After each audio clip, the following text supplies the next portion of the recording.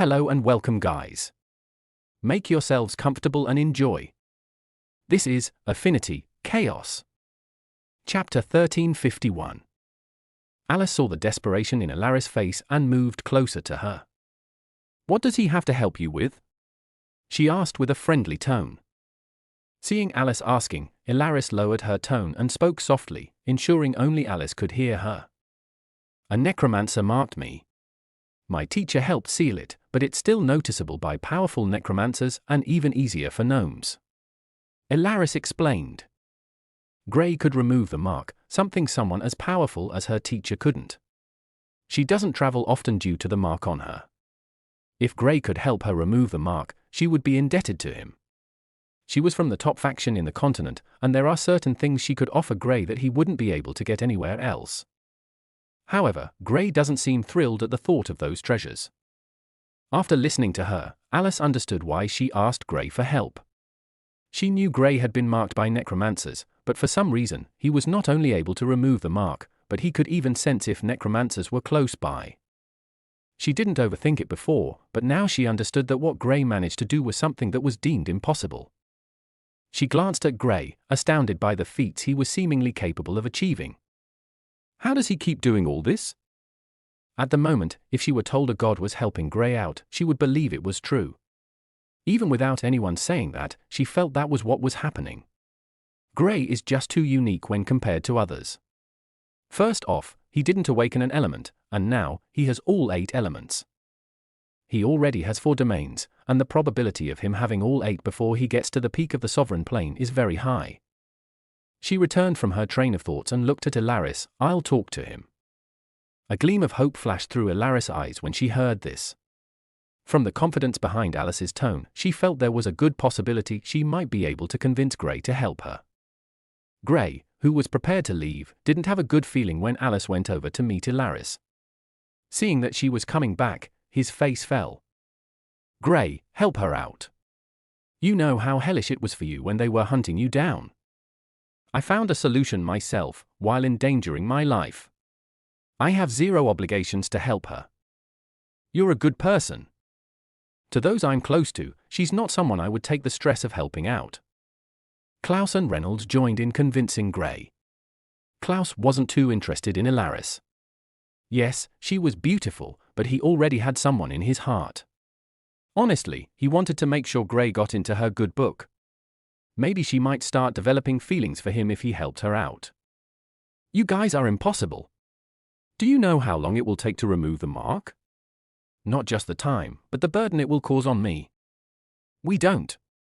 That's why we're begging you to do it. Klouse replied with a cheeky smile. If she had come while we were killing gnomes, it would have been easy. But now, most of the gnomes are gone, and locating the few that are left will not be easy. Grey gave up and tried to reason with his friends. You can track them, remember? Reynolds commented. Grey felt a vein pop in his head. If not for the fact that he didn't want others to think he was a savage person, he would have attacked Reynolds after his statement. Reynolds saw Grey's expression and sneakily moved closer to Ilaris. Ilaris noticed this and chuckled softly. From the looks of it, Grey's friends wanted him to help her out. And given how Grey was acting, it was clear that he couldn't go against all 3 of them. I'll see how you're able to reject me now. She was pleased internally. If she knew, she would have come to meet him when she started hearing of him dealing with the gnomes. With Grey's friends present, they would have been able to convince him to help her. Grey grabbed his head and looked at Ilaris. Seeing her pleased expression, he felt even more annoyed. But Alice, Klouse, and Reynolds wanted him to help her. This will take some of the time we're supposed to use on our journey. Are you sure you don't want to think it through? He asked his friends. They nodded. There was no change in their decision, and they felt Grey should help her out. Grey sighed in defeat. Since the others wanted him to help her out, then he didn't have any choice. Of course, the only reason he agreed to do it was because it wouldn't put him in any danger. If it were to be something dangerous, he would have never agreed to it, even if it meant his friends would be angered by his decision. Ultimately, it was his decision to make. Ilaris was elated when she saw this and thanked Alice, Klouse, and Reynolds before thanking Grey. She knew if Gray didn't want to do it, there wasn't much his friends could do about it. Let's go. We should hurry. I don't want to stay here for more than 3 days. Ilaris nodded and followed behind Gray. She could sense that he was at the peak of the elemental venerable plane. During their first encounter, although she knew he was powerful, she was also aware that he was in the 9th stage. But now, Gray was a peak venerable, just like she was. If he uses that attack now, I wonder how lethal it would be. The scene of Gray's fusion inscriptions flashed through her eyes when he noticed his increased strength. At that time, the attack was already more than she could deal with. Someone like Gray will definitely improve after breaking through a stage, so his attack power would be on another level now. Chapter 1352. Gray didn't dilly-dally and straight out started hunting down any gnome he could sense. He needed life force to erase the mark from Ilaris' body. Luckily, the mark wasn't as powerful as his own. Now he understood why her teacher was able to seal it from the sense of most necromancers and gnomes. If the mark on her body were reinforced by a gnome just like his own, then the probability of sealing it would reduce drastically. They soon found the first gnome, a first-stage elemental venerable. Gray brought out the bunny leader and said, "Don't you have some early-stage rank 7 bunnies under you?" The bunny leader nodded after looking around carefully. "Let them deal with this guy, and they should be fast. You can train them this way," Gray suggested. The bunny leader's army is technically his own, and the stronger they were, the better it is for him. If he had an army of top magical beasts under him, it would be amazing. Just the thought of it was already thrilling. The bunny leader thought about it and found some truth in Gray's words. The other thing it thought was that Gray was too lazy to deal with this gnome. In no time, the bunnies made short work of the gnome. Just as they were about to end the gnome, Gray arrived and sucked out the life force of the gnome using the darkness element. But he coated it with his erase to make it seem like he wasn't using the darkness element. This was also part of the reason he didn't want to help out. Very few people knew about his darkness element, and he didn't want more people to find out, at least not until he was strong enough to protect himself from any potential danger that might come with his secret being exposed. The life force taken from this gnome wouldn't be enough to wipe off the entire mark, but they wouldn't need as much as the one Gray used for his own, so he predicted that getting a few more would be enough. He got to work immediately and used the life force he had with him on the mark.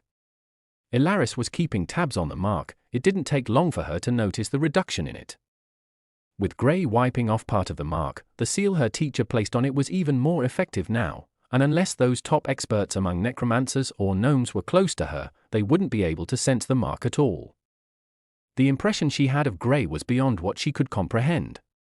In her eyes, Gray was a mysterious youth who knew everything. He was talented, handsome, and didn't give a shit about her beauty. For a bit, her heart skipped a beat.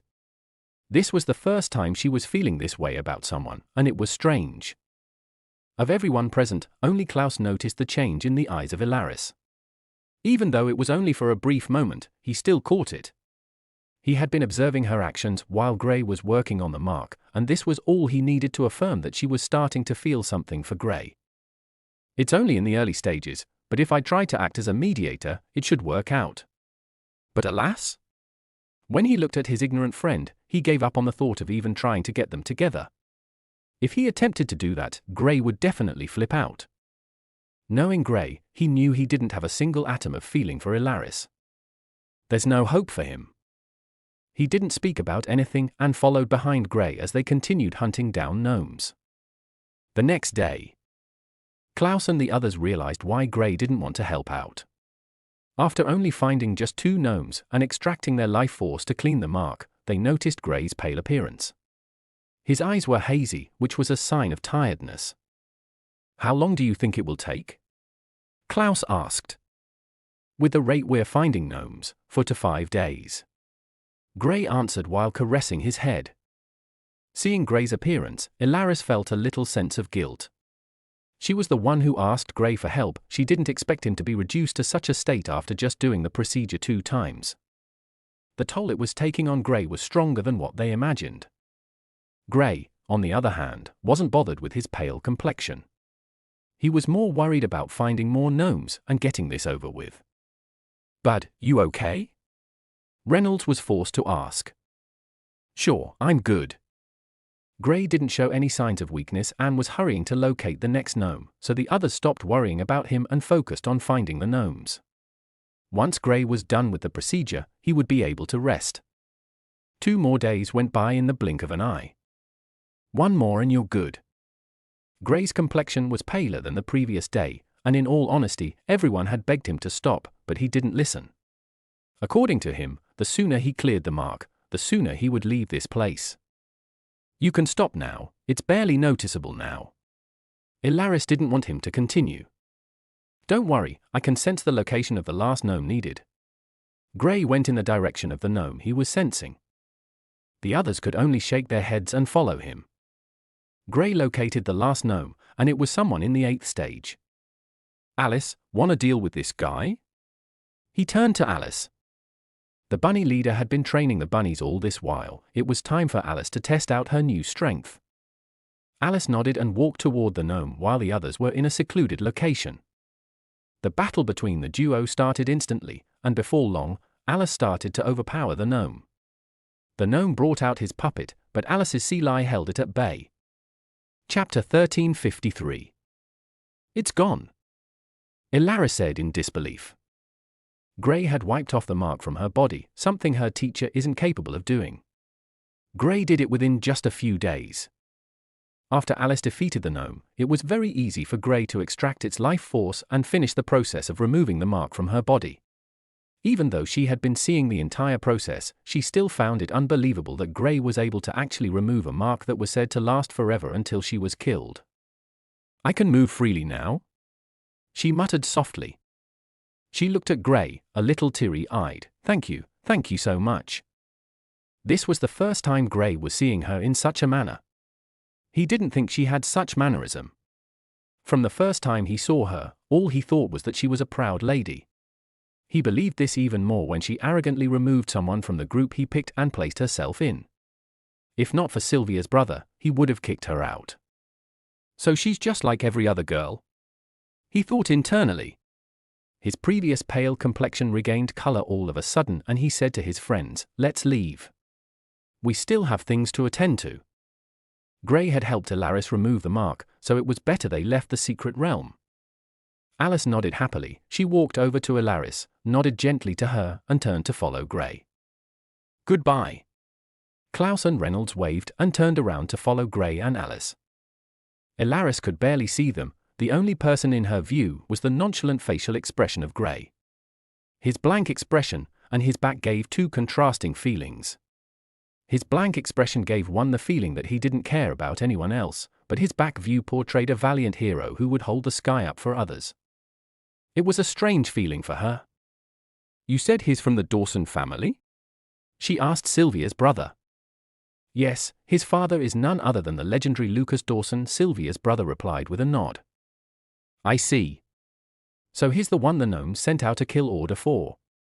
Who would have thought? Ilaris stood on the same spot for a while longer. How long will it take before we can acquire it? She asked after a minute of silence. Tomorrow.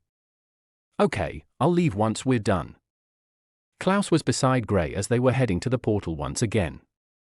Bud, what do you think of her? Who? What's your view of Ilaris? She's okay. Strong-minded and powerful. Nice, why don't you consider getting together with her? Even Alice has someone now. What do you mean by that? Hey, stop.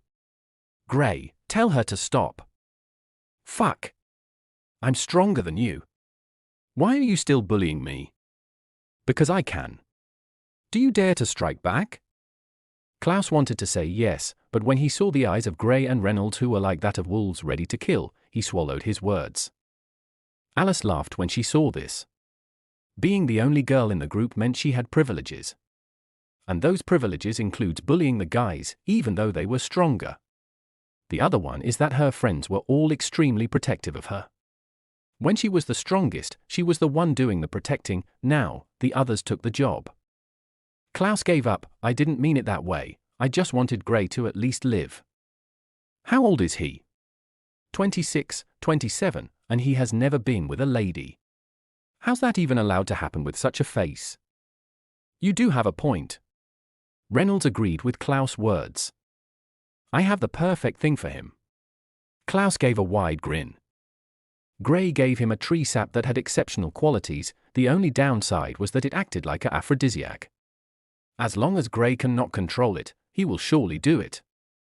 Or could it be that you're interested in men? I have a few friends I can link you up with. Gray's expression fell. If you keep talking, I'll beat you up. Aren't you guys going to support me? Do you want Gray to die a virgin? Fuck. That's enough, Klouse. What do you mean it's enough? Until you accept to be with someone, I'll never let you be. Klouse didn't give in to Gray's fake rage. Wait, how come your complexion is back to normal already? Were you acting like you were hurt? Klouse was the first to speak on this matter. Due to the fact that they left the place in a hurry, the others didn't speak on how his complexion returned to normal. But now that they didn't have to look at Alaris' beautiful face, Klouse was back to his normal senses. Yeah, I thought you were dying. Did you do it to make her feel pity for you? That's my man. Now she'll think you risked your life to help her. Smart move, bud. I'm impressed. Hearing their assumptions, Gray felt like beating someone up. To be honest, he did act a little bit, but he didn't want to rest because he wanted to leave soon so they could continue their adventure across the continent. The longer they stayed there, the shorter the time they would spend together. Thinking about it, they were still spending time together here, it's just that there were others as well. He let the trio come to whatever conclusions they had in mind while he headed for the portal. It was time to leave this place. They've spent longer than they were supposed to. The group spoke as they headed for the portal. He needs to be stopped. Such atrocious behavior cannot be condoned. He almost killed the princes too. They were useless. How could such useless people be called princes of our glorious race? Your brother's son is one of the people killed. And he was weak, just like his worthless father. Are we going to pretend like he's not a treat? It's been only a year or two, yet he's already this powerful.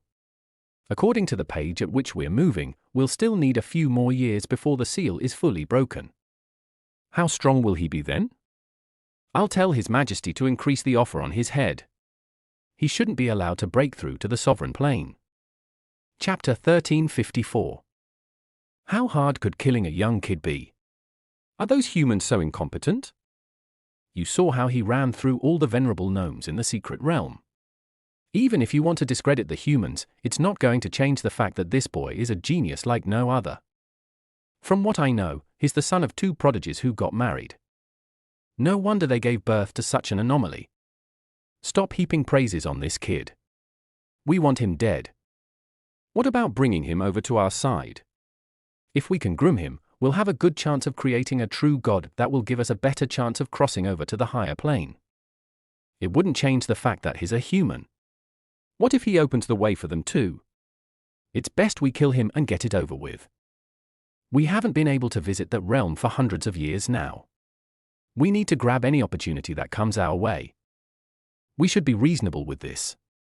I'll talk to the Emperor and hear what he has to say about this. In the meantime, try to get as much information about him as possible. We need to stop this kid.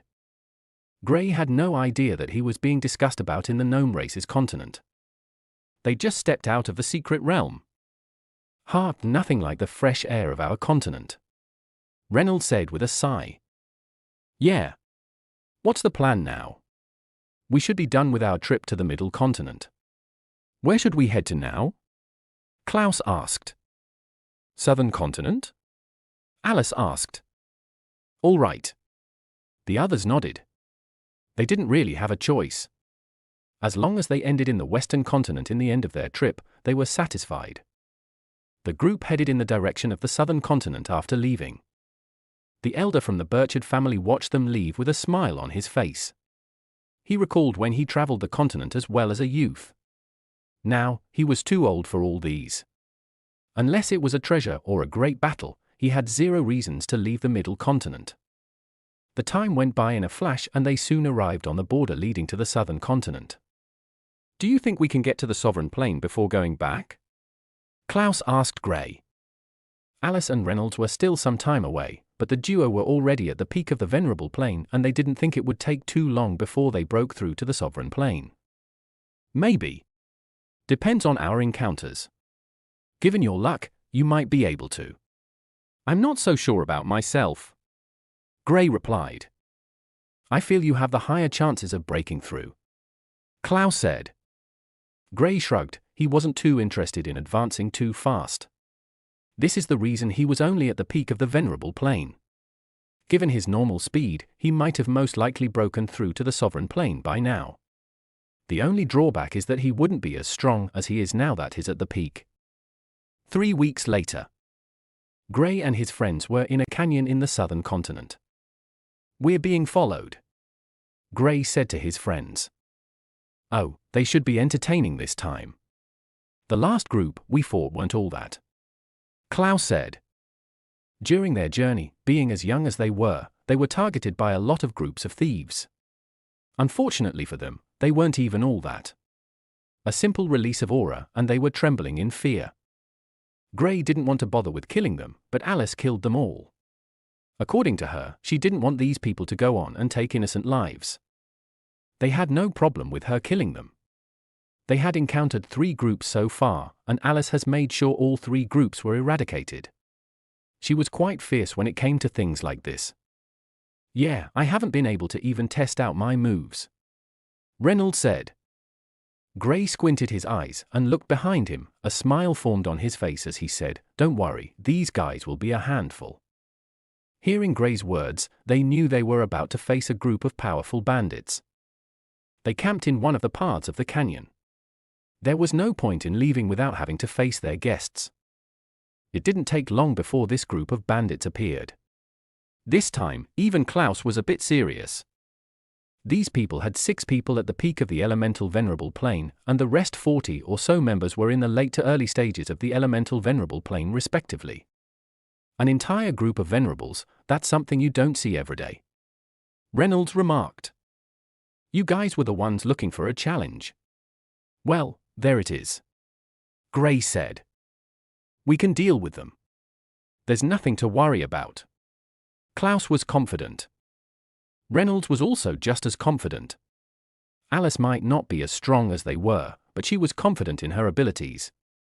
As long as she merged with her Seelie, she has no issues with fighting against some peak Venerables. I'll let you guys deal with them. Void and I will watch from the side.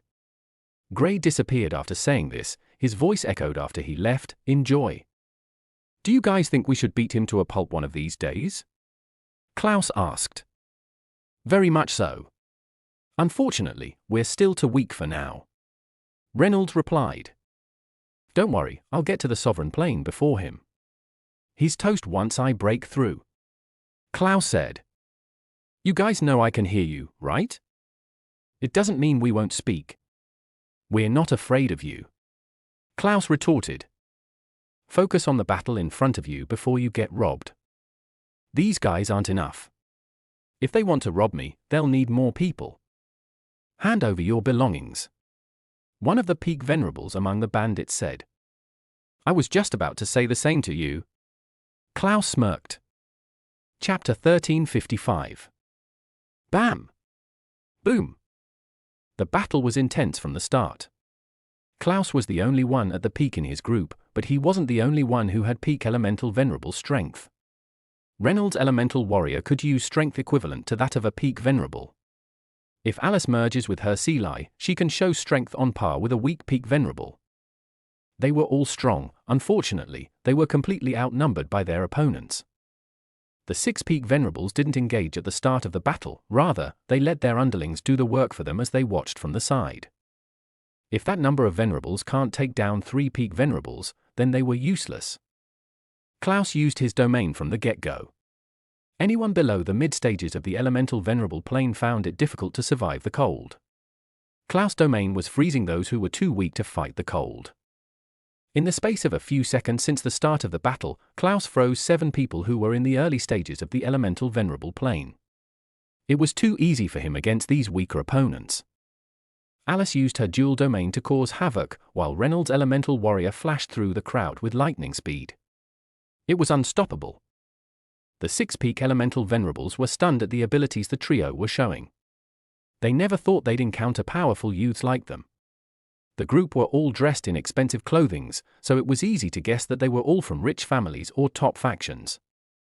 The plan was to rob them and acquire some valuables, and from how they dressed, they thought it would be very easy to accomplish this. Unfortunately for them, only 3 of them were cutting through their group. The more powerful they are, the greater the treasures they possess. Kill them all, don't give them any chances. One of the 6 peak elemental venerables yelled. He was pumped. If we can take their treasures, we will be able to break through, I can feel it. Another one of them said. One of them is missing. I can't sense his presence. Don't take them for granted, these kids are not ordinary. A serious-looking one said with a blank face. Yeah, I remember there was only 3 of them. Where did the last one go? The one with the blonde hair asked. He's very skilled at hiding his aura, we should be careful of that one. He might be plotting something. The others looked around, unsure of what to do. As long as they couldn't sense Gray's whereabouts, they knew they would be in danger. They might have the advantage, but they knew that one mistake will cost their lives. Of all 6 of them, none of them wanted to die here, especially when they will defeat their opponent in the end. If they died, the others will benefit from it. So it was best to take precautions. Gray was looking at the battle from above. Those guys seem to be afraid of you. Void commented. Naturally. I'm too astounding, it's normal for them to be afraid of me. Gray said with a playful smile. Void rolled his eyes. Gray watched the battle with interest. He didn't feel any interest in getting involved in the battle. Although it might seem like the trio were outnumbered, in truth, it was only a matter of time before they defeated the large group of bandits. Gray was certain that the only people that could trouble them were the 6 people at the peak of the venerable plane. Other than them, the trio were good. Will you help them? Void asked. Depends. On? If they can't deal with those 6. What if they join in now? That will be troublesome. Since they are already wary of me, I'll just make a move to stop them whenever they want to interfere in the battle. Gray was fast, so he would be able to deal with them before they caused any harm. Void didn't have any issues with Gray's plan, as long as he didn't have to do any work, he was good with whatever decision Gray made. On the canyon pathway, Klouse was like an ice god. His eyes glowed with silver light, and chilling snowy breeze blew through the area, freezing anything in its wake. Reynolds' elemental warrior was flashing through the crowd, cutting people down for fun. The coordination between Klouse and Reynolds was already at the highest. Without thinking, they knew what the other person wanted to do and how to react to the actions. It was like they were working with one brain. Alice was on the side, battling through the group attacking her. The advantage of fighting against a large group was that there is a large target to aim at. She, on the other hand, was very difficult to hit. Her lightning element made her very fast. Since she had the Seelie, she has focused more on her fire element since the ice ability of the Seelie complemented her fire element. The awakening of her fire and ice domain made her fire element even stronger than the lightning element. As time went on, the size of the group started to dwindle. Before long, not more than 15 were left alive, the rest were either incapacitated or dead. Klouse and the other 2 were very brutal with their attacks, not holding back one bit. Reynolds' elemental warrior had the most kills. Klouse was a close second thanks to his wide range of attacking ability. His domain was even stronger now that he has gotten accustomed to his new abilities. His ice was ferocious, and it seemed to have a mind of its own whenever someone Gray deemed as an opponent gets close to him. Broken ice sculptures littered the ground, while the scent of burnt flesh filled the air. Reynolds' lightning and Alice's fire were enough to cause such effects. The 15 bandits left, aside those at the peak, were all in the late stages of the elemental venerable plane. Seeing how the trio managed to kill so many of their companions, fear started to creep into their heads. It's one thing to be able to hold their own against such a large group, but being able to kill so many while sustaining few injuries was something else. Klouse didn't even look like someone who got into a fight. His clothes were spotless, and even his hair wasn't ruffled. None of the attacks from the bandits managed to get through Klouse's impeccable defense. The automatic system of his ice defense made him untouchable. Klouse wore a smile on his face when he saw the look of fear in the eyes of the 15. Scared? Ha ha, don't worry, we will go easy on you guys. One of those in the late stages felt insulted by Klouse's words, but he didn't speak up. Klouse was too strong. If he were to fight against him alone, he was certain he wouldn't be able to break through Klouse's defense, much less being able to cause any harm to him. However, he found Klouse's grin hateful, and for some reason, he wanted to kill Klouse. Well, the reason is clear. While they were battling earlier on, Klouse made bad comments about his ancestors, something he could never take. Don't think too highly of yourself, boy. If the masters join in, you'll be toast. The man in the 8th stage of the elemental venerable plane snorted coldly. I'll beat them to a pulp and make them lie naked while pleading for their worthless dog's lives. Klouse gave an evil smile after saying this. He took a glance at the 6 that were behind them. I wonder how we'll fare against them. He thought they were strong enough to fight these people one-on-one, but with all 6 joining hands, it would be very difficult for them to win with ease. Of the 6 at the back, 3 took a step forward. Boom! They retreated hastily. The attack struck where they placed their legs. If not for the fact that they were fast, they would have been hit by it. Who's there? One of the men at the peak asked. Just someone who isn't willing to let you guys interfere in the battle. As long as you hold your hand, I won't attack. Gray's voice came from the void. The fear of the unknown is something that even top powerhouses have. Gray was able to attack without making a sound. They weren't able to sense his general location when he attacked just now, which meant he was well hidden from them. Don't try to act mysterious, I know you're the one who disappeared when he came. The man with blonde hair said. We'll kill you and the 3 before us. Since you don't want to show yourself, we will kill them and see what you can do about it. The man with a cold expression said. Chapter 1356. Gray scoffed when he heard this.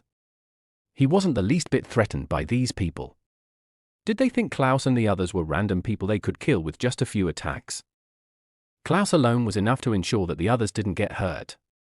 The elemental warrior had terrifying attack power. This is something Gray was aware of. Then there's also Alice. Her attacks cannot be neglected, if not, she would cause them great harm. I just don't want you guys interfering. Take a step, I attack. Stay in the same place, I watch. Gray said softly. I want to see what gives you such confidence. The man with blonde hair took a step forward. Gray attacked when he saw this. Using the dimensional slash. The man looked at the direction the attack was coming from and with a wave of his hand, a large portal opened up and Gray's attack was gobbled up. The attack appeared on the exact place it came from before exploding. The blonde-haired man squinted his eyes when he didn't get the reaction he was expecting. He's not there. Let's kill these guys first. They are still very much worthy of us making a move. The man said as they walked towards where Klouse and the others were standing. Gray attacked once again, but his attack was sent back to the direction it came from. The exact place the attack was unleashed. This guy will be difficult to deal with. With such an ability, it will be difficult for Gray to attack this group. With no other option, he appeared. This time, his attack wasn't casual, it was a powerful fire spear that was laced with lightning. The spear shot at the group of 6 at breakneck speed. The portal was on the verge of opening when the spear blasted through, aiming for the head of the blonde-haired man. The man scoffed and his figure disappeared, dodging the attack. Bam! The spear struck the ground, causing it to slightly cave in and crack. A space elementalist. Gray looked at the blonde-haired man with interest. Space elementalists had always been difficult to handle, especially those that only had the space element. Unlike Gray, who had to focus on other elements, an elementalist with just the space element didn't need to worry about honing anything else. They would put their full focus on the space element and master it. Some of Gray's difficult opponents over the years have been space elementalists. The other 5 didn't flinch when Gray's attack struck. The one with a cold-looking expression grunted and took a step forward. The place his foot touched started to freeze. The ice ran through the ground, heading straight for Gray. Gray sent a wheel of flames at it, burning it up. The ice stopped, but only temporarily. Looks like I'll fight with the group. 3 inscriptions lit up in the sky and attacked simultaneously. 3 men moved out to block the attack of the inscriptions. Grey didn't stop with just using his inscriptions to attack, he personally attacked as well. Using the earth element, he created a large maze, with the aim of separating the 6 men. When the maze came out from the ground, the men reacted accordingly, striking it as soon as they saw it. Grey noticed it wouldn't work, so he used his domain as well. The maze formed a lot faster and the group of 6 were separated. Grey focused everything on one place and attacked one of the men. When Grey was attacking, the blonde-haired man had already gathered the others. Grey's attack just struck when they arrived at the place Grey was located. The man who was Grey's target defended with all his strength. If left alone, it was evident he wasn't on Grey's level. The others arrived on time and ensured Grey didn't attack again. They joined hands and destroyed the maze Grey created. Grey knew these guys weren't going to let him win. I can stop them until the others deal with the others and come help out. With this thought in mind, he stopped his attack and focused on only stopping these people. On the other side, Grey's sudden appearance didn't shock his friends. The 15 bandits, however, were beyond shocked. 6 peak venerables weren't able to take out a young man. Standing before them, Grey looked quite timid. Seeing Grey in action said otherwise. Those guys don't seem to be much. Klouse commented offhandedly. His mannerism when making the comment infuriated the group of 15. Their leaders were being looked down on, this was something they didn't want to accept. Hurry, we have to go help him. Alice said she knew if Klouse was given the opportunity, he'd talk for the entire day. Klouse shrugged and attacked. An ice needle had been prepared while Grey was fighting with the 6 peak elemental venerables. The 15 late-stage elemental venerables didn't notice it since they were distracted, and Klouse capitalized on it. The ice needle pierced through the head of the man he was speaking with. He noticed the man was the one keeping this group organized, so he took him out. The man was about to say something when he suddenly went mute. The others behind him didn't notice anything and prepared to engage Klouse and his friends in a battle. One of them walked past the man, and his shoulder hit the man. To his shock, the man fell to the ground, before shattering into small ice pieces. The others behind the man were stunned when they saw this. They didn't know when it happened. Their eyes turned to Klouse, who had a wide smile on his face, clearly pleased at the results of his attack. His new ability made it almost impossible for people to sense the ice needle. The only thing was creating it without drawing any attention. The ice power it contains is higher than Klouse's normal attack. At the moment, this was still his strongest technique, and it was what made his ice ability so phenomenal. Chapter 1357. Always stay focused when fighting, if not, you'll lose your life like that pig over there. Klouse advised the others while pointing at the man who had been shattered to pieces. Hearing how he referred to the man, the others were vexed.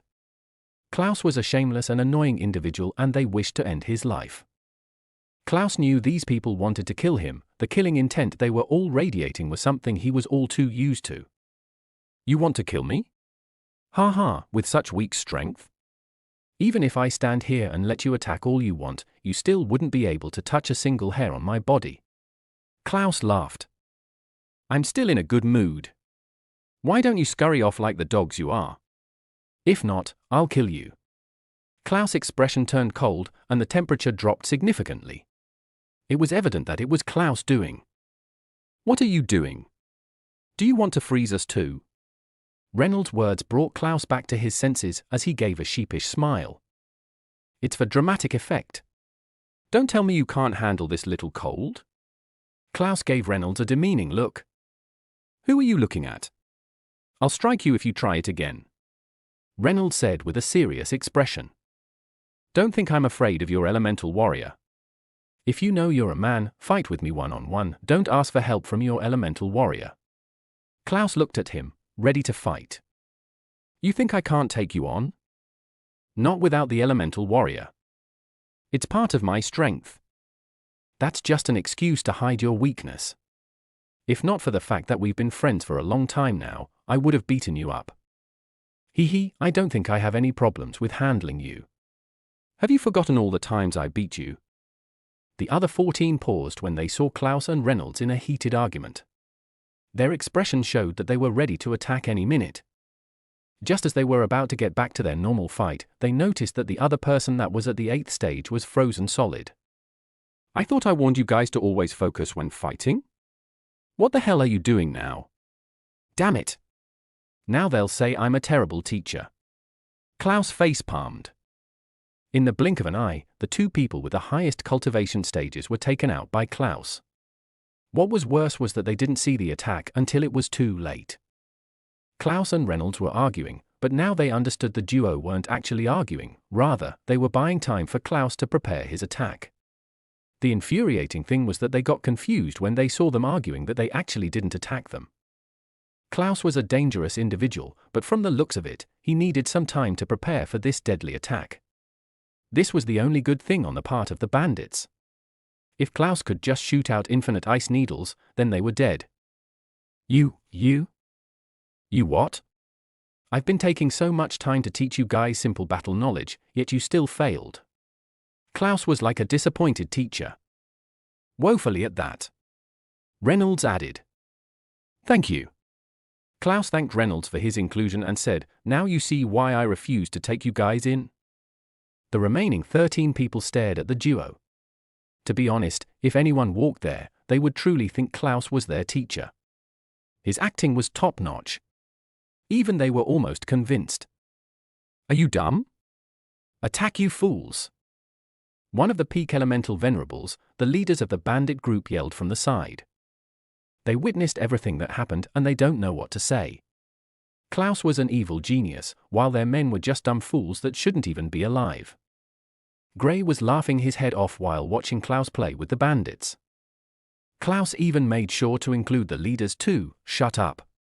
After all I taught you, see what you groomed. The man who spoke almost vomited blood when he heard this. Klouse was genuinely the person he hated the most at the moment. He didn't think there has ever been a time he hated someone as much as hates Klouse right now. I'll rip your flesh out and feed it to the dogs. Which dogs? These ones aren't capable of even barking. Klouse retorted. The 13 who were yelled at to fight weren't able to attack due to Klouse exchanging words with their leader. Before long, 2 more people fell to the ground. Klouse had struck again. This time, he killed 2 of them with one attack. These guys were only in the 7th stage, and with his strength, he was certain he could take out 2 simultaneously with one attack. The man who yelled almost dragged his hair out. Fuck! I'm going to kill him. The man wanted to head over to where Klouse was located. Calm down, when I'm done playing with them, I'll come play with you. Klouse said nonchalantly. He then added, after all, you're the biggest dog among them. It's a shame that the bigger the dog, the stupider it gets. Reynolds and Alice were in awe of Klouse's performance.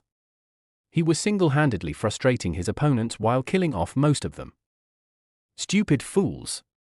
Attack, you fools. The man couldn't move. Gray was stopping him from going over to attack Klouse. Klouse attacked again, and another figure hit the ground, turning into an ice sculpture. I don't even know what to say. Calling you guys fools is like an insult to fools. Klouse sighed in defeat. He didn't think he would be able to use the same trick so many times. In fact, they were well aware of his intentions, yet they were foolish watching him speak. Didn't I tell you to always stay focused? Bad students.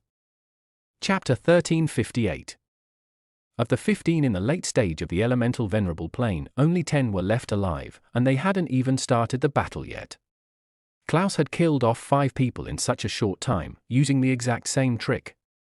What was worse was that they didn't know how to react to his taunts. Klouse was too powerful, and given their strength, there was no way they could beat him. Kill him. Don't let them team up. One of the late-stage elemental venerables spoke up and rushed forward.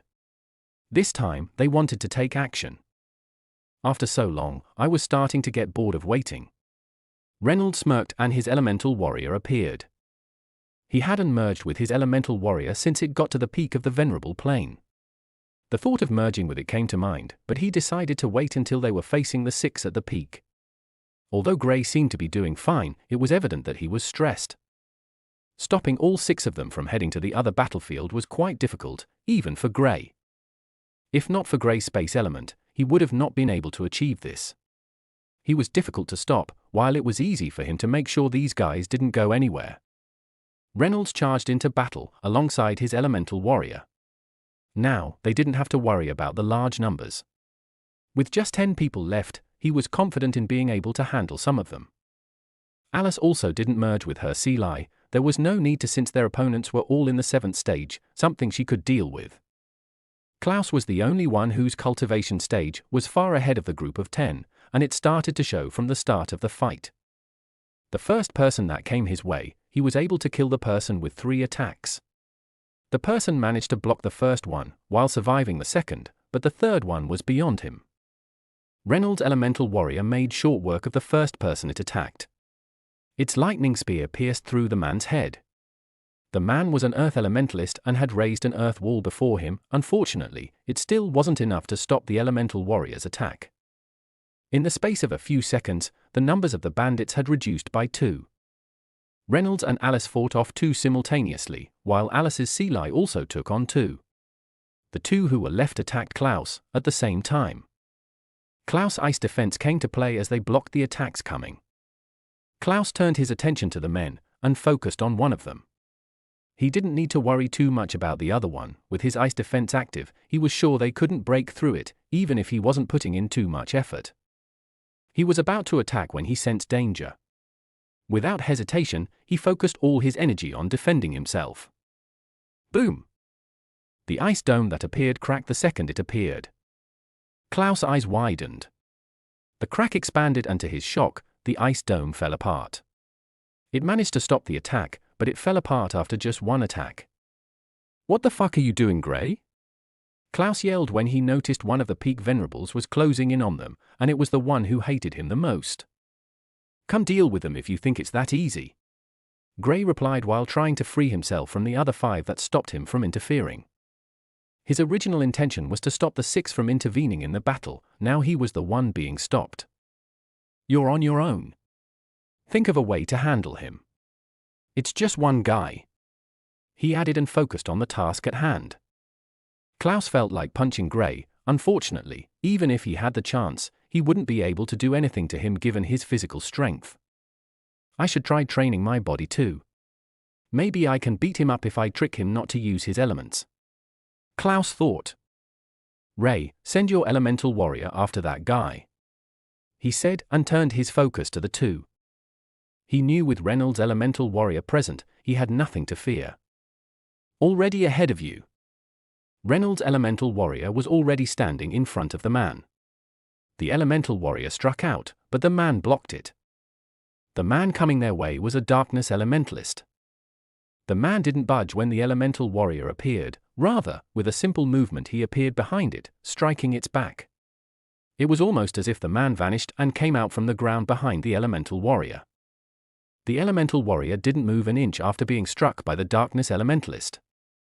"Klouse, you'll have to focus on him. My summon will need a few seconds before it can regain control," Reynolds said when he saw his incapacitated elemental warrior. Klouse felt like cussing the world when he heard this. Damn it! He left the duo since he wasn't able to kill them in such a short time and prepared for the darkness elementalist. When the darkness elementalist closed in, Klouse created an ice wall to block the man. The man sank into the ground. Klause's eyes widened when he sensed the man appearing behind him, stretching his hand toward him. "Fuck! I messed up." Klouse gritted his teeth and his entire body froze solid just before the man's palm hit him. When the palm hit him, his frozen body was sent flying forward. The man noticed his hand starting to freeze and hastily retreated while forcing off the ice in his body. He looked in Klause's direction and saw his body regaining its normal color. Such a quick-witted kid. He snorted coldly. His only chance of catching Klouse unaware had been destroyed. Now that Klouse is aware of this, the chances of catching him again are very slim. Chapter 1359. Klouse regained his normal color and heaved a sigh of relief when he saw the ice on the ground. The ice had turned completely black from the man's attack. Such a potent attack. This guy shouldn't be allowed to touch anyone else. I better cut off his hands, Klouse said while shivering. If not for his quick thinking, he would have been dead by now. When the man attacked the elemental warrior, he didn't see it and felt it wasn't something so serious. But now that he was a victim of the attack personally, he knew that it wasn't something so easy. If not for his increased senses due to his automatic ice defense, he would have been toast. From the color of the ice, it was clear that the man wanted to kill him with just this attack. And to be honest, if it had touched him, he would have been killed. Unless he had some miracle healing tonic. You piece of trash. You thought you could kill me? Keep dreaming. Klouse yelled different insults at the man while slowly walking close to the man.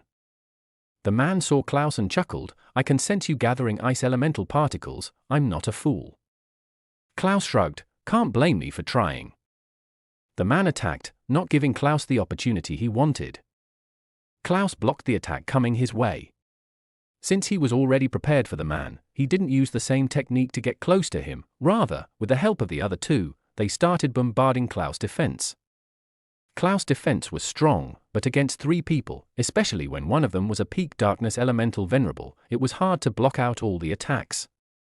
The darkness elementalist was the main attacker while the other 2 attacked when Klouse's defensive wall had been broken down. Klouse's ice defense was working full time, but it wasn't able to stop both their attacks. This time, they weren't attacking from different angles, but the same place. Not just that, but they were also attacking a slight second slower than the other. This gives the time for Klouse's defense not to be able to react to the last attack. Klouse was hit by one of the attacks. But an ice armor made it impossible to be defeated by the duo's attacks. Even if you let you guys attack for the rest of the year, you still wouldn't be able to cause any harm to me. While blocking their attacks, Klouse was still cussing at them. Infuriating his opponents was something he had grown accustomed to. And it's not always he gets to see people to abuse non-stop. Reynolds' elemental warrior soon came to and rushed after the man, attacking him. The man tried the same trick. After dodging the first attack, he wanted to use the same attack. But his palm was met with a lightning bolt that forced him back. The elemental warrior didn't give him the chance to use the same attack. The man cussed softly but didn't give in. This was why he only used this technique during the first attack. Most of the time, he gets the desired result, but whenever he doesn't, he finds it difficult to take down the opponent. Klouse was aware of the attack, and so was the elemental warrior, or whoever was controlling it. There was no way he could use it against them now. With him tied down, Klouse was given free rein on the other 2 7th-stage elemental venerables. It didn't take long before one of them was killed. Klouse was very efficient when he was serious. He knew there was no point wasting time, especially given Gray's situation. So he killed when the chance presented itself. The man vanished, leaving the elemental warrior and rushing to the aid of the other man. Their subordinates were almost all completely killed in their presence, and there was nothing they could do. Klouse created an ice dome when he saw the darkness elementalist's attack coming his way. But the man disappeared and appeared inside Klouse's dome. Klouse smiled and his thin sword appeared. The sword was so thin that it was almost unseeable. He turned around and slashed his sword at a frightening speed. The man didn't see the sword coming, and seeing Klouse turn with a smile, he retreated hastily. When he appeared outside the dome, he heaved a sigh of relief. Seeing Klouse react so soon showed how prepared he was for him. This was why he didn't like using the technique after using it once. But either he used it or he watched his subordinate die. Those palms of yours are really hateful, luckily, you have just one now. Klouse's statement shocked the man and he looked at his hands. He noticed that one of them only had from the wrist upward, his right hand to be precise. Only his left hand was complete. He looked at Klouse and saw a sword in his hands. When? The man was taken aback. He didn't see Klouse bringing out a sword, much less using it. Oh, when I created this dome, I brought out the sword, waiting for your arrival. And like the stupid dog you are, you came. Klouse explained. Klouse was the only one who would tell his opponent how he attacked him. Well, the reason for this was just to poke fun at the man. The man didn't think something like this was possible, and Klouse wanted to infuriate him even more. The man gritted his teeth. The bleeding had already stopped, but it will take a while if he wants to regrow his hand. I have to give it to you, you're something else. Thank you. You're not so bad yourself with your one palm and stuff. Klouse' reply once again almost sent the man into a frenzy. The man calmed himself and looked at the subordinate he saved. His eyes almost popped out when he saw the elemental warrior cutting off his head. He sacrificed himself and still wasn't able to keep the man alive. Not just that, but Klouse and Reynolds' elemental warrior could team up against him now. Chapter 1360. The darkness elementalist looked at his wrist and couldn't help but cuss out with veins popping on his head. He wanted Klouse dead, he wanted Klouse and his friends dead. Presently, killing Klouse was the only thing in his head. Klouse, on the other hand, was laughing in delight, purely with the aim of annoying the darkness elementalist. The other 5 were stunned when they saw Klouse cutting off one of the man's palms. Reynolds killed one of the duo he was fighting with, leaving just one more alive who would most definitely not last for long. The Sealie had also killed one of the duo it was fighting. Only Alice was still fighting with the 2 bandits. Her opponents were already seriously wounded, but they could still hang on for a little longer. The Sealie didn't come to help as it focused on the opponent before it. Reynolds was also focused on taking down the person before him. Klouse and the elemental warrior were standing on either side of the man, making sure it was impossible for the man to escape from their attack range. The man grunted and charged at Klouse. Klouse smiled and prepared another ice dome. His sword, still in his hands. The man knew better and didn't try to get close to Klouse, rather, he released a large stream of darkness. The darkness covered Klouse in his ice dome. The lightning-made elemental warrior charged through the darkness, cutting a path for itself.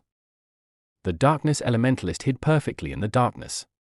This was the darkness elementalist's darkness domain. With it, he could hide and appear wherever he wanted. The elemental warrior was sent flying out of the darkness domain by the darkness elementalist. Klouse looked in the direction the sound of the attack came from, but he couldn't see anything outside his ice dome. You want to play with domains? Fine. Snow started to fall in the darkness that covered Klouse and the man. Klouse knew there was no way he could fight with the man without using his domain, so he used it as well. The chilling cold started to freeze even the darkness that was circulating. Klouse' ice ability was on another level after using the Ice Lotus. Now, its freezing capabilities are unbelievable. The man noticed the sudden change and felt aggrieved. Never did he expect that Klouse domain could overpower his own. Unfortunately, it was happening right before him. While this was happening, he sensed danger and vanished from where he was standing. A lightning blade slashed through the place he was standing on. Klouse removed his dome and swung his sword in a circular motion, cutting through the darkness around him. His attack covered a 360-degree angle, making sure he cleared the darkness around him. The man was lucky to dodge the attack after just dodging the attack of the elemental warrior. Klouse wasn't one to dilly-dally in such a fight. After creating the opportunity, he increased the intensity of chill coming from his domain. The darkness started to freeze at a faster pace. His intention was evident, he wanted to destroy the man's domain. If his domain was forcefully destroyed, it would affect him. This was something they were all aware of. The man retreated when he saw this, and hastily withdrew his domain. The elemental warrior went after the man, making sure he isn't able to go back to the other 5 at the peak. This was a great opportunity for them, and killing him off will make things easier for them when they face the remaining 5. The man could see the motive behind their actions and panicked. He tried escaping from Klouse and the elemental warrior, but it wasn't happening. Forget him, come here. He was just one man, escaping from Klouse and Reynolds' elemental warrior seemed to be a pipe dream. The best thing to do now was to get the 5 to leave Grey and come help him out. If he were killed, the others will surely face the same fate. The others are aware of this and tried to leave Grey. Grey did his best to stop them, but he knew he wouldn't be able to stop them for a long time alone. He was about to call Void for help when he saw Alice rushing to where the man was located, on the verge of attacking. The Sealie killed the last opponent and helped her kill off the duo she was fighting with after merging with her. Alice's strength was on the same level as some peak venerables, so she has no issues with fighting against the man.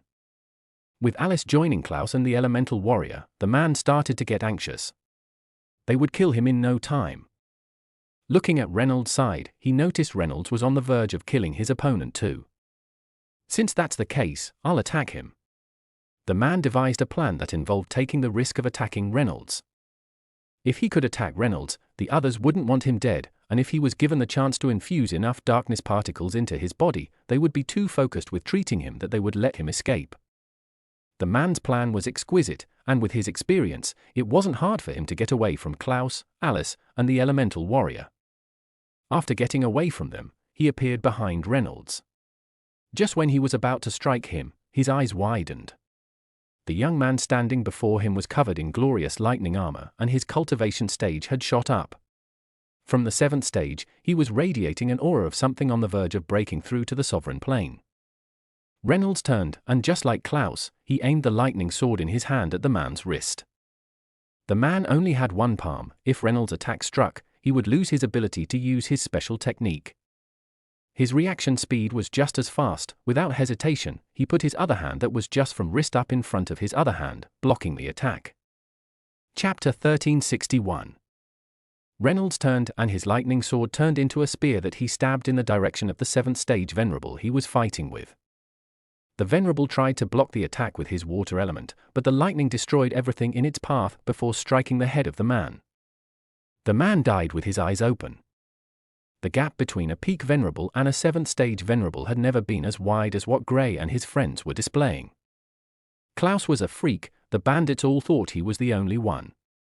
Gray's appearance changed that thought. Now Reynolds' merge form has also proven to be a freakish entity as well. If these bandits at the peak were asked if there were anyone at the peak they would be afraid of, they would say no. But now, they were frightened of Gray and his friends. Individually, other than Alice, they couldn't put up a fight against the other three. Gray, Klouse, and Reynolds were just too strong. This isn't fair. One of the 5 peak Venerables Gray was holding back said with a depressed look. Kill the girl. Their plan was changed to killing Alice. She was the only one they had any hope of killing right now. 2 from the 5 were able to break free of Gray's hold and rush into battle. Now, it was 3-on-1 on Gray's end, while it was 3-on-3 on the other end. Klouse blocked the path of the Darkness Elementalist with a grin. I'm your opponent. Don't worry about them, they will join you. Just try not to be the first to die, it will be embarrassing. The Darkness Elementalist snorted. He knew at his current state, he wasn't a match for Klouse. But if Klouse thought he could kill him, then he was a fool. Alice was faced with an Earth Elementalist, while Klouse faced a dual Elementalist who had both the fire and wind element. The Space Elementalist didn't leave Gray. He was the only one who could at least keep Gray in check. They've seen Gray's strength and knew without the Space Elementalist, he would decimate them. Gray felt relieved when he had to face only 3 people. There was a short moment of silence before Gray took a step forward. His figure blurred as he bolted straight for the Space Elementalist. Klouse attacked too, sending out ice arrows at the Darkness Elementalist. Alice and Reynolds started their battles as well. Boom! Bam! Bang! The battle peaked right from the start. Gray used his destructive elements to the highest, not holding back with his attacks. Reynolds was the second most destructive person present. His lightning attacks were fierce. The Space Elementalist dodged Gray's attack and tried to create an opportunity for the others. But Gray was quick to react as he left the place, not giving the Space Elementalist the chance he wanted to block his path. The other 2 attacked, but Gray was able to block it. Even though his earth wall was broken down after the attack, he was able to stop them. He used a technique he hadn't used in a long time, meteor descent. Fire-covered rocks started to fall in the area where his battle was taking place. The power behind each rock was shocking. The Space Elementalist had no issues with dodging the rocks. The other 2 were forced to take the attacks. The good news was that since it was a large-scale attack, the attack power wasn't on the same level as each of Gray's normal attacks. While they were blocking the attacks, Gray made the ground they were standing on soft. The sudden change made them lose their balance and focus. A lightning bolt fell from the sky, landing on the bodies of both men. The Space Elementalist attacked, using his space element to cut through all of Gray's defenses. Gray dodged the attack when he saw that his defenses were useless.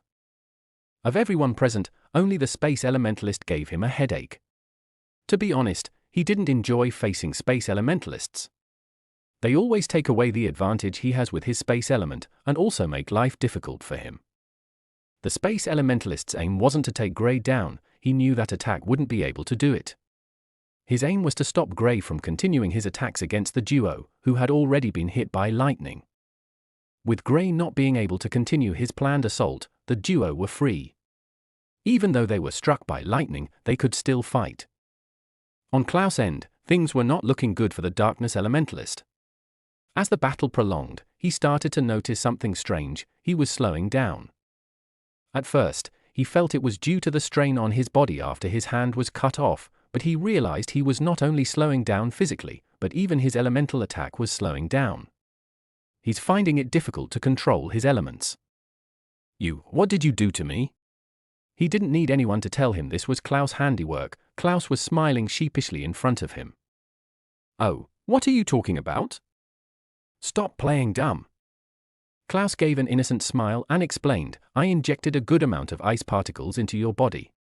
Particles that are slowly shutting you down.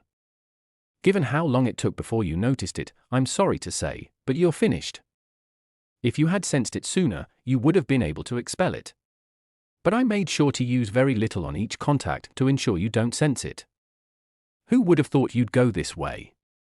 Klouse's words left the man dumbstruck. He was a darkness elementalist and was a master in the art of slowly poisoning people with his element. He knew what Klouse said was 100% accurate, especially in a situation like this.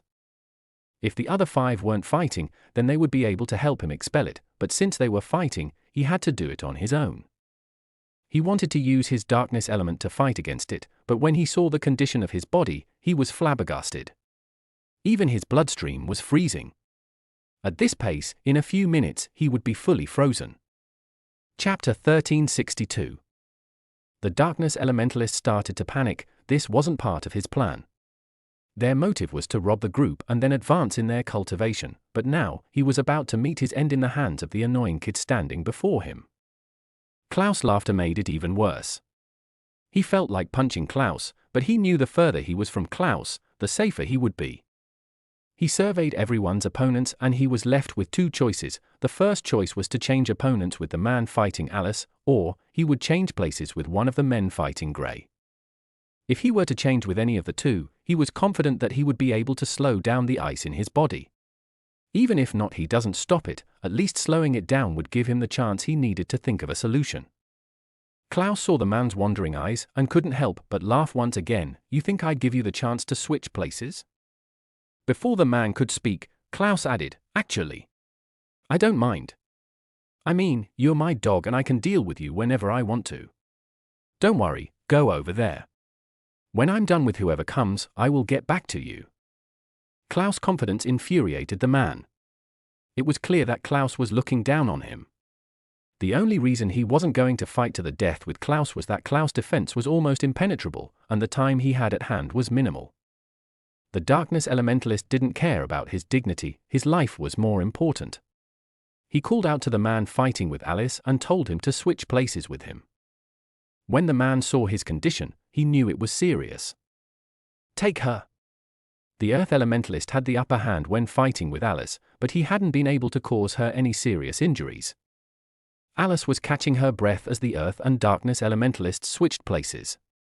Although she didn't want to admit it, she wasn't on the level of these peak venerables just yet. The Darkness Elementalist had been injured by Klouse. She could tell he was weaker than the Earth Elementalist she was fighting just from a single look.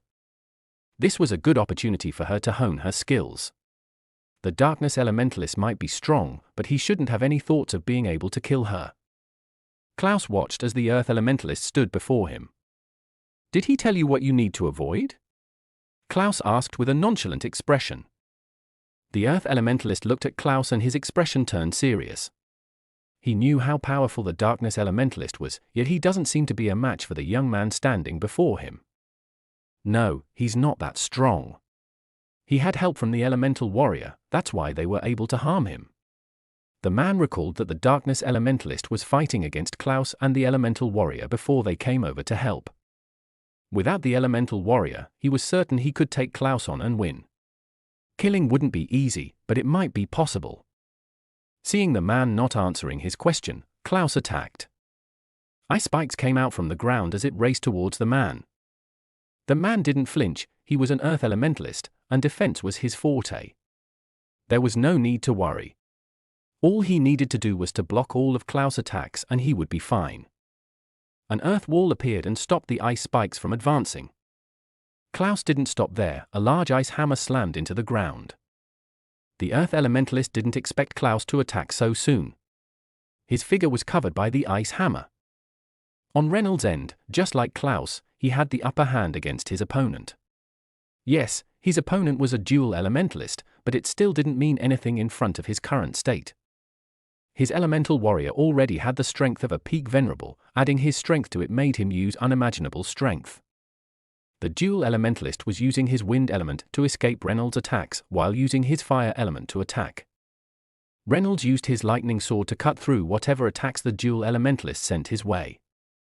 The battle intensified as the walls by the side of the path in the canyon started to show signs of cracks. The power behind each attack was enough to destroy a mountain, much less this canyon. The canyon was quite large, so even if the battle destroyed a kilometer or so of the area, it wouldn't change much. Gray's battle was the most destructive. He wasn't holding back since he knew his opponents would kill him if he held back. The space elementalist was able to make life difficult for Gray, but Gray was on the verge of completing an array. Once he completes it, the space elementalist would be toast. The array would amplify a technique he learned when he entered the Chaos battlefield. The space elementalist he fought there was able to freeze the space, making it impossible for him to use his best element. Now, he wanted the space elementalist to feel the same way he felt when he was faced with such a challenge. His condition was better since he had other elements.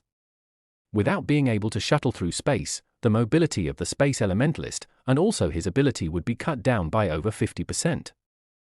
The space elementalist didn't have any idea what Gray was up to. He focused on not just dodging Gray's attacks, but he made sure Gray wasn't able to attack the others wantonly. Gray didn't show any signs of panic, his inscriptions lit up as they attacked. With 2 inscriptions active, he could not only block the space elementalist, but the other 2 as well. On several occasions he had wanted to attempt using the switch skill, but the chances had been very bad. The trio he was fighting didn't stand close to each other, so there was no way to capitalize on the element of surprise the skill gives. Chapter 1363. Finally, Gray's array was ready. With this array, the space elementalist would become almost useless in this battle. Without the space elementalist to block his movements, no one could match him in terms of sheer speed. A soft smile appeared on Gray's face and he sent out a fire attack in the direction of the space elementalist. As usual, the space elementalist tried to open a space tunnel to send the attack back to Gray. His expression, however, changed when he noticed he couldn't create a space tunnel. The sudden realization came too late as the attack was already in front of him. His pupils constricted and he reacted quickly, blocking the attack with his hands. He used the space element to reinforce his hands, making it hard enough to block the attacks. His figure was sent flying after taking the strike. Gray used the opportunity to catch up with the space elementalist while he was still midair. He was about to attack when he sensed an attack coming from his back. He smiled. His target was never the space elementalist. He switched places with the other bandit while charging at the one who attacked. His movement was flawless, and before the others could process what was happening, one of them was standing in front of a powerful wave of water, while the other saw a smiling fiend on the verge of attacking him. The water wave and Gray's fist struck the duo at the same time. They were not able to defend against it and were cleanly hit by the attacks. The man who was hit by the water wave wasn't fatally injured, the one who was attacked by Gray lost part of his body. His right hand and part of his chest was blasted off by Gray's attack. The sight was gruesome to look at. The space elementalist crashed into the wall at this time.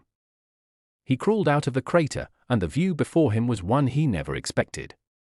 Gray was able to fatally injure one of them while giving the other 2 minor injuries with a single move. His battle sense is too high for someone his age. The space elementalist couldn't believe his eyes. Most of them were over 100 years old, with only some being in their 50s. Although they all had the look of someone in their 30s, they were all old. Yet, Gray was able to outsmart them battle-wise. The water elementalist who had part of his body blasted off pain didn't end there. Gray continued his attack. His intention was obvious, he wanted to kill this man. The space elementalist unleashed a powerful attack. The void started to show signs of cracking. This was a powerful attack he rarely uses due to the toll it takes on him. When Gray saw the attack coming his way, he smiled and grabbed hold of the water elementalist, who was defenseless at the moment. The space elementalist saw Gray's smile and held back his attack. Unfortunately, that wasn't enough to stop Gray. Gray grabbed the other hand of the water elementalist and ripped it off from the shoulder. His fearsome physical strength came to play here. The water elementalist yelled in pain. Being alive and watching on helplessly as Gray ripped off his hand was something he never thought would happen to him. His injury stopped bleeding, but the pains didn't stop. "You evil fiend!" the space elementalist yelled. He never thought Gray would be so brutal. This wasn't a personality someone so young should possess. Gray's eyes were cold as the man in his hand started to burn. His domain was contained into the body of the water elementalist as he started to burn. The water elementalist screamed in pain. His scream was the only thing resonating in the entire place as the others stopped fighting. Everyone's attention was drawn to that place. When they saw how Gray was dealing with the man, they all shivered in dread. Even Gray's friends felt a little fearful of this side of Gray. While burning the man, Gray had a soft smile on his face. His expression was different from that of the man who was screaming and wriggling in pain. Gray held the man in place as he was burnt. Klouse, being the smart person he is, prepared an ice needle and before anyone could react, he sent it at the darkness elementalist who was trying to recover. Fighting against Alice gave him the chance to expel some of the ice in his body, but he knew he would need at least 5 days to remove them. He was still expelling the ice when he sensed a massive wave of cold seep into his body. "What?" He wasn't able to finish his statement as he saw his arm freezing. He looked at his chest and noticed a small hole in it. It was almost indiscernible. There was only one person he knew who could do this. Why do you have to be so shameless? I was teaching your dogs earlier, yet you made the same mistake. The dog truly gets stupider the bigger it is." Klouse laughed. One person was burning, screaming in pain, while the other was slowly turning into an ice sculpture. What was worse was that the other one was killed due to him losing focus because of the other one who was screaming. The irony of everything is that Klouse had spoken about them not losing focus while battling on multiple occasions over the past few minutes, yet he was still able to use it against them. The other peak venerables didn't know how to feel about this. Does this mean that what Klouse said was true? The bigger the dog, the stupider it is. They soon came to a realization, they just referred to themselves as dogs. Their shocked expression soon turned to rage. 2 of their comrades were killed. When their subordinates were being killed, they didn't feel anything, but these were people they've been working with for a long time. Chapter 1364. The darkness elementalist and the water elementalist Gray held died under the watch of everyone. One was screaming in pain, while the other one was watching his body turn into an ice sculpture. Klause's method was the less brutal way, but in the end, they both wanted to kill their opponents. The space elementalist was stunned at how quick-witted both Gray and Klouse were. Gray was the main instigator, but the fact that Klouse could capitalize on it showed he was also smart when fighting. Everyone was distracted except him. The space elementalist didn't think he would have the mind to think of harming anyone when someone was being tortured in such a way. The scream alone was enough to distract him, but Klouse took advantage of this distraction and killed someone. "We can't kill them, we have to leave." The space elementalist came to a realization pretty quick. With 2 people dead, there was no way they could compete with the 4 of them. Gray, Klouse, and Reynolds were just too strong. Even Alice wasn't easy to deal with. Running away was their best option. The problem is that the possibility of escaping is very low. Gray was a space elementalist and he had locked the space around this area, making sure there is no way for the space elementalist to manipulate the space there. As long as he couldn't manipulate space, there was no hope of escaping for him. The dual elementalist was the only one who had a good chance of escaping due to his wind element. The problem is that he was also facing a speedster. Klouse with his elemental warrior is faster than most peak wind or lightning elementalists, so catching up to him wouldn't be an issue for him. Gray let go of the water elementalist and his lifeless body fell to the ground. He tilted his head and took another look at the space elementalist. He didn't see the other man as a threat. Reynolds attacked the dual elementalist, resuming their ongoing battle. Alice stood motionless. Her opponent had been killed by Klouse, and Klouse was still fighting with the earth elementalist. Gray killed one person while fighting against 3, which meant he wouldn't need any help against the 2 he was fighting with. However, he was the only one who was facing multiple opponents. "Gray, I need one of them," she said to Gray. Gray didn't worry about it and told her to come close. Taking one of his opponents wasn't any big of a deal. He wanted to deal with the space elementalist, so when Alice came, he handed the other man to her. Alice was raring to go and attack the man the second she had the opportunity. Gray looked at the space elementalist who could barely use his element. "You're limited with this space restriction," he said softly. "I once faced this same situation, so I know how it feels when you can't use the space element." The space elementalist didn't say a word as he watched Gray slowly walk up to him. He knew alone he was no match for Gray. But he wasn't going to give up that easily. As long as there was an opportunity, he would use it and strike Gray down. His survival was his ultimate aim. The reason he wanted to rob Gray and his group was due to their treasures. Since Gray and his group were too strong for them, there was no use in trying to rob them anymore. They've already lost all their subordinates, and 2 of their companions have lost their lives. Fighting any longer was nothing short of suicidal. How are they able to fight for so long? Even after such a long time they're still going. This was the thought in the space elementalist's head. "Do you regret your choices?" Gray asked as he walked closer to the space elementalist. The space elementalist didn't respond. He looked at his comrades and knew their chances were too slim. "I've never regretted any decision I made in my life," he responded. "Good, you won't be alive to regret this one too," Gray said casually. The space elementalist roared and attacked. On Reynolds' end, the dual elementalist was starting to show signs of breaking down. Watching 2 people die was not something he thought he would do today.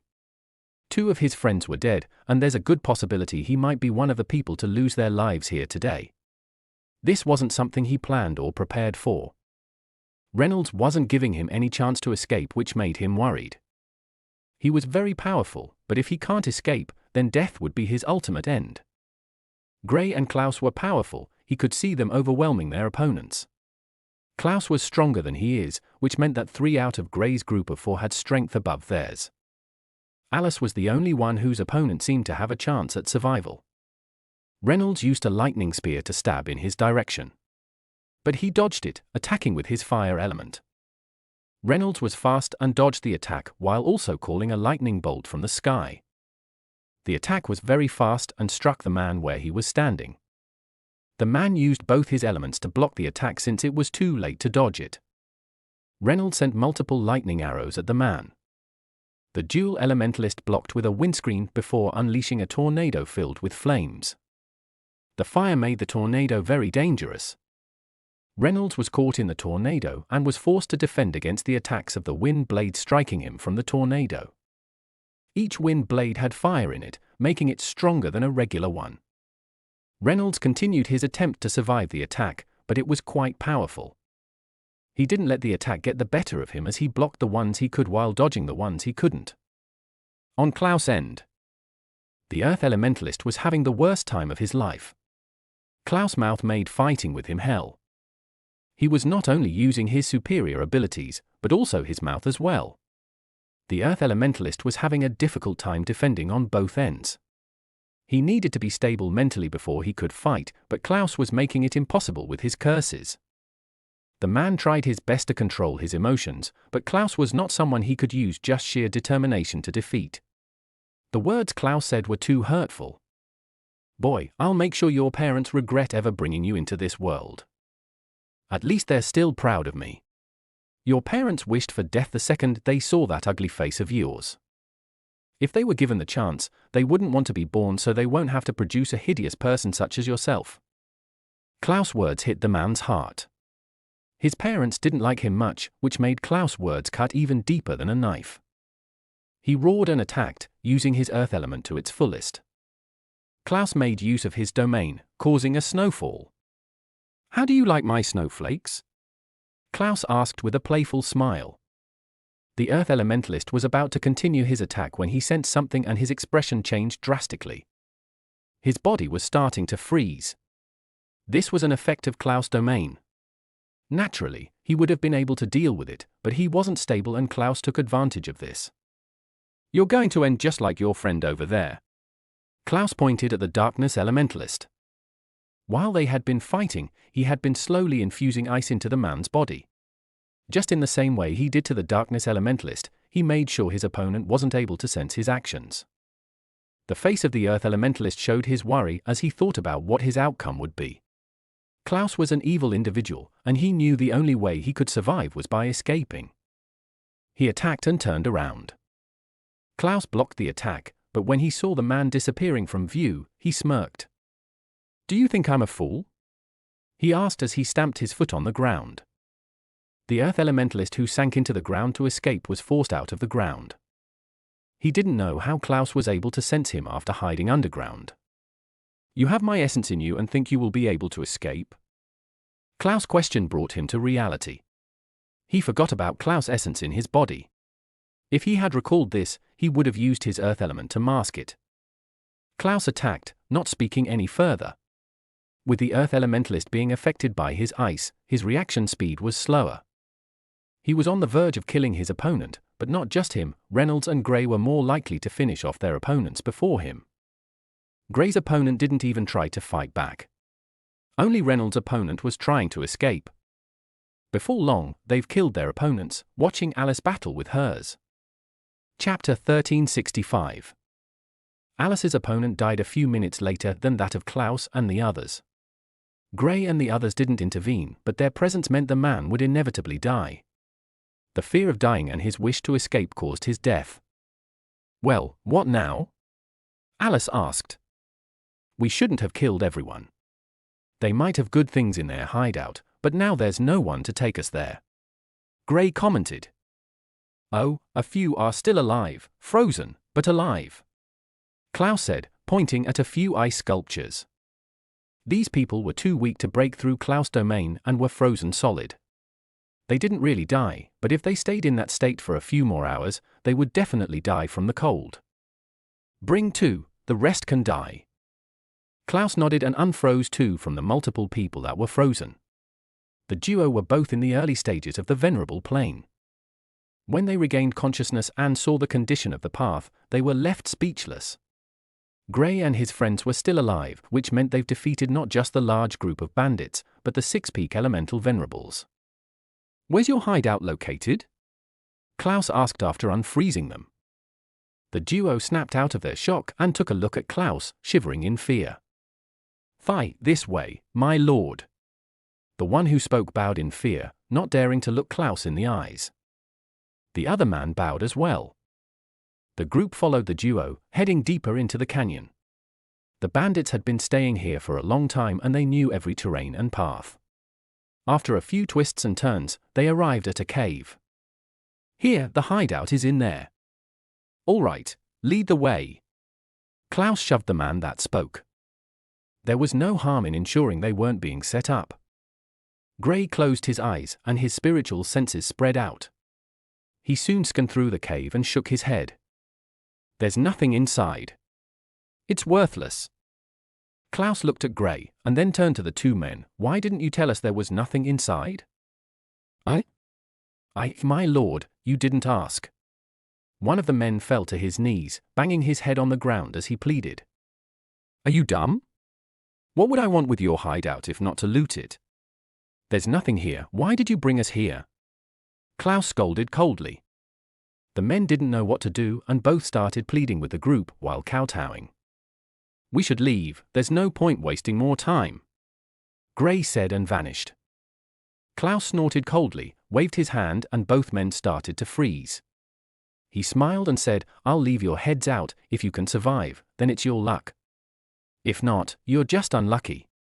Klouse shrugged and went after his friends who were already leaving.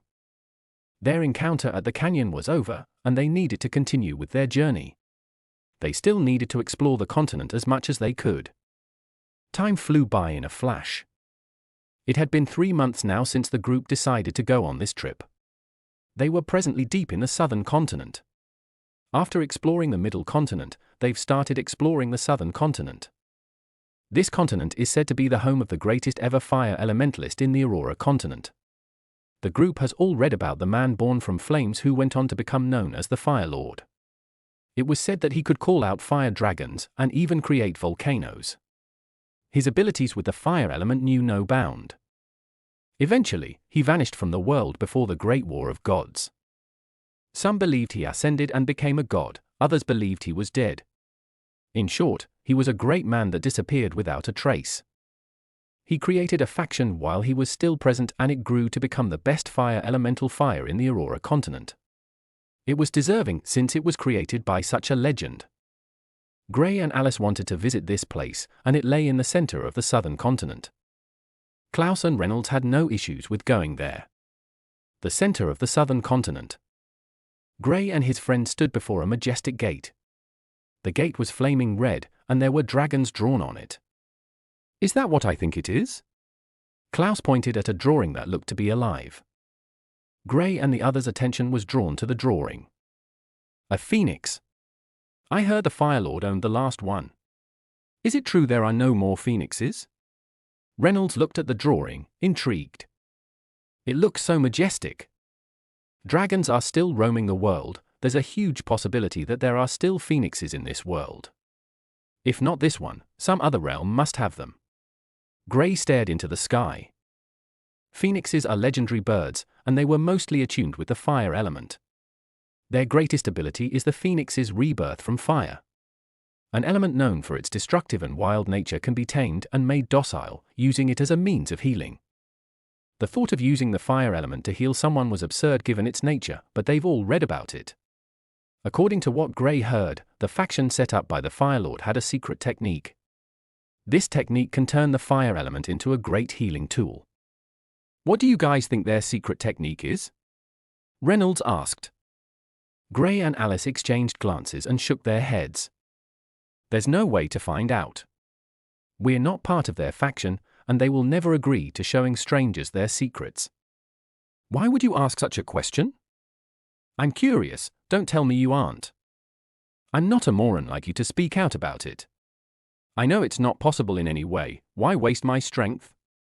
Reynolds looked at Klouse, who shrugged. He didn't have any problems with poking fun at Reynolds any chance he got. Reynolds wanted to attack, but paused when he saw some figures walking in their direction. A beautiful girl with fiery red eyes and hair that was tied behind her back led the group. She looked to be in her early 20s, but she was already at the peak of the venerable plane. Her group consisted of 7, and all of them had one similarity: the fiery particles surrounding them. It was as if a spark was about to go off. As they walked closer, the temperature started to shoot up. Klouse, sensing this, breathed out. The temperature dropped in an instant. The young lady and her group were standing before them, but the difference between both sides was shocking. On Klouse's side, the temperature was extremely low, while on the fiery-eyed young lady's side, the temperature was well above the burning level. When she looked at Klouse, she opened her mouth, and a melodic yet cold voice sounded, "I'm sorry, I didn't mean to cause you people any discomfort. We just came from a training session, hence the heat." Her voice was the exact opposite of what she was displaying. Hearing her apologize, Klouse stopped dropping the temperature. He thought she was doing it on purpose, but hearing the sincerity in her apology, he decided to let it slide. "It's all right, I'm not just a fan of the heat," Klouse replied with a smile. The group moved aside so the young lady's group could walk past. "Are you guys from this faction?" Reynolds asked as they were about to walk past them.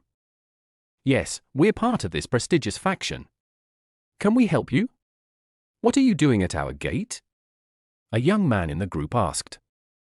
This man was in the late stages of the elemental venerable plane.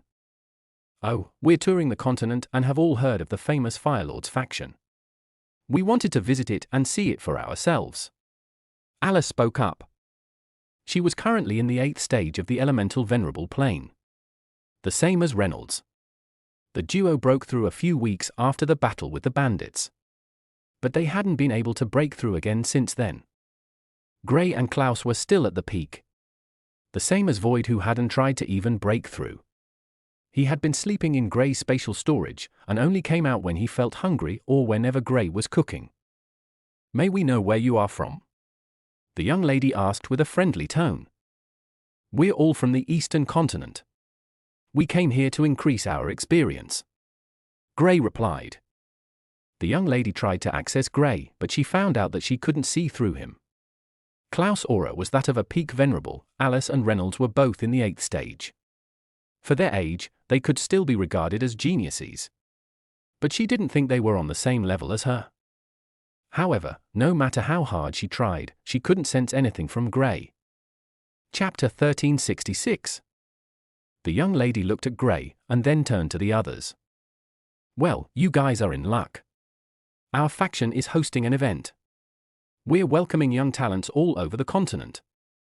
You guys are no exception, she said while opening the gates to the faction for the group. Her group were the first to step into the faction. Gray and his friend exchanged glances before walking toward the gate. They didn't hear about this event, so they were a bit skeptical. Nonetheless, they still entered. This was a good chance for them to see something new. At worst, they could use their reputations to save themselves if there's trouble. When the group walked past the faction's gate, their skepticism died. They saw different people moving around in the faction. Most of them were fire elementalists, but they could see some people that didn't fit into the faction's aura, just like their group. Head to that place, they'll offer you for an accommodation. The young lady pointed them in the direction they were to go and left with her group. Void appeared and sat down on Gray's shoulder. I smell something nice, he said with glowing eyes. Get back inside, we cannot afford to cause any trouble here. Gray tried to send Void inside the spatial storage. Void was a better manipulator of space, so Gray being able to force him back was nothing more than a pipe dream.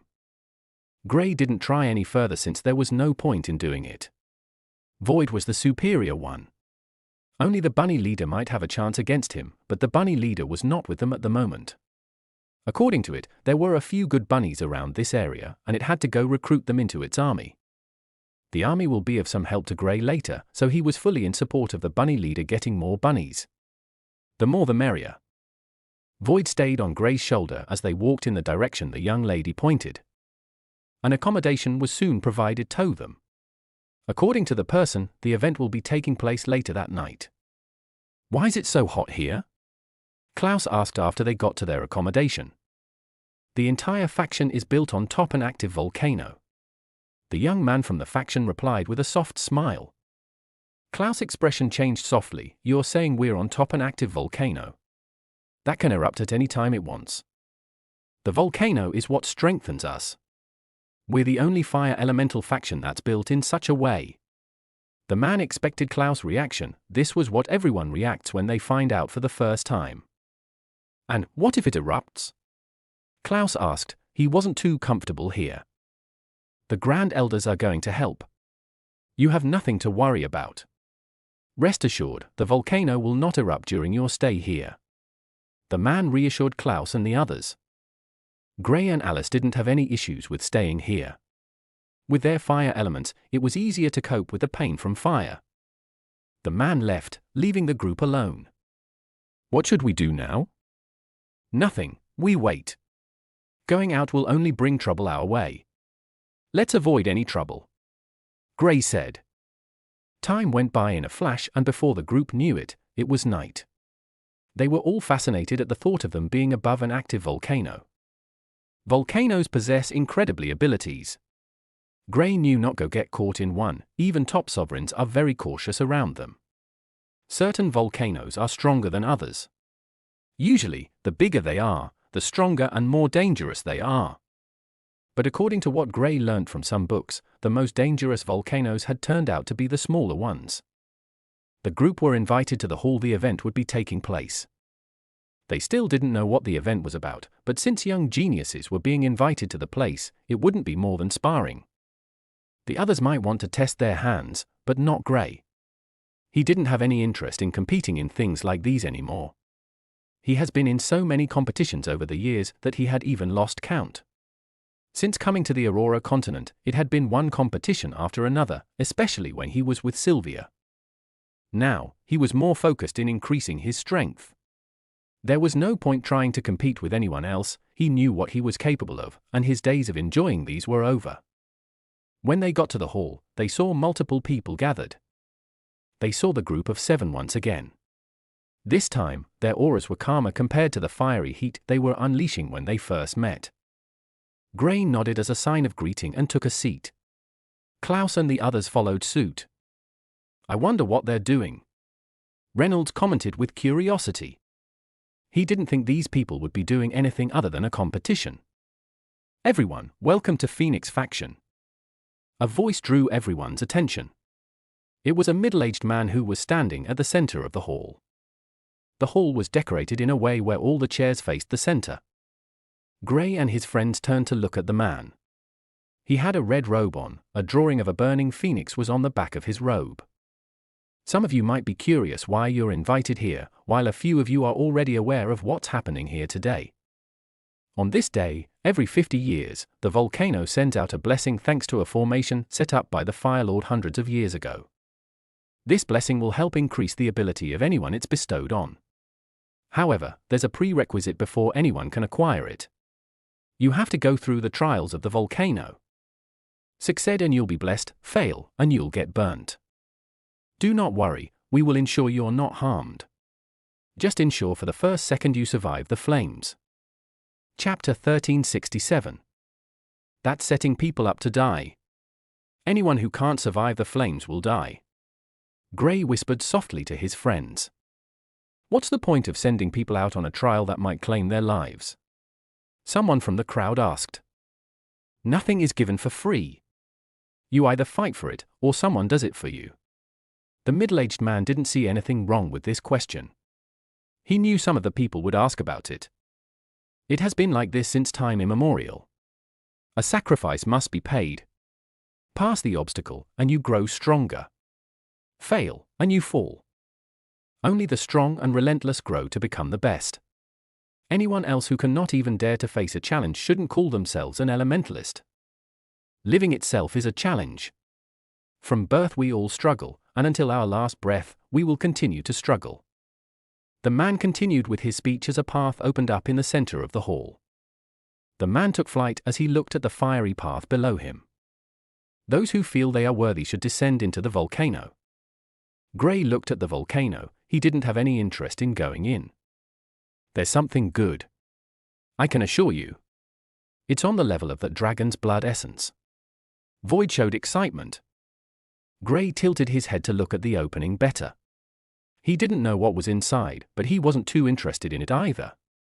Void might be excited about something inside the volcano, but he wasn't. He had gotten so many treasures already. Putting himself in harm's way for a new treasure wasn't something he would do, especially now that he had countless treasures. Void saw his lack of interest and his excitement died down. You've become very boring. Not boring, but cautious. My enemies are powerful, too much for me. I don't know where or when they will attack. It's best I'm always on my toes. Gray didn't feel bothered about Void's words. You guys are free to head in. I'm not going, he said to his friends. I don't like hot places. I'm better off watching them. They turned to Alice and saw her looking into the place with intensity. You can go, just be careful. I know. But I don't think it will be that easy. Alice shook her head with a sigh. She wanted to go, but she could sense unprecedented danger in there. There was also opportunities, but she knew the danger was higher. I'm not going. We should all stay back and watch. Who knows, it might be interesting. She added. Gray nodded. He didn't want to enter the volcano in the first place. Since he wasn't prepared for what might happen, it was best to stay out and watch others. The young lady they met earlier walked over when she noticed none of them was standing up. Aren't any of you going to try?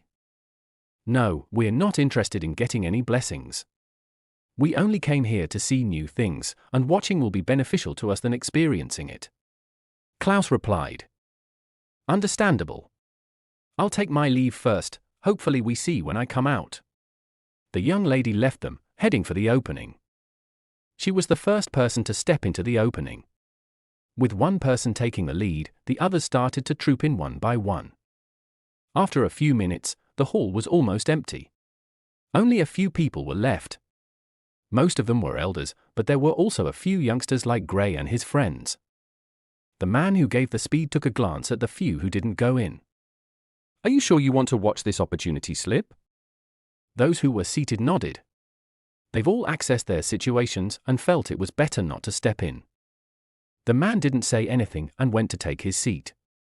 The show was about to start. A large screen appeared in the hall and they could see all the people that were inside the volcano. That's some impressive formation. Gray muttered when he saw the people. He could work out something like this if given the chance, but other than his communication and tracking device, he had stopped researching on this aspect of arrays. When he first met Ellis, he got a communication device. He could see the figure of the person he's talking to. So he knew things like these were possible. Everyone focused on the screen before them. There were a few people who were still slightly considering if they should go in or not. The scene in the screen changed and a large group of skeletons rose, charging towards the people that just stepped into the volcano. This is the first trial. Defeat the skeletons and get to the other side. The man explained to those watching. Not everyone has to kill the skeletons, as long as you can get to the other side, you're good. These things are difficult to defeat. And if one manages to defeat 10, the other skeletons will let them go through without bothering them. The more skeletons you defeat, the better your reward after the trial. Gray and the others listened as the man spoke. The battle erupted soon after. Most of the people that entered were in the late stages of the Venerable Plane. There were a few in the early and mid stages, while there were others in the Sage Plane. Wouldn't this trial be unfair for those who are weak? Gray asked a question. The man glanced at Gray, not entirely. Due to the formation, there's not really a concept of strong and weak. Everyone faces an opponent on their level. Since you're at the peak of the Venerable Plane, your opponent will be at the peak as well. It all depends on your ability. If you can't hold your own against someone in the same stage as you, what makes you a genius? Gray nodded. His eyes were glowing. The intricacy behind this formation left by the Fire Lord was stunning. At the moment, he felt like going in, not for the treasure, but to study the array formation. Chapter 1368. Gray watched the screen for a while and opened his mouth. Is there a way I can study the formation in there? The man looked at Gray. For some reason, he was very interested in him. Gray didn't act like others his age, and given the fact that he was already at the peak, he was so composed. The man was in the Sovereign Plane, but he was only able to sense Gray's cultivation stage after a few seconds of inspection. And from Gray's reaction, he knew Gray was able to sense him. Gray's senses were too sharp for a peak Venerable. I don't think there has been anyone who wanted to enter the volcano just because they wanted to study the array. But I'll add it as part of the reward. If you can get through the trials, then you can see the formation. The man said after a moment of silence. Anyone want to join? It'll be fun. Gray asked his friends. Let's go play. We're free to do whatever we want with the skeletons, correct? Klouse raised a brow. The man nodded. Ray, let's go. Klouse and Reynolds stood up. To be honest, after seeing the screen, each of them started contemplating if they should enter or not. With Gray taking the lead, they all followed suit. Gray walked through the opening and was greeted by intense heat. It was like even the air he was breathing was made of flames. He took in a deep breath and his entire body's temperature shot up. It was as if he was in flames. Good stuff. He clicked his tongue before walking forward. Klouse entered and covered his body with small white particles. Looking closely, one would see that the particles were snow. The snow was falling directly on his body and within the place he was standing. Reynolds walked in and his body was covered with lightning. His hair fluttered as the hot air blew past him. Only Gray, Alice, and Void weren't worried about the hot air. They all had the fire element. Just the air here felt like a good supplement for them. If only we can stay here for a while. But we'll have to leave within a short time. Alice felt a bit depressed at the thought of leaving this place so soon. I would have regretted not entering.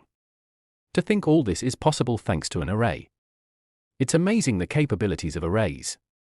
Gray was more fascinated by the fact that all these were possible due to an array. After staying there for a while to familiarize themselves with the place, they headed forward to the area the fighting was taking place. Some people were still in the process of fighting the skeletons, while others had managed to get to the other side. You guys want to have a taste of fighting skeletons? Or should we just head to the next round? Gray asked. You can go on your own, we all want to go in our own ways. Klouse pushed Gray to the side and started to walk straight into the army of skeletons. Always wanting to steal all the spotlight. He muttered as they walked closer. He understood the meaning behind Gray's words. According to the man, they didn't need to defeat 10 skeletons to get to the next round. As long as they could get to the other side and pass through the door, with whatever means necessary, they had advanced. Seeing the latecomers walking into the army in such a manner took those present with surprise. There was a certain pride that was in Klouse's eyes as he walked into the army of skeletons. A look of disdain as he made eye contact with the skeletons. Don't come close. Klouse's body turned into ice as he started to walk right through the army. He wasn't even attempting to fight them as he just ranted off. Are you guys real people skeletons or are you made by the array? Klouse walked nonchalantly through the army without getting hit by a skeleton. With each movement Klouse took, 2 skeletons turned into ice sculptures. Before long, Klouse was on the other side.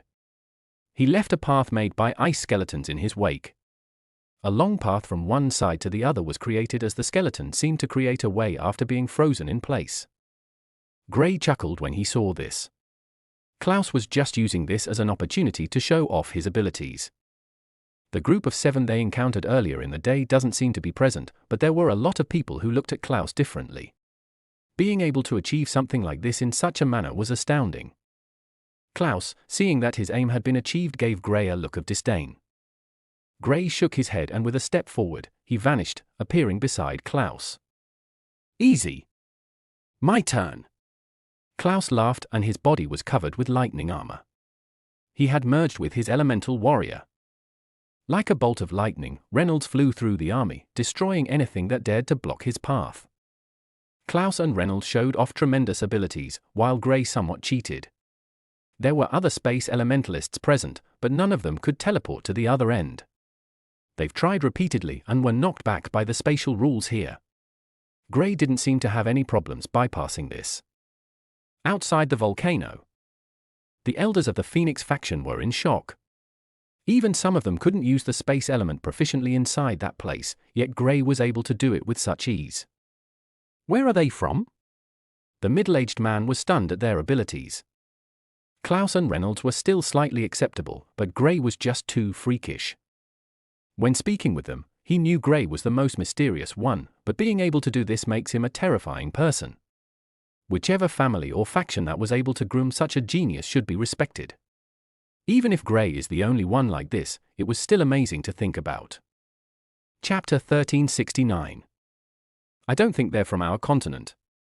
There's a possibility that they're from the middle continent given their abilities. Someone said from the group of elders. Such amazing abilities, we have to create a good relationship with them. The middle-aged man said. That's not going to be difficult. From the looks of how they interact, they are pretty friendly. Someone else spoke. They were still talking when Alice started to move. Unlike the boys, she was more subtle, but she displayed exceptional abilities. She was able to get through the large army in a short time while weaving a way through the crowd. She used the lightning element to increase her speed, the ice ability of the sea lion to defend, and the fire element to blast away any skeleton blocking her path. All four friends displayed amazing techniques to get through the army. They showed that against those in the same stage, if one wasn't a true genius, they wouldn't even be able to lift a finger before them. They were not the only ones who achieved such a feat, but theirs was more outstanding given all 4 of them were extreme geniuses. They've gone beyond the level of a normal geniuses and could be called extreme geniuses according to how they're ranked in the southern continent. That was easy. What next? Alice said as she appeared on the side of her friends. Klouse and Reynolds had returned to their normal appearance. We walk through this door. Klouse pointed at the door behind them. The group nodded and left. There was no point watching others struggle with the skeletons. There are a few people worth watching, but Gray wasn't interested in that. They had limited time and it was best he locates the array quickly. The sooner he finds it, the more time he would get to study it. The group walked through the door and appeared on the other side of the door. This place, just like the first place, was filled with hot burning air. This wasn't able to cause any problem for the group since it was something they could handle with little to no effort. I wonder what this trial is all about. Klouse could see only one thing in this place, and the group of 7 they saw earlier was here. Not just them, but most of the people that had gone through the first trial were present here. With the appearance of Gray's group, the number of people present went over 50.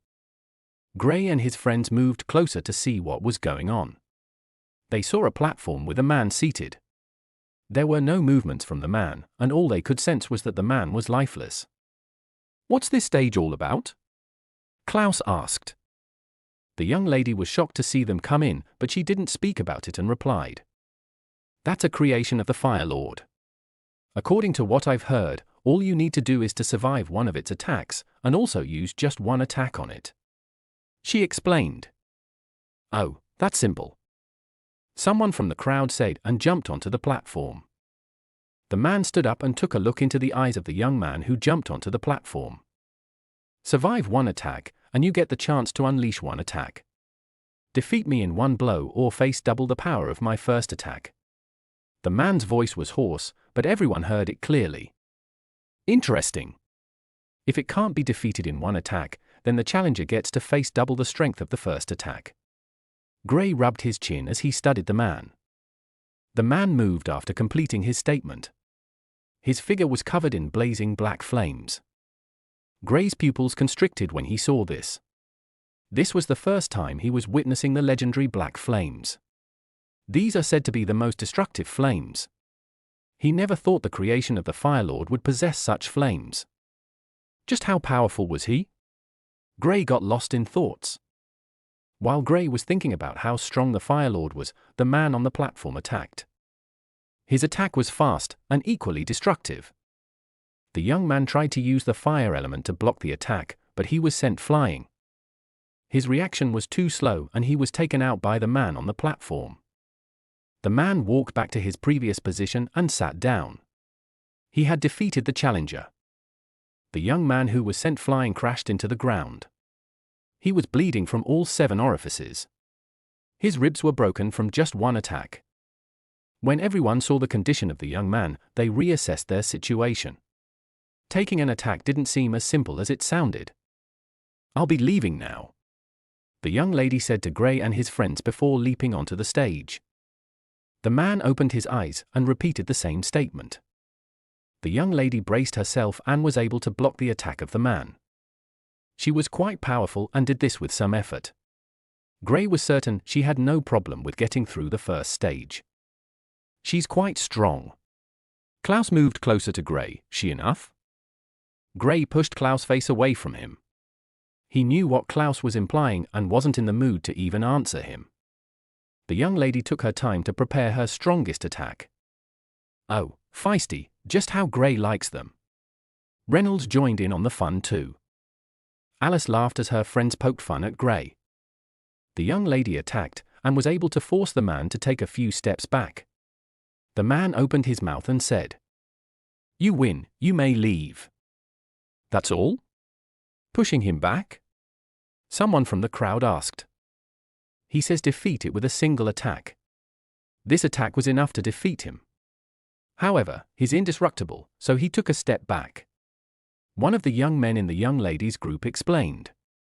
"He's also from the Phoenix faction." "I see." Chapter 1370.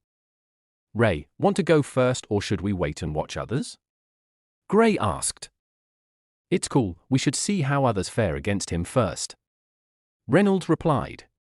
He didn't want to get ahead of himself. They might have breezed through the first challenge, but it didn't mean they should not take the challenges seriously. Gray nodded and watched as more people tried to get through the challenge. As time went on, only 20% of the people they met there managed to get through, the rest were not able to get through. Some managed to block the first attack, but their attacks weren't strong enough to defeat the man. So they had to face double of what they first faced. None of them dared to take the attack, they all got off the platform without a second thought. The first attack was already almost beyond them. If they were to take double the attack, then they would be in serious trouble. More people entered this place, but Gray and his friends continued watching as more people tried and failed. Done watching? Klouse asked. Pretty much. Gray vanished after his statement and appeared on the platform just after the man just finished taking out a young lady. The man repeated the word, and Gray couldn't care less about it. He wanted to try out the man's attack. The man took a step forward, and his countenance changed. It was about to attack, but paused and took a deep look at Gray. You? It was as if a moment of brilliance flashed through the eyes of the man, but it was only for a second, before he continued his attack. Gray didn't know why the man paused, or what he wanted to say.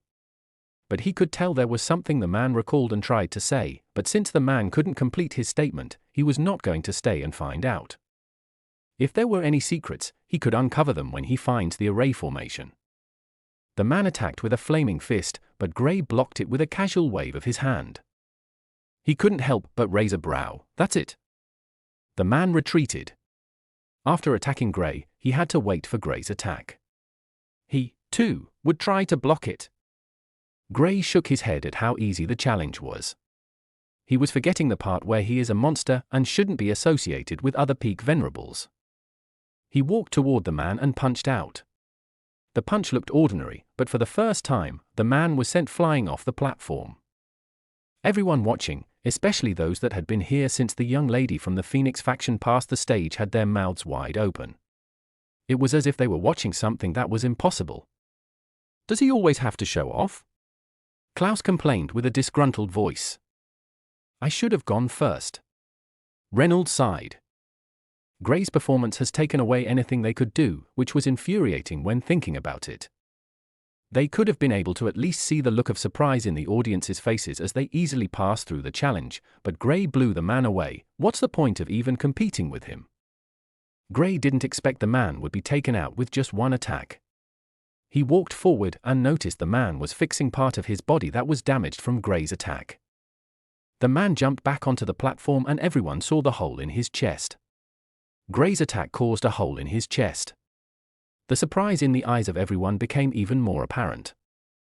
Klouse and Reynolds, on the other hand, felt like beating the man up.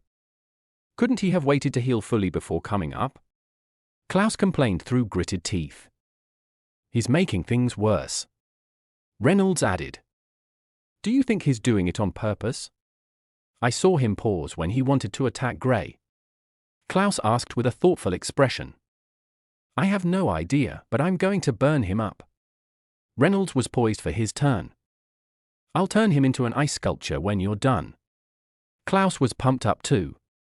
The man took a deep look at Gray and said, You passed. Gray didn't walk through the door, rather, he bowed slightly and stood at the side, waiting for his friends. After walking to the side and leaving the platform, Reynolds appeared on the platform. The man stood up once again and repeated the same words before attacking.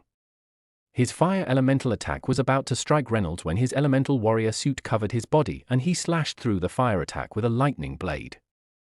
The lightning blade didn't stop with just cutting through the attack, it went on to slash the man who didn't prepare to block the attack. Just like in Gray's case, the man was sent flying, but the man regained his composure mid-air before landing at the edge of the platform. A large gash could be seen on his chest. The cut was so deep that it almost opened up a hole on his back as well. Reynolds nodded in satisfaction and returned to his normal state. The man was burnt from the lightning shock, and the damage caused was also massive. The man healed up once again before saying to Reynolds, You passed. Klouse jumped onto the platform after Reynolds walked to Gray's side. I'm not like them, please take care not to hurt me, he said with a respectful smile. Only those who overheard his and Reynolds' conversation knew that he had an evil plan awaiting the man. The man, after fully healing himself, repeated the same words to Klouse. I know, get on with it already. I have some things to attend to, I don't want to be late. Klouse waved his hand as if to tell the man to get on with it. His present appearance was different from the one he used when speaking for the first time. If people didn't hear him speak before, they would have said he was the cockiest person alive. Chapter 1371. The man didn't take any offense with Klouse's words, he prepared himself and attacked. His fire attack was stopped by Klouse's domain. Klouse didn't use anything else, he didn't set up any defenses, he only caused it to snow on the platform and the man's fire attack was extinguished before it got close. To the ordinary eyes, Klouse used the extreme cold in his domain to stop the attack, whereas in truth, there were a lot of things involved. Klouse not only made use of his ice domain, but he brought to full effect the power of the heavy water. Integrating it into his domain made each snow falling in the domain one of substantial power. It took multiple snowflakes to take down the attack. He always wants to look good. I'm afraid he'll hit himself on the foot one day. Gray shook his head at the antics of his friend. Klouse, on the other hand, used the side of his eyes to spy and see the reactions of the crowd watching. Seeing their flabbergasted expressions, he chuckled, while giving Gray a look of disdain. He wouldn't have had to work this hard, but Gray's performance was just too extraordinary. He knew he couldn't match him, but he didn't want to be left behind. The challenge was just like the previous one, only this man was stronger than those skeletons. If all peak venerables are graded in terms of strength, then the skeletons were grade 1 peak venerables, while this man was a grade 3 peak venerable. Gray and Klouse were far above their grades. So defeating them with one attack was within their ability. Reynolds had it better since he was not yet at the peak, so the strength the man shows is on the same stage as himself. But once he adds the elemental warrior to it, his strength shoots well above that of a grade 5 peak venerable, hence his superior ability. Klouse didn't attack immediately, he gave the man time to prepare himself to block the attack. Are you ready? The man didn't reply to his question. He knew the man wouldn't reply, but he just felt like asking. With all eyes on him, Klouse took in a deep breath and his domain shrunk in an instant. A single long silver ice needle appeared.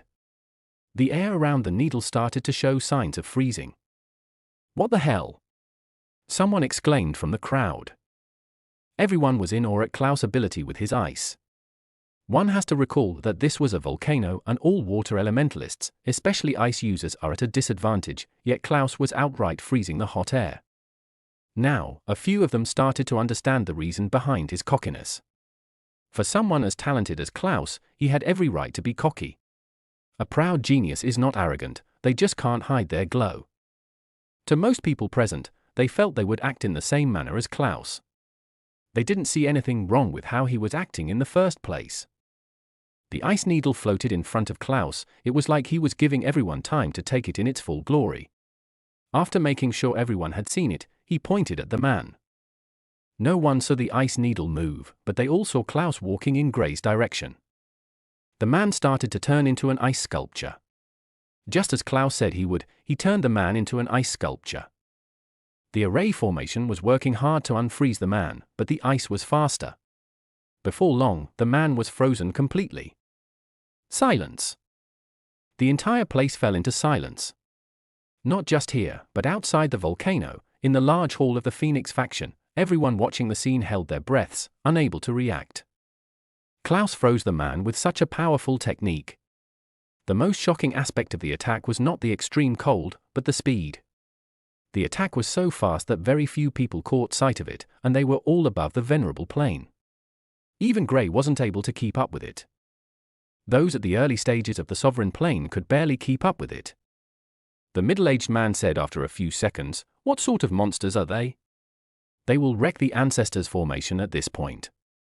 The middle-aged man was on the verge of crying. The formation was in charge of giving the man energy to attack and defend. If he sustained any injuries, the formation would heal it, but it took a large amount of resources. The man had already used a lot of resources to heal up from Gray and Reynolds' attacks, now he was fully frozen. The array was currently working on multiple stages of the trial, so it couldn't put its entire focus on this level, hence Klouse being able to fully freeze the man. It took a while before the other elders regained themselves. Such a frightening water elementalist. He's going to be well known in a few years. The lightning elementalist is no different. Another elder added. The girl as well. We've not seen her in full strength. The elders all started to make their assessments of the group. Some of them almost completely forgot about Gray. Yes, he was the one who did the first damage, but Klouse's performance was so exceptional, and since it was the recent one, it overshadowed Gray's performance for now. Back in the volcano. The entire place was still silent after Klouse's attack. It took a while, but the man started to unfreeze. After unfreezing, he looked at Klouse and said, "You passed." Klouse had a wide grin on his face and said, "It's nothing special." Gray felt like smacking the back of Klouse's head.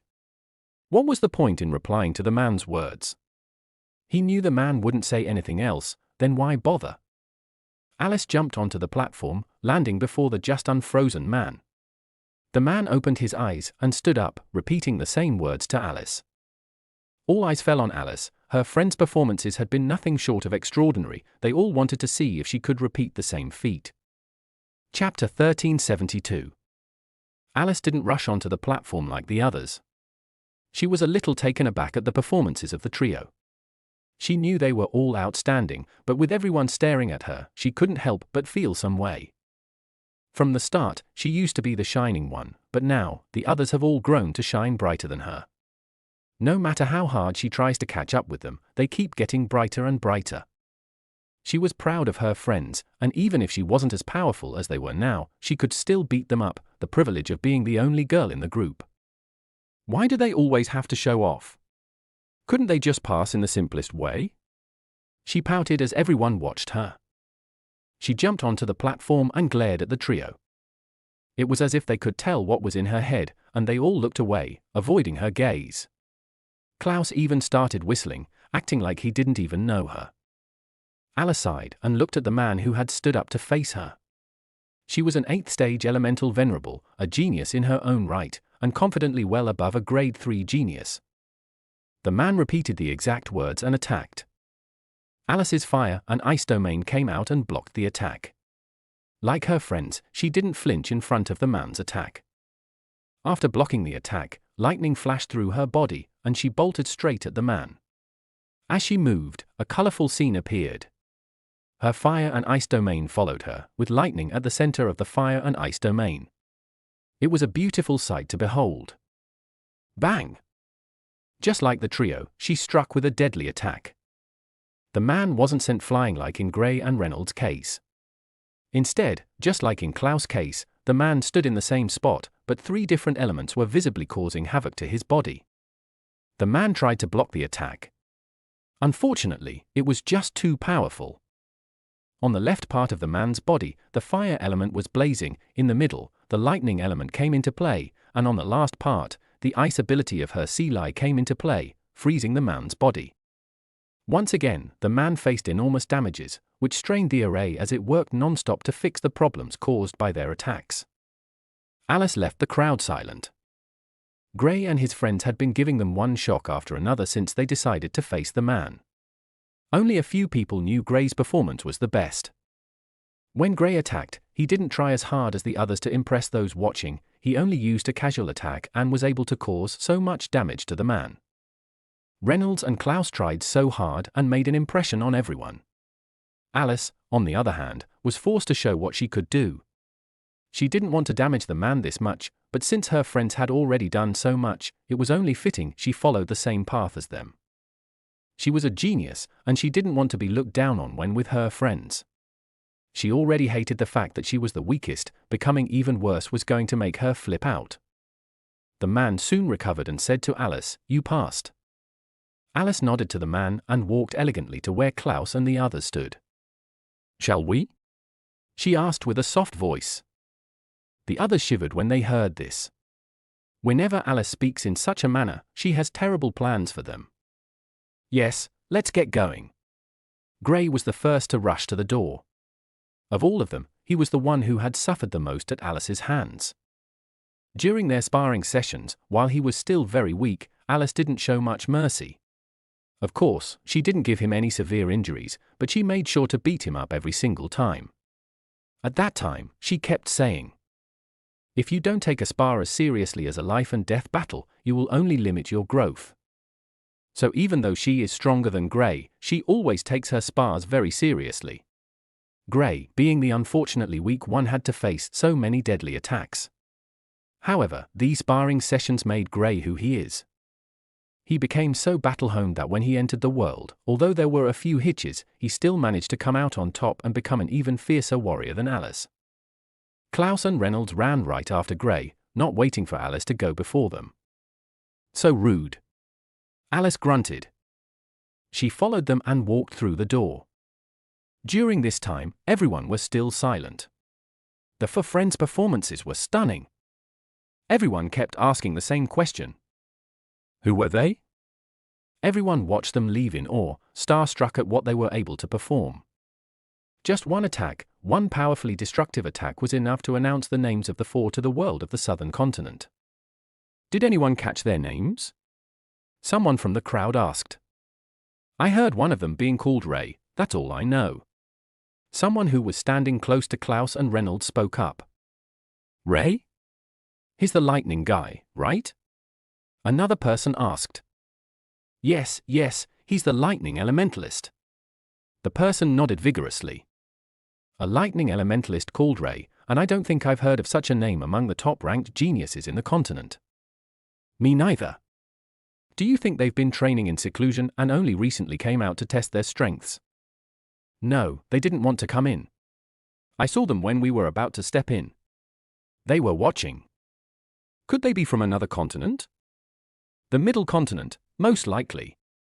Their talent isn't something that could be grown in other continents. I heard the middle continent is the top in terms of growing such young, talented elementalists. Yes, according to what I heard, the famous Lucas Dawson gave birth to a generational talent as well. So I'm not sure only the middle continent can create such geniuses. Different speculations came up about the four, but they were not there to provide these people with any information. Chapter 1373. Outside the volcano. The middle-aged man and the elders were all dumbstruck with Alice's display.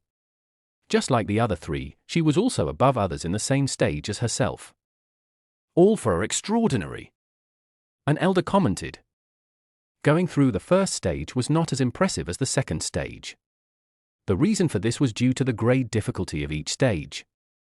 A grade 3 8th stage venerable could achieve what they achieved in the first grade. This goes to show the strength gap between each grade. The next level is against a grade 5 venerable in any stage.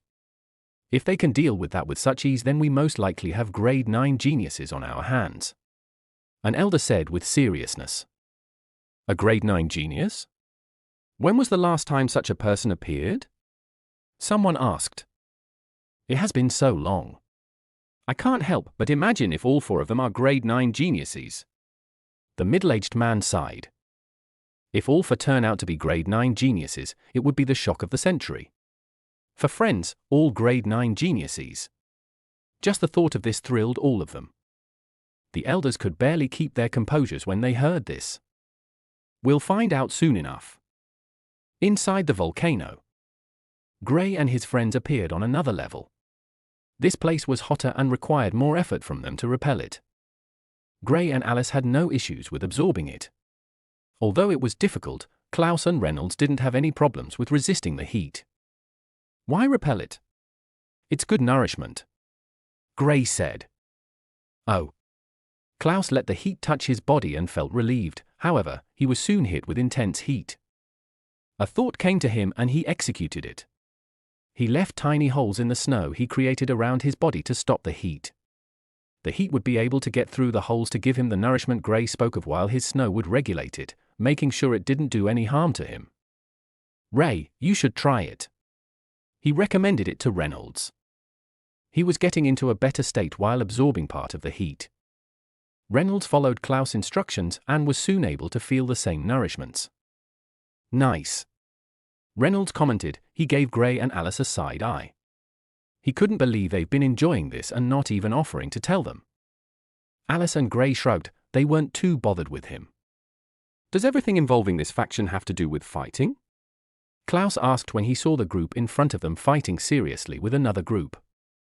One set of them looked human, and the other, not so much. Although there was a slight resemblance to humans, the lava running through their bodies suggested otherwise. Gray squinted his eyes and said, "They're stronger than the man from the previous level." "Of course they are. The higher the level, the stronger the opponents," Klouse said matter-of-factly. He gave Gray a detestable glance before saying, "These things are all on the same stages as their opponents, but they all fight with stronger powers compared to what we fought in the first level." "Yeah, could the opponents be getting stronger in the same stage?" Gray asked. He thought for a while and said, "Is this trying to see how powerful an elementalist could get in a single stage?" "Most likely. If that's the case, then this is a good chance to test our strength," Alice replied. "I can't believe you didn't want us to come in." Klouse dumped all the blame on Gray. "Yeah, if we hadn't insisted on coming, we would have missed such a nice opportunity." Reynolds joined in as well. Gray almost wanted to punch the duo in the face. He told them he didn't want to go, but they could go. They refused, and when he decided to enter, they followed. Now they were blaming him for almost missing out on this. "Hypocrites," he remarked under his voice. The duo looked at him as if he offended them, but he couldn't even bother with them. "Looks like we can fight in a group this time." Seeing others fighting against the opponents in a group, Gray felt this was the case. "So it seems." Alice nodded, agreeing with his analysis. "Should we try now, or wait to watch?" Reynolds asked. "Let's watch and get a better idea of what we're going to be up against," Klouse suggested. The group didn't have any issues with his suggestions and walked to the side, not stepping into the place for the battle to begin. They couldn't find the young ladies' group and concluded they've gone to the next round. They watched as different groups fought against their opponents. Some of them were able to quickly defeat those they were fighting, while others were having a difficult time. Not everyone was a grade 5 genius. After watching for a while, the group got a hang of it. They could assist each other if needs be, or they could all fight one against one. It depends on how they wish to fight. As long as they grouped together, they would have to fight against 4 different opponents on the same stage, but all grade 5 powerhouses. "Should we try now?" "Sure, I told you I have some things to take care of." "When did you say that?" "If you don't shut your mouth, we'll beat you up." Klouse wanted to turn to Reynolds, but he found out his usual partner in crime was slowly creeping over to Gray and Alice's side. "Ray?" "Oh, hey buddy." Reynolds gave him an awkward smile, while still slowly going over to Gray's side. "Fuck. Let's just go." Klouse could only give up. He thought it would have been a 2-on-2, but Reynolds had betrayed him to join the enemies. Such a devastating feeling. With no hope of winning, why bother? Gray was enough to squash him, adding Alice made it overkill. Reynolds didn't have any issues with beating him up too. Chapter 1374. Gray's group entered the area and a group of lava men appeared. Each man had strength equivalent to each of the group. This formation really is something. Gray clicked his tongue. Alice nodded, impressed at how many things the array formation has been able to conjure. First the skeletons, and then the man from the previous stage. Now, it's a group of men made with lava. And being able to show strength that was on the same level as them was also amazing. "I'll fight that guy, he's at the peak. You guys fight those on the same level as yourself. You can take Gray's opponent if you want to test your strength." Klouse charged at one of the lava men at the peak. His expression, however, soon changed drastically when all 4 lava men attacked simultaneously. Their attacks were intertwined, enforcing each other. "Shit!" Klouse exclaimed and blocked the attack. His ice wall was broken through and he was forced to take some steps back due to the impact of the attack. "Isn't that cheating?" he complained. "I only wanted to beat that guy up. Why must you all try to bully me?" Klouse aggrieved questions fell to deaf ears as the lava men attacked once again. "Crap! Guys, together!" Klouse called for backup. Gray took a look at the attack pattern of the men and commented, "Their cooperation is on another level. Fighting them together is harder than when you're fighting them alone." Reynolds remarked. Yeah, with them working together, we'll be forced to fight a more powerful unit. Alice added. What the fuck are you guys talking about? Klouse yelled while being bombarded with attacks from the lava men. Help! Klouse screamed again. He continued, can't you see those other guys? Why are you attacking only me? Is your brain fried? I came here with them. We came together. Shit! Shit! Shit! Klouse was being forced back as the lava men continued attacking relentlessly. Gray and others were still standing on the side, speaking about the lava men. It was as if they couldn't see Klause's seemingly dire situation. Outside the volcano, the middle-aged man and the other elders were stunned at the scene. Not by the fact that Gray, Alice, and Reynolds weren't helping out, but by the fact that Klouse was holding off for grade 5 powerhouses. 2 of them were even at the peak, just like him, and the other 2 were in the 8th stage. An 8th stage grade 5 elemental venerable could go one-on-one with a peak grade 1 elemental venerable. This shows just how powerful they are, yet, somehow, Klouse was able to hold them off on his own. Although he looked to be completely overpowered, it would take a while before these guys could defeat him. This boy is amazing, an elder said with a look of shock. I wonder how the others are in such a situation. They're all most likely all grade 9 geniuses. Unbelievable. The elders and the middle-aged man was lost for words at Klouse and the others. Back in the volcano. How long do you think he can last alone? Reynolds asked with a playful expression. 5 minutes maximum. Gray replied. I'll say 3. Wanna bet on it? What do you have to offer? Klouse was left speechless when he overheard Gray and Reynolds betting on his head. I'm literally standing right here. What the hell is wrong with you two? Klouse once again felt like killing someone. Unfortunately, the lava men were too strong. No matter how hard he tried, he hasn't been able to separate them, which made battling them harder. Why aren't they attacking those cowards? I can't believe Alice joined in on this. Klouse was complaining internally. Stop playing around, do you want to see him get hurt? Alice spoke up when she saw Gray and Reynolds on the verge of bringing out what they wanted to stake for the bet. Gray actually said he would give Reynolds Void if he won. Void's annoyed voice came from the Void, yelling and cussing at Gray for wanting to give him away. Gray shrugged when he heard Alice's words. Be prepared. After saying this, he took in a deep breath and his countenance changed. It was like he was a completely different person. The previous person who was joking around was gone and the battle warrior appeared. Reynolds nodded and his elemental warrior suit appeared on him. Alice merged with her Seeli as well, bringing out her domain. Attack! Alice and Reynolds turned to attack Gray the moment these words left his mouth. Klouse, sensing this, was stunned beyond words. What the hell? He froze mid-sentence when he recalled something and couldn't help but cuss at Gray. You fucking show off. Gray switched places with one of the 8th stage grade 5 lava men. After appearing among the other 3 lava men, Gray spread out his hands and a powerful repulsion force sent all 3 flying. The lava man that appeared on the spot he was standing on was killed by the attack of both Alice and Reynolds. The lava man didn't expect the attack and didn't prepare to defend against it. Facing such an attack, defenseless, there was no way he would have been able to survive the attack. From the lava man's head down to his waist disappeared, leaving just from the waist down. The body fell to the ground after a second. That wasn't so hard. Why were you yelling? You almost destroyed my eardrums. Gray used his pinky finger to clean his ear as he talked. Klouse dropped his ice wall and not seeing anyone other than Gray, he felt depressed. Gray appeared and everything was almost instantaneously solved. He had been getting abused by these lava men all thanks to his friends who refused to help out. You guys are hateful, he said through gritted teeth. We have dealt with one of them, can't you handle 2 other 3? Gray asked. Do you want me dead? Tell me, I'll kill myself. No need to go through pains before eventually dying. Klouse asked.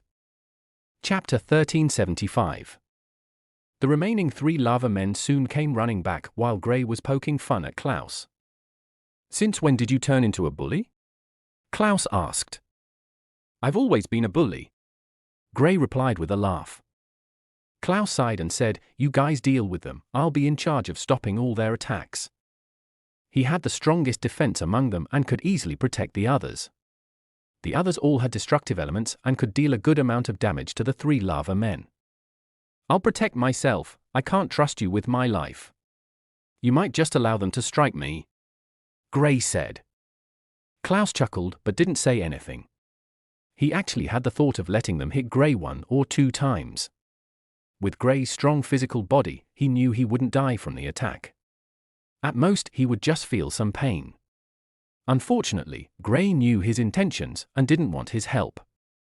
Since he had the earth element too, he could defend the attacks. A shame. The 3 lava men started their combined attacks once again. But with all 4 friends working together, it was too easy for them to deal with the lava men. Klouse, just like the plan, was in charge of defending all attacks coming their way. He blocked each of the lava men's attacks before they could even move 3 feet from them. Alice and Reynolds attacked, Gray acted like a support too, only attacking occasionally. Before long, all 3 lava men were dealt with. Gray didn't get too involved in the battle. Alice and Reynolds were the only attackers, but they managed to kill them off within 3 minutes. Klouse blocked all the attacks, which made things easier for Alice and Reynolds. "Well, that was easy," Gray commented from the side. "You always watch from the side, useless," Klouse said. "I'm the group's cheerleader. You guys need me to cheer you on," Gray replied shamelessly. "At times, I tend to forget how shameless you are." Klouse gave up. Gray always shows this serious and nonchalant look that even his friends tend to forget he was occasionally playful and shameless, just like Klouse. "Should we move on to the next round?" "It's going to be harder than this one." "The harder the better. I need a real challenge."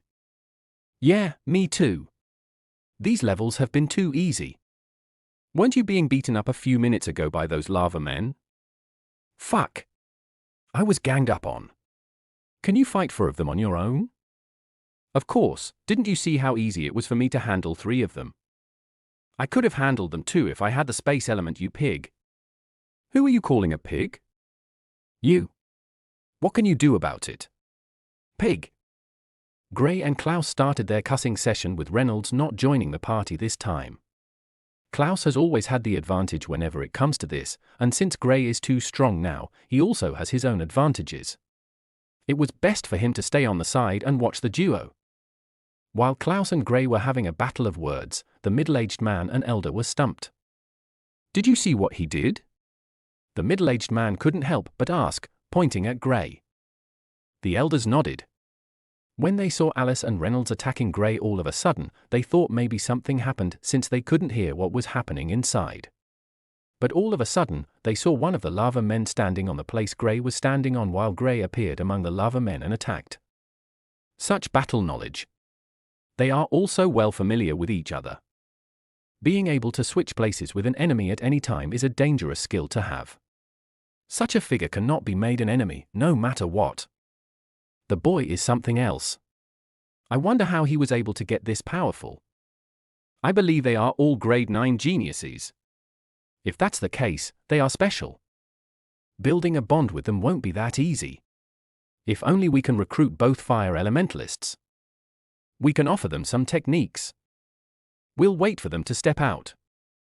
Inside the volcano, Gray and his friends had gone to the next round, and to their shock, the next challenge didn't have to do with fighting. It was breaking through an array formation that could attack. Any wrong move and they would be blasted by a powerful attack. This shouldn't be difficult. Gray sensed the array and said, "Give me some time, I'll make a few tweaks to this thing and we'll be able to pass through with ease." This time, they encountered the group of 7 once again.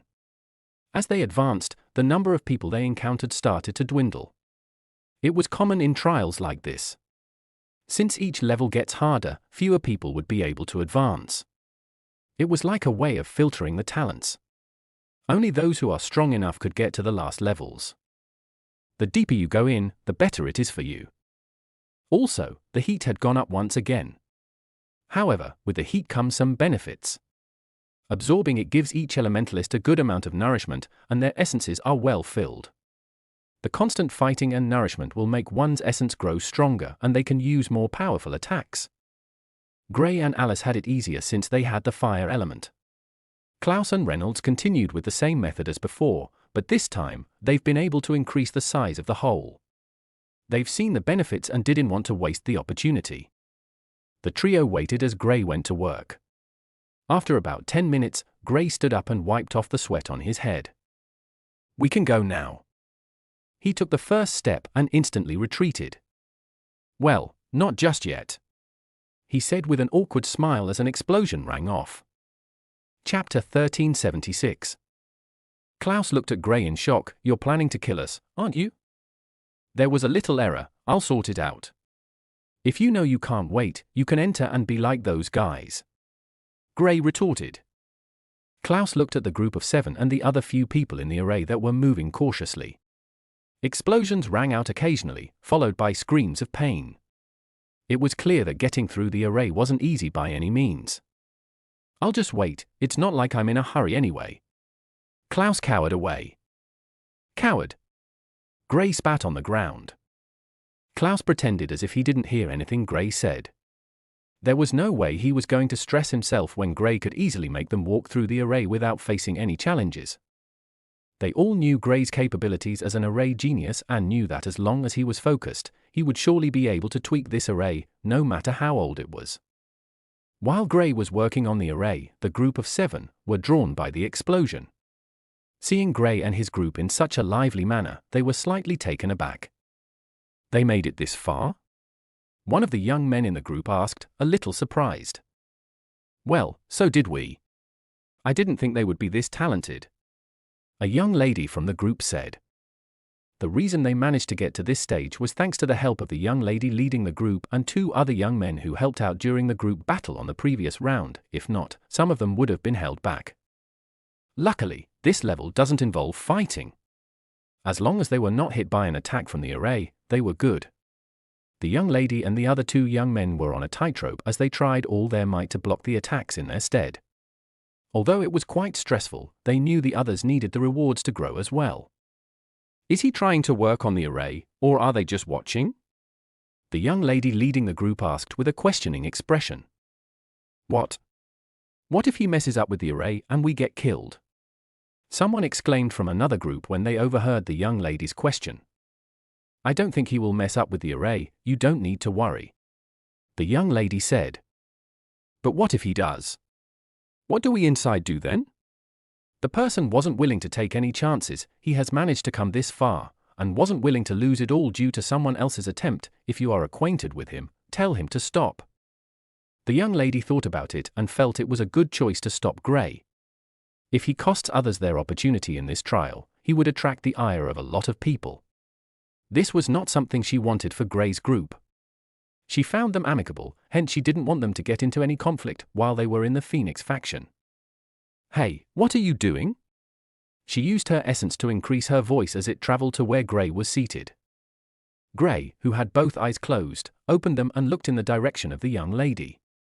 He waved. "Oh, I'm trying to see how this array works. I overheard everything. Tell them to be rest assured, nothing bad will happen to them. If not, I'll take all the responsibility." The young lady looked at Gray's eyes and nodded. She didn't need to relay any of his messages since they heard him clearly too. Since he was willing to take any responsibility, then there was no need to worry about it. The young man who spoke up grunted and continued advancing. He wanted to get through before the madman finished whatever analysis he was doing on the array. They all heard how he was attacked from the start, and the attack was even more powerful than what they had been facing. From what he guessed, it was an act of retaliation from the array for Gray trying to mess with it. Gray couldn't be bothered with these people as he focused fully on the array. Outside the volcano. "Don't tell me he's trying to figure out how the array works." The middle-aged man felt a headache coming. He recalled the only reason Gray entered the volcano was all out of his curiosity towards the array the Fire Lord placed inside. Now that he saw him seated with his eyes closed in front of an array, he started to feel it was a bad idea letting Gray enter the volcano. Gray had already surpassed all his expectations, and he knew that if Gray manages to get the crux of the array, then this wouldn't be a challenge to him and his friend since he could use the weak links. It can't be that he's actually going to be able to decipher such a complicated array, right? Even the faction leader, a renowned array master, hasn't been able to decipher it. An elder said. Should we be worried that the works of the Fire Lord can be taken by this kid? Another elder asked. No need to rush to conclusions, we'll see how it goes. Let's keep watching. The middle-aged man calmed the nerves of the others. It was clear that they were all starting to get agitated, and rightly so. Gray's performances all through the trial had been eye-catching. At the moment, they didn't believe Gray would be able to get the basics of the array, but for a reason, they all felt like he would succeed in this endeavor of his, and it was a feeling they all didn't like. They continued watching as Gray sat on the same spot, not making any moves. Inside the volcano, Gray was seated, going through the array. Klouse and the others were standing, bored as there was nothing to do. Come on, hurry up. I thought you said you were not in a hurry? It doesn't mean I don't have to tell him to hurry up, does it? If you keep talking, I'll throw you into the array. I can always walk out of it. Don't distract him, you're making too much noise. So what if I don't stop talking? You're looking for a good beating. Don't think I'm afraid of that stupid clothes you wear when it's time to fight. For your information, it doesn't look nice. Why don't you try changing how it is when you use it next time? I'm not interested in how it looks. As long as I can beat you up with it, I'm good. I'm done. What are you guys yapping on about? Gray's voice broke the tension between Klouse and Reynolds. Don't you think that stupid armor or whatever he turns his elemental warrior into looks bad? Klouse asked. Well, as long as he can bring out the best of his abilities, there's nothing wrong with how it looks. Gray replied. You see, even Gray knows it looks crappy. Klouse pointed out. Gray's slight hesitation indicated what Klouse wanted. I can't be bothered with how you see my body armor. Reynolds didn't care about what Gray or Klouse felt about his armor. Well, it looks crappy, and since you're fighting beside handsome guys like myself and Gray, it will make us look bad. Fix it up. Klouse wasn't going to give Reynolds a chance. I can beat people up with how ugly it looks. Fuck what you think. Reynolds' nonchalant attitude infuriated Klouse. All right, bud, why don't I make some suggestions for you? Klouse asked. He knew there was no way he could get to Reynolds with such an approach, so he changed his approach. Reynolds snorted, not willing to answer him. Aren't we going any more? Gray laughed and said, let's go. Gray took the first step, and this time, unlike when he tried it the first time, an explosion didn't take place. Take the same path as me, he said to them. Klouse and the others nodded and followed behind him. The group of 7 were about to get to the end of the array when Gray and his friends stepped on it. With Gray at the front, they walked casually through it. It was as if they were taking a stroll in their backyard. Not a single explosion rang off, and within a few seconds, they were on the other side of the array. That was easy, Klouse commented as they left the array. You thought I was joking when I said it'll be easy? Gray asked. I never doubted you, I just wanted to mess around with you, Klouse said. Gray chuckled, he believed Klouse's words fully. The group of 7 were in shock when they saw how easy it was for Gray and his friends. Not just them, but everyone else who was present there. Impossible. Chapter 1377. Nothing is impossible? Klouse said. Someone who had been forced out of the array saw this scene and couldn't believe his eyes. Without any hesitation, he charged straight into the array. The memory of an elementalist was excellent, especially one at such a level. The young man took the same path as Gray and his friends. Stu. Gray's voice was covered by the explosion that followed suit. The young man didn't set up any defenses and assumed he would be able to pass through with the same ease Gray and his friends did. Unfortunately for him, he was blasted into the sky, before crashing into the ground, losing consciousness. Gray shook his head when he saw this. He sighed and said, "Wait for me. I'll be back real quick." He entered the array and walked over to where the young man was lying. A few people were staring at the injured young man, but none of them were making any moves to help him out. When Gray arrived, some of them looked at him and he shook his head. "I wouldn't try that if I were you." He understood the meaning behind their looks. Some of them had the intention of forcing him to make the path safe for them. None of them had the intention of rushing through the path like this foolish young man, and they felt it would be easier to follow Gray, or better still, force him into creating an open path. A liquid substance appeared on Gray's palm and he placed his palm on the young man's chest.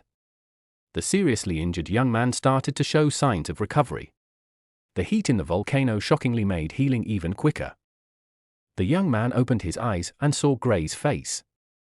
"I have no reason for helping you, but since you were injured due to your ignorance, I'll help out just this once." After saying this, Gray turned around and walked into the array. Before entering, he said to the eager crowd ready to jump in, "You all know how deadly it is. If you think I'd help heal the next person, then you're all fools. Also, don't even think about attacking me, you'll not like the outcome." With that threat, Gray walked into the array. After taking his first step, he shook his head. He knew some people wouldn't take his threat seriously and would definitely attack him. "Don't take another step, or else I'll kill you here and now," a young man said. His voice was cold. He was the one who told the young lady from the group of 7 to stop Gray from doing whatever he wanted to do. Gray tilted his head slightly and used the side of his eyes to look at the young man. He shook his head and took another step. The young man attacked when he saw this. Gray turned and with a wave of his hand, the attack was destroyed. One hand was placed behind his back while his other hand was in front of him. His expression turned cold, and without hesitation, he attacked. He warned them from the start, but the young man thought he was stronger. He wanted to make sure he used the young man as a scapegoat. The young man was a fire elementalist, and his flames roared as he unleashed it at the incoming Gray. Gray acted oblivious to the flames as he phased through it. His body shone with pale blue flames as he attacked with ferocity. The young man could barely defend against his attack as he was sent flying. With just one attack, Gray showed his superiority. The others didn't dare to try to get in his way any further. The young man spat out a mouthful of blood before getting back up. He didn't think Gray would be this powerful. Now, he didn't know what to do. In his present condition, passing through this level was impossible. His only chance was by healing up and attempting to go through the array once again. Outside the volcano. While Gray was walking through the array like it was nothing, the middle-aged man and the other elders couldn't believe their eyes. Gray was breaking every form of logic they thought they had. How? This was the only question coming out of their mouths. They couldn't believe someone like Gray actually existed. He cracked the array and got through it safely with his friends within 30 minutes. One must be a genius in the art of arrays to be able to get the hang of this array in such a short time. Either that, or he had prior knowledge of this array. However, from his first attempt, it was evident he didn't have any prior knowledge of it.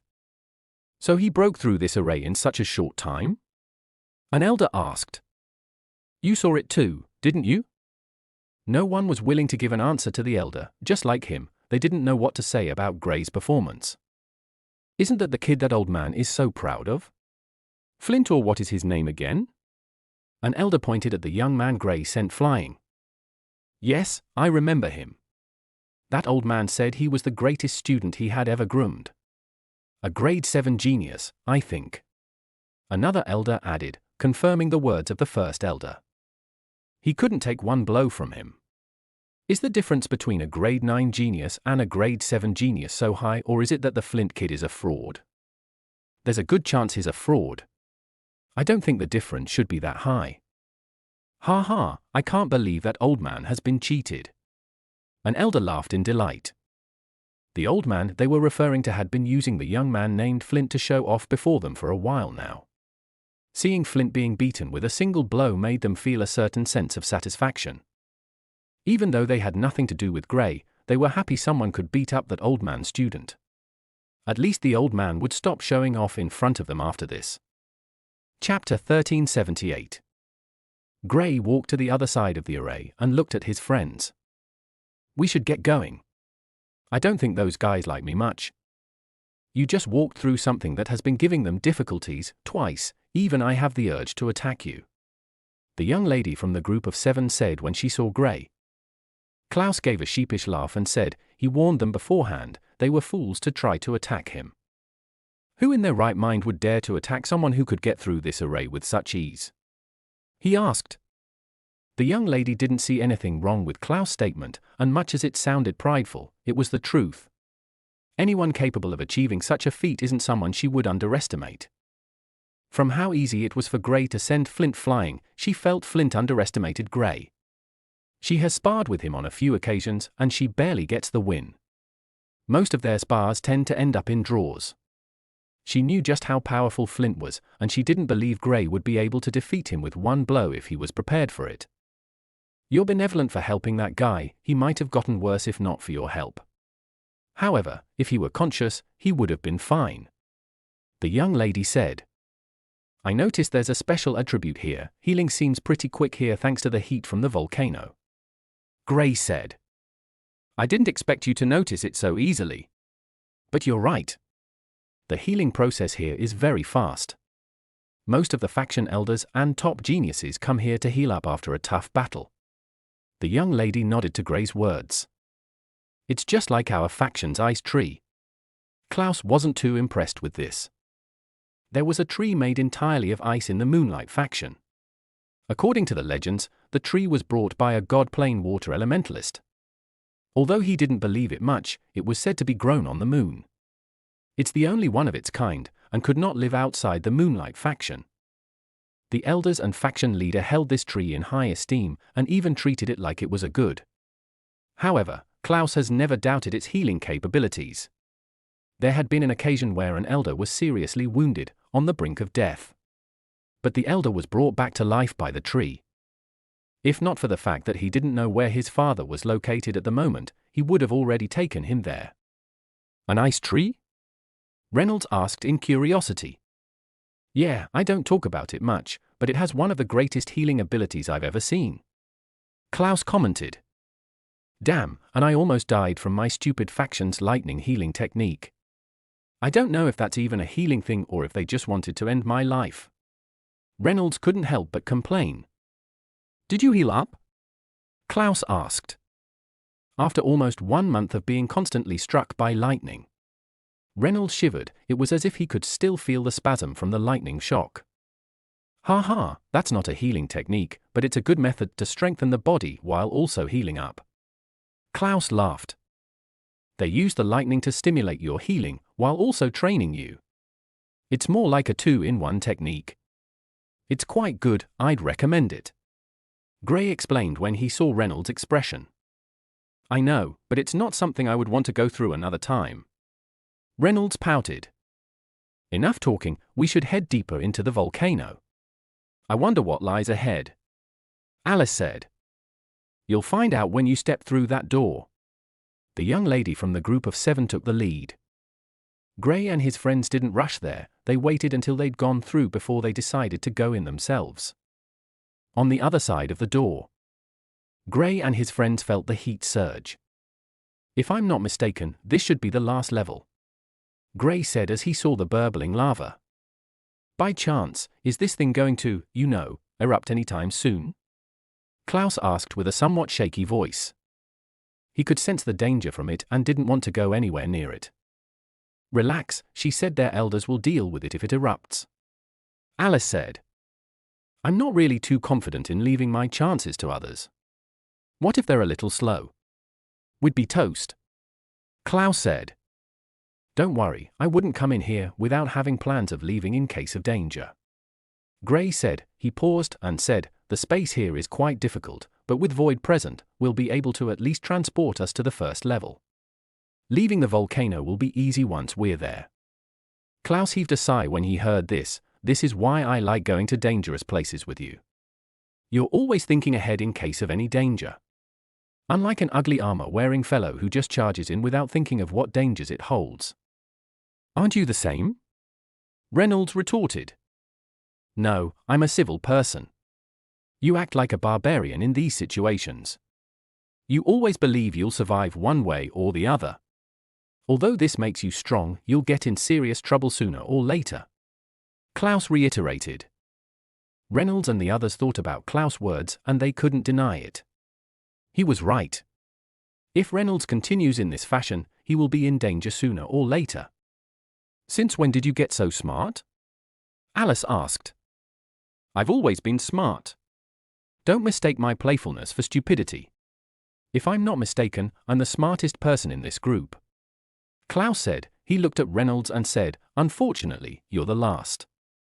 It's a tight competition between you two, but I believe Alice is smarter.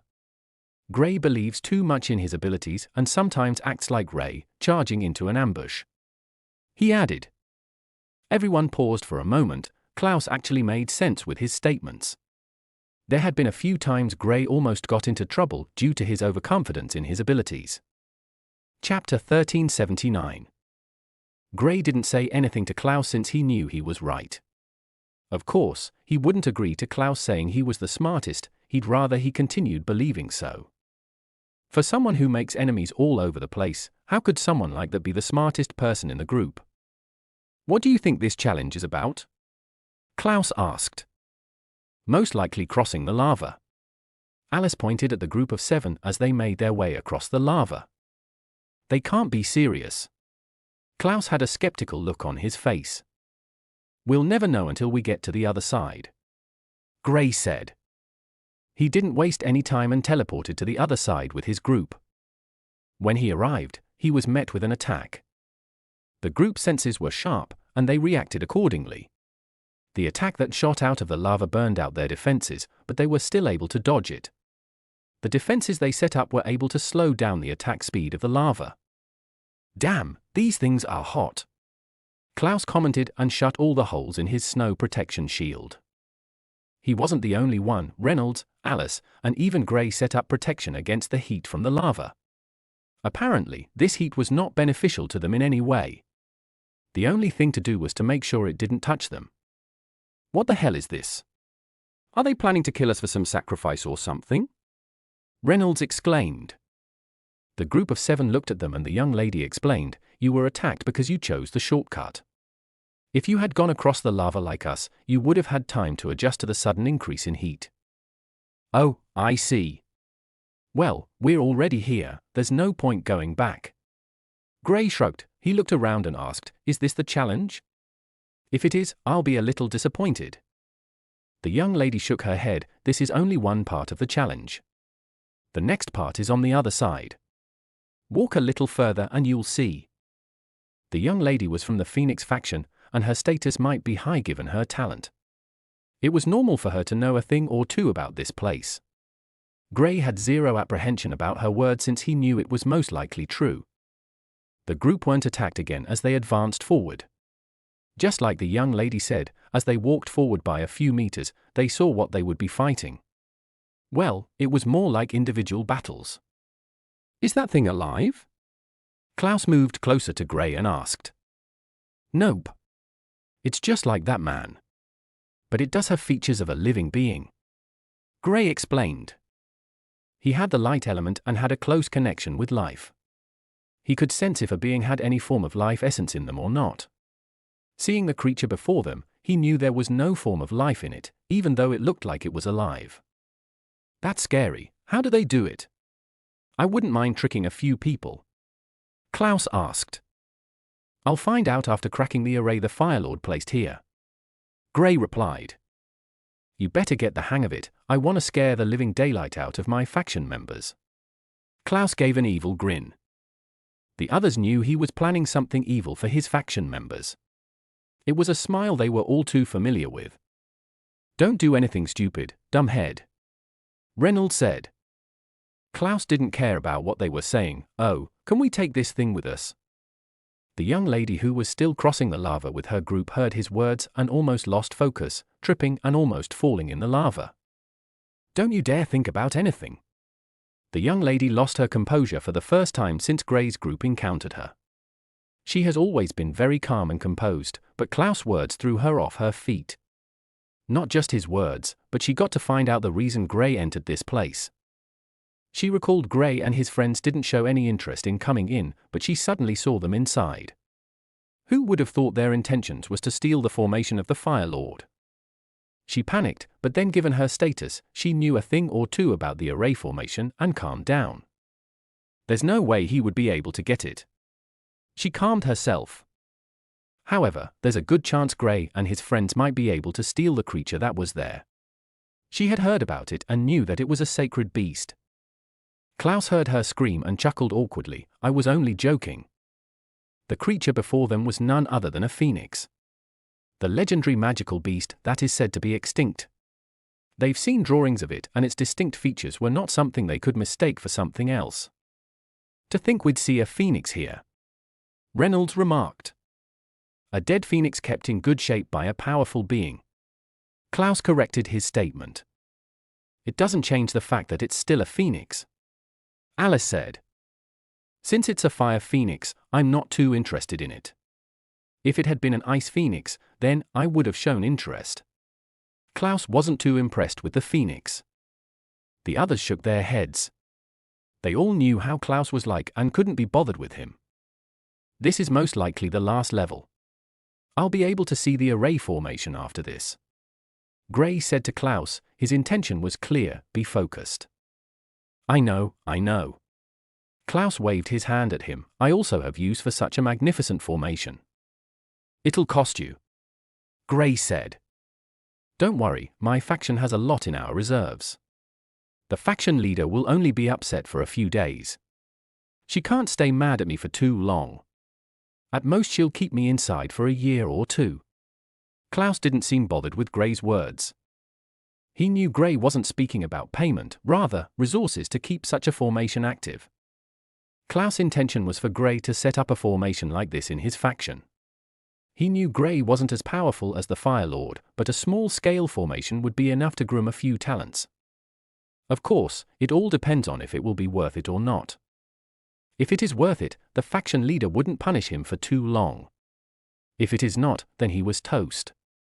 Gray didn't speak any further. They had to focus on what was at hand. Dealing with the phoenix before them. How powerful do you think it is? Reynolds asked. Not above our capabilities. I don't know if we have to fight it together or individually. Gray wasn't worried about the phoenix. He had sensed its strength and knew it was within their ability. The only thing that has him confused is that he didn't know if all of them would fight it simultaneously or individually. He soon got his answer when the phoenix started to separate. It soon turned into 5. Oh, Void, looks like it sensed you too. You can't avoid this. Gray chuckled. Void came out, looked at the phoenix, stupid bird. After that statement he vanished, along with one of the phoenixes. Of the 5 phoenixes, 3 were at the peak. It was evident that it was for the trio at the peak. Let's deal with ours and leave, Gray said to the others. He didn't know where Void disappeared to, but he knew he was safe. Outside the volcano. The middle-aged man was stunned when he saw how Gray crossed the lava. He directly disappeared to the other side. What was worse was that they managed to block the attacks. Each of these attacks was a grade 7 powerhouse attack, yet they managed to survive it. He was left astonished by the group's strength. How are they all so powerful? Another elder asked. I have no idea, but it's safe to say they're all grade 9 geniuses. Another elder said. They already had this thought in mind, but now that they saw them in action, they confirmed their guesses. Gray, Klouse, and Reynolds were the ones who drew the most attention. But from the looks of it, Alice was also on the same level as them. Why did 5 phoenixes appear and one of them disappeared all of a sudden? An elder noticed the anomaly. Void was too small, so when he appeared, they didn't know he appeared. He disappeared with one of the phoenixes. Due to how fast everything happened, some of the elder felt there was an error. The formation has never made a mistake before. The middle-aged man said. Could it be that there are 5 of them? An elder asked. A magical beast hidden perhaps? Most likely. How come it hasn't been sent since? Chapter 1380. What sort of magical beast do you think they brought in? Someone asked. One with a top-tier bloodline. Since the array wasn't able to sense it early on shows that it is quite adept at hiding itself. We weren't able to sense it as well. the middle-aged man said to the other elders. They all nodded. When they saw Gray, they didn't think that he had a magical beast on him. Well, neither did they sense the sea lie that was on Alice. But the case of Alice and the sea lie is different given the fact that they merged, unlike Gray's case that an entire magical beast was completely hidden from them. Did anyone get the strength of the last phoenix that appeared? An elder asked. No one could answer. Void left too early, taking it with him.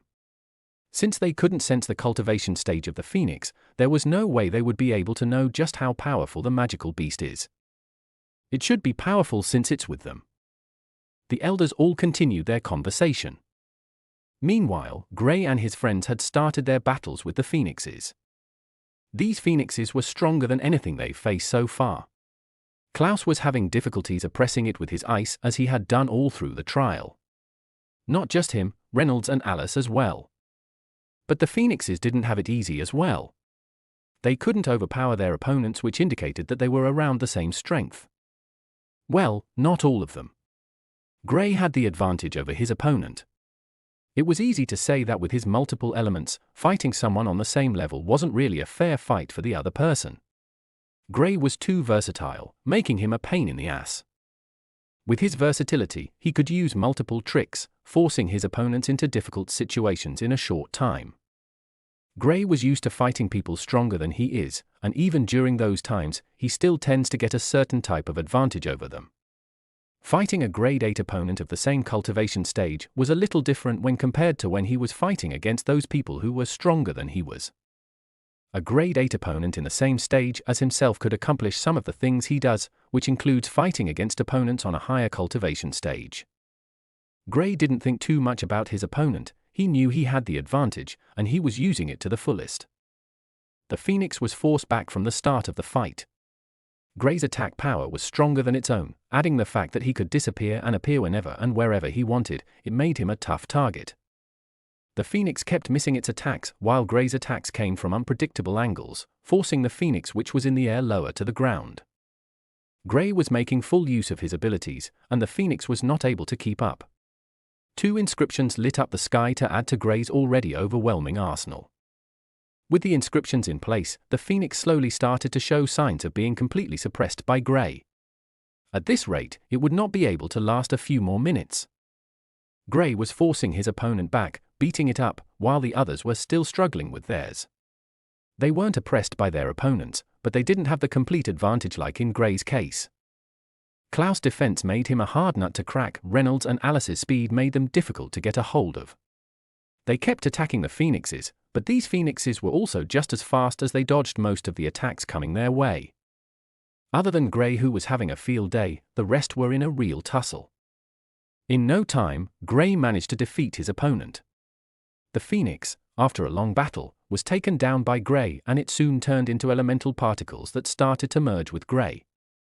Gray wanted to move away, but he sensed that it was good. He didn't dodge it and allowed his body to be covered by the particles.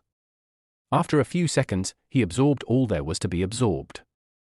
Looks like I can't help them, he muttered after absorbing the elemental particles. If he helps the others out, he might get a share in these spectacular particles. He didn't want his friends to miss out on this, and from the looks of things, he knew they would undoubtedly win. So long as they don't make any mistakes, they will be good. Void suddenly appeared on his shoulder. Defeated yours? Light work, you? Gray asked. Yeah. The particles are great stuff. Take more if you can. Void advised and vanished. Where are you going? Gray had a bad premonition. I'm going to steal a little from their reserves. They won't even know. Void's voice sounded in Gray's ears, and Gray felt like he had been struck by lightning. Fuck. Void, don't steal anything. Wait until I've seen the array. He panicked. He didn't know much about the array, but he was afraid they might be kicked out if Void was caught stealing. His intention hadn't been met yet. There was no way he was going to leave without checking out the array. As long as he could get a sense of the array, he would be able to understand a few things from it. He had been studying the symbols he saw in the secret realm he visited the last time with the giants. Although he hadn't been able to understand much from it, the few things he had understood were breathtaking. His eyes have been opened to another dimension of array formations he never knew was possible. If he could learn this as well, he would truly advance in his studies of formations. He was still thinking on how to stop Void when the young lady and her group arrived. They managed to get through the volcano after some minutes. Seeing Gray standing idle, the young lady understood what happened, but she didn't want to believe it. "Where's the phoenix?" Chapter 1381. Gray looked at her strangely. There were multiple phoenixes present, yet she was asking him where it was. He soon realized she was asking for his opponent, defeated. It wasn't much of a hassle. "You defeated a phoenix so soon?" the young lady asked. "Yes, is there something wrong with doing that?" "Mind you, I did not in any way steal it, it turned into particles," Gray explained. He thought she was asking these questions due to Klouse's statement prior to the battle. Klouse spoke of taking them away, so not seeing one, Gray thought the young lady felt he had taken it away. She looked at Gray but didn't know what to say. The fact that it only took less than 5 minutes for Gray to defeat a Grade 8 opponent was shocking. One has to know that Grade 8 powerhouses are the top-tier powerhouses in the entire continent. Yet Gray was able to defeat one in less than 5 minutes. It was a shocking thing to think about. A Grade 9. He's a Grade 9. A realization dawned on the young lady and she lost her ability to breathe for a few seconds. She lost composure and took another look at Gray. To be certain, she asked again, "The opponent you fought was on the same stage as you, right?" "Well, they're all fighting opponents in the same stage as themselves, so yeah, the phoenix I fought was on the same stage as myself." Gray didn't understand the reason behind her questions. He raised a brow and asked, "Is something wrong?" "No, nothing." The young lady shook her head. She couldn't wait to rush back to the faction and report her findings to the elders and faction leaders. A Grade 9 expert appeared, and he was so young as well. This was a chance for them to strike a good relationship with him. She took a look at Gray's friends, and her eyes widened. All of them displayed abilities stronger than their peers. The phoenixes they were fighting were all in a difficult position. They could barely keep up with their attacks. At the current pace, she knew they would be able to defeat the phoenixes in no time. Klouse and Reynolds in particular seemed to be on the verge of defeating their opponents. "I'm no match for them." The young lady felt her usual pride sink. She has always held herself in high esteem due to her exceptional abilities, but Gray and his friends crushed her confidence with their abilities. Gray was out of this world, that was all she could say. His friends, they were bordering between the very peak of the world and wanting to become out of the world, just like their friend. How did such figures exist? She muttered in shock. She was the only one who knew the strength of these phoenixes. Her chances against one in the same stage was very low, but due to being from the faction and also highly valued and favored, she was given a few items in case she couldn't win on her own. Well, the faction leader knew she couldn't win, hence the reason he gave the item to her. 7 phoenixes appeared and faced each of the 7 new people that just arrived. The young lady looked at Gray, who was standing there, waiting for his friends in an idle manner, and didn't know what to feel. He was like a shooting star, drawing all the attention to himself. Gray stopped bothering with her and focused on trying to get to Void. If Void was successful, he wanted to tell him to take a few more for him. If he wasn't, he wanted to reprimand him. Void didn't reply him no matter what he said. "Damn it!" Klouse's laughter soon rang out, attracting Gray's attention. "You silly bird, daring to go toe-to-toe with your daddy. Did you think I wouldn't defeat you?" Klouse asked after piercing his thin blade into the body of the phoenix. The phoenix started to freeze, soon turning into an ice sculpture. It shattered and the particles came out, rushing into Klouse's body. When Klouse sensed it, he smiled and said, "Good stuff. How can we get more?" Gray saw his expression and knew he had the same thoughts as Void. Luckily, Klouse didn't have the space element. If not, he would have left this place already.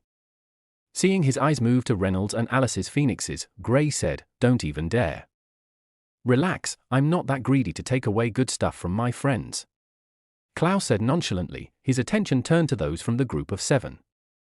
"You're not allowed to interfere, it's their business. Don't cause any trouble for us." Gray was forced to warn Klouse. Klouse chuckled and looked away.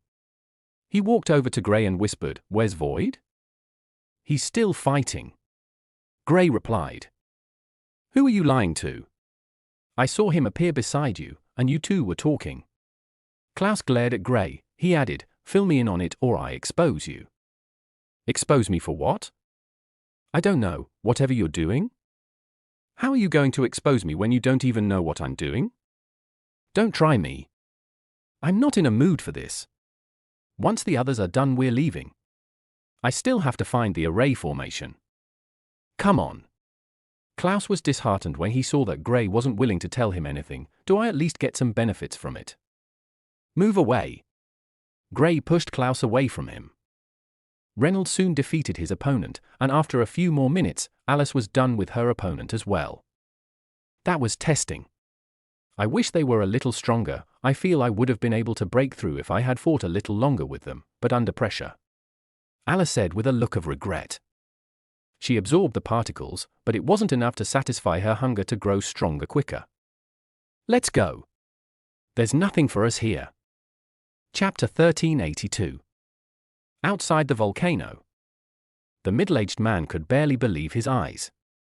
They already knew this was the case, but seeing it was quite unbelievable. For grade 9 geniuses, all for our friends. Just how powerful is their background that they were able to create such elite figures? These were geniuses whose names would go on to shake the continent in the next 10 years or so. As long as they didn't die prematurely, they were all bound to become famous. They've all completed the trial in such a short time. One elder commented. The others nodded. Gray and his friends managed to achieve something they didn't think they would see in their lifetime. As much as the elders were flabbergasted, they were also extremely envious of the force that had the trio. From their fighting techniques, it was clear that they were all from different forces. They only managed to become friends through one way or the other. How the four became friends is none of their business, but the fact that they were all grade 9 geniuses was beyond imagination. "How can we form ties with them?" an elder asked. "We first need to know where they're from. If we can pay them a visit sometime in the future, they will certainly remember us. Also, they should be indebted to us since we let them use our trial to grow. Even if they wouldn't grow much, they still can't deny the fact that they got some things from this place." An elder made mention of the benefits the group had already benefited. They didn't have to pay anything to get these, so it could be said to be a way of building ties with them. "You're right. We've given them the privilege of using our volcano. Even seeing the phoenixes and absorbing them is an honor for anyone, no matter how talented they are," another elder said. "We'll see how they act after they come out," the middle-aged man said. He agreed with what the elder said, but he wanted to ensure that they didn't rush this. They had to be very delicate with this issue. The discussions of the elders and the middle-aged man had been kept away from the ears of the few people who didn't enter the volcano. The last part wasn't visible to others, only the elders and the middle-aged man. Only they were able to see Gray and his friends battle with the phoenixes. Seeing the group walking further, one of the elders raised an alarm. "Where are they going?" "Who?" The middle-aged man and the others were taken aback and looked at the group of four. Contrary to what they expected, they weren't heading towards the bright light that would take them out of the volcano. Rather, they were headed in another direction. The expression of the middle-aged man and the elders changed drastically. How did he find it? The middle-aged man was shaken. Gray wasn't headed out of the volcano. Rather, he was heading towards what seemed to be a waterfall, but instead of water, lava was what was falling off the place. Only those who knew this place knew of the secret passage there. But Gray was heading there as if he knew about it before entering. They knew certain Gray didn't have any idea of this place before coming here. They saw the curiosity in his eyes. Nevertheless, his current performance was starting to make them doubt if he truly had zero knowledge about this place. Knowing there was a passage there was one thing, being confident enough to know that the lava wouldn't hinder him was another thing. They all froze as they watched Gray's group stand in front of the lava. From how Gray was walking around, and his thoughtful expression, they knew he didn't know how to pass the place. They heaved a sigh of relief when they saw this, but their relief didn't last for long. The reason for this was because Gray used an inscription to attack the lava. Seeing his attack disappear into it, he created multiple inscriptions and attacked simultaneously with them. An opening showed up and the group bolted through it before it closed up. This told the elders and middle-aged man that he didn't know it was safe to pass through. But this didn't change the fact that he had passed through. Is he truly going to be able to study the array? One of them was short of words. The middle-aged man didn't know what to say. Inside the volcano, Gray was able to sense this place thanks to Void. Although Void didn't speak to him, he was still able to sense his general location. Following him, he found out he was somewhere behind the lava. After getting through, what he had been waiting for came into view. An intricate array appeared before his eyes. The array was on the same level as the ones he saw in the secret realm. Damn! I thought it wouldn't be this difficult. He complained internally. He quickly got to work after seeing the array. An entire cave was filled with array lines, and he knew this wasn't the complete array, but the core. If he could understand this, he didn't need to worry about the other part of the formation. He could use this to create it himself. Klouse looked around. Sensing the array, he looked away. He didn't want to burn his brain cells. This wasn't for him, and he wasn't going to pretend it was. Don't you know where we can get more of that good stuff? He asked. I'm studying, don't bother me. You can explore the cave. If you find anything good, it's your luck. Gray chased them away. When they saw his current state, they knew nothing would be able to get Gray from this place. Other than the faction leader or elders of the Phoenix faction, anyone weaker than him wouldn't be able to get him to move. Chapter 1383. Klouse and the others left Gray to go ahead with his study as they started to explore the cave. The cave was quite large, and they could see a few passages. They knew if they headed in that direction, they would be able to see a few things. Should we go that way? Klouse asked. It's best we stay put. Alice said, we just absorbed some good stuff, we can use it to strengthen ourselves. Besides, he's the only one who can ensure our safety. If we move recklessly and he isn't there, we might get in a whole lot of trouble. She added. Reynolds nodded to her words. Klouse sighed, you guys, forget it. Let's wait for him. If only Void were here. He muttered after seating begrudgingly. He wasn't into staying idle, but Alice was right. Gray was the only one who could teleport them out of this place in case of any danger, and he was presently studying the array he was also interested in. So instead of causing him any trouble, it was best he stayed put and watched him. There were a few things he could still do before Gray was done. On the other side of the lava waterfall, the young lady and her group finished the trial after over 30 minutes. She was the only one able to defeat her opponent, the others were beaten. Even though they lost, they still gained some benefits from the Phoenixes. She didn't recall seeing Gray and his friends leaving this place. Where could they have gone to? She asked. No one from her group could answer. They were all engrossed in their battles and couldn't keep an eye on Gray and his friends as they left. We should head out, there's nothing here. I think they've gone out. Someone said. The young lady looked towards the volcano with a skeptical look, but didn't think too much about it. She felt maybe she was overthinking it. There was a good chance the group of her had walked out of this place already. Let's go out, she said and took the lead. While they were leaving, no one else had managed to get to this stage. Walking through the portal, they appeared outside the volcano. Seeing the people staring at them, they all felt a sense of pride. They all got to the last stage, and that was an amazing achievement. The young lady, however, was searching for someone he couldn't find in the crowd. Most of the people who entered the volcano had come out after not being able to advance to the next rounds. At least 90% of the people that entered the volcano were out, only a few were still trying to get past the stages.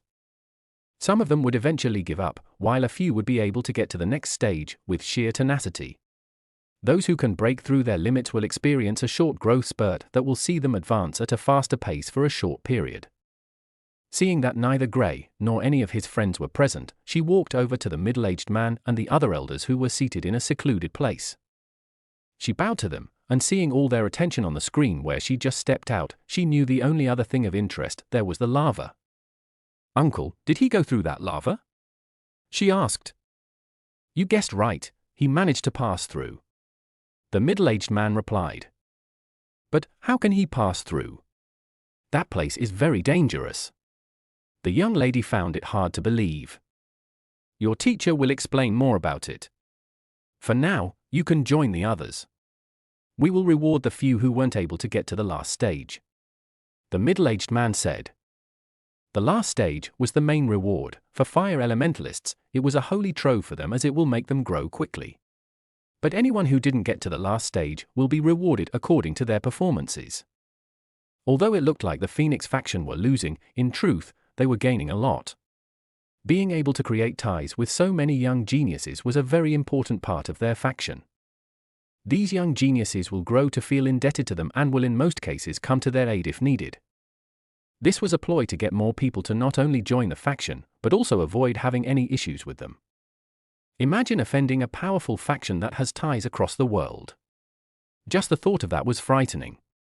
Only someone with a death warrant would want to have a feud with such a faction. The Phoenix faction was so smart with this move that they ensured it was only done once every 50 years. This will give the geniuses time to grow, and some would even send their offsprings to this place. The middle-aged man addressed the young group and started handing out rewards. He looked around and saw a figure missing. It was Flint, the young genius of the old man. He was on the verge of getting to that last trial. The middle-aged man felt it was good for Flint if he managed to get to the last trial. He would be able to increase his strength. His only concern is that, if Gray were to step out and Flint tries to attack him again, he would be in serious trouble. Flint is known for his unyielding attitude. After almost always being on top, and then getting bested by Gray with a single attack, he would want a rematch. Gray was stronger, but Flint would not believe this. The middle-aged man was very certain of this. I wonder how he would react if he was beaten again. The middle-aged man thought of something and shook his head. The old man who was Flint's teacher had a bad temper and might come for Gray if he heard that he beat up his precious student. Chapter 1384. Speaking of the devil. The middle-aged man looked in the direction of the large door leading to the hall, and an old man could be seen walking into the place. There was nothing special about the man from a glance. However, anyone powerful enough could sense the hidden strength in the seemingly harmless body of the old man. The old man didn't draw any attention as he appeared. He silently walked into the hall, disappearing into the crowd. The next time he came to view, he was seated with the elders of the Phoenix faction. Flint is still inside? The old man inquired about his student. One of the elders pointed at one screen, and Flint could be seen trying to cross the lava.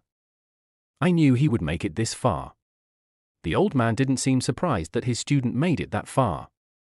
In truth, other than the group of 7, only Gray's group managed to make it to the last level. The group of 7 had the advantage of being from the faction, and the young lady was given a few things that helped them through their journey. The fact that Flint could make it this far on his own showed that he was a top genius.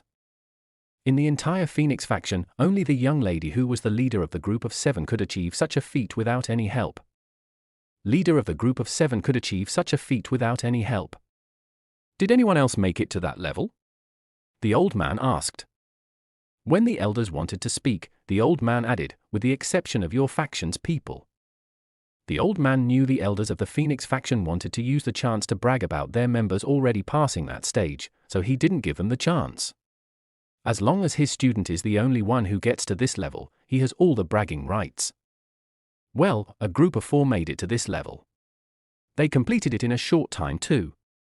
One of the elders said. One could almost hear the gloating in his voice. The old man was taken aback when he heard this.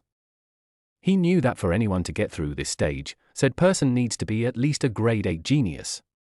Then being able to complete it in a short time meant that person must be a grade 9 genius. Stop joking around. I know you don't want me to brag about my student's superior ability. But don't you think saying 4 kids passed it in such a short time is a bit too much? The old man found the elder's words hard to believe. If the elder had said 1 person, he would have not argued since the possibility, although slim, is not impossible. But for friends? Impossible. He would never believe such lies. To the old man, this elder was spewing lies. The middle-aged man came in at this time. He overheard the entire conversation and said, "They're not lying." There truly is a group of four who passed this stage in less than 10 minutes. They must have helped each other. The old man said. I wish that was the case. The middle-aged man shook his head. He, too, found it hard to believe, but he saw it with his own eyes. There was no way he could doubt that. What was worse was that Gray was currently seated in the cave, the core area of the formation. He recalled Gray didn't want to enter the trial from the start, but after seeing and hearing about the array, his interest was piqued and he entered. The reason the middle-aged man could not chase him out was due to the fact that he told Gray he would be able to see the array if he entered. When he said this, he didn't believe Gray would be able to get to the last level, much less able to locate the array. He started to worry when he saw how easy it was for Gray to get through each stage. He was thrilled at the thought of a grade 9 genius appearing, and then once again, he was scared by the possibility of the Firelord's formation being figured out by a kid. The old man was short of words. He knew the middle-aged man well, and knew he wouldn't joke about such an event. Where are the kids? I'd like to see them. The old man asked, looking around, trying to see if he would be able to fish them out on his own. Such outstanding individuals wouldn't be hard to pick out. They're still inside. The middle-aged man said. What are they doing inside? Haven't they completed the last level already? The old man was confused. The middle-aged man explained, one of them wanted to see the array. I didn't think they would be able to get to that level. So I told him he could see it if he entered the trial. In my defense, I didn't know they were grade 9 geniuses at that time. After all, it's not written on their faces. The middle-aged man dropped his head. The old man processed what he just heard and burst out laughing. He couldn't believe the Phoenix faction's most revered array was being studied by a total stranger. You really messed up. I wonder what that fellow will say when he finds out about this. The old man laughed as he spoke. My brother will let it slide. It's not like this is an array that can be understood in a few days. Creating a tie with such geniuses at the expense of the formation isn't too bad. The middle-aged man said, even though his expression said otherwise. Why's your face black if you know he won't say anything? The old man asked with a laugh. What are you even doing here? The middle-aged man felt annoyed that the old man was poking fun at him. The Phoenix faction is my benefactor. You guys tied me down to your faction, just as you're planning to do to those kids. But unlike me, I believe they're already allied with powerful forces. The old man shrugged. He wasn't a member of the Phoenix faction, but he had a very close relationship with them. Oh right, one of them beat up your precious student. The middle-aged man said with a smile. The old man raised a brow. What? With a single punch. He sent Flint flying. An elder said, emphasizing on the single punch. The old man's expression darkened. I will like to see which force they are from for they to dare bully my student. The old man's reaction was as the others expected. He was erratic and a few times, he acted on impulse. Although he is old, he reacts to things however he likes. Take nothing away from him, the reason he acts this way is not due to having the backing of the Phoenix faction, but he was a powerful expert in his own right. A grade 7 expert in his stage. Such a powerhouse isn't someone anyone wants to mess with. Just like the old man, Flint was also a grade 7 powerhouse. This gave the old man inexplicable joy. Now, he was hearing his precious student was bullied? He will never accept it. While they were speaking, Flint had gone past the lava and was about to face off against the Phoenix. Inside the volcano. A Phoenix. Teacher did say I would see one if I came here. Flint said.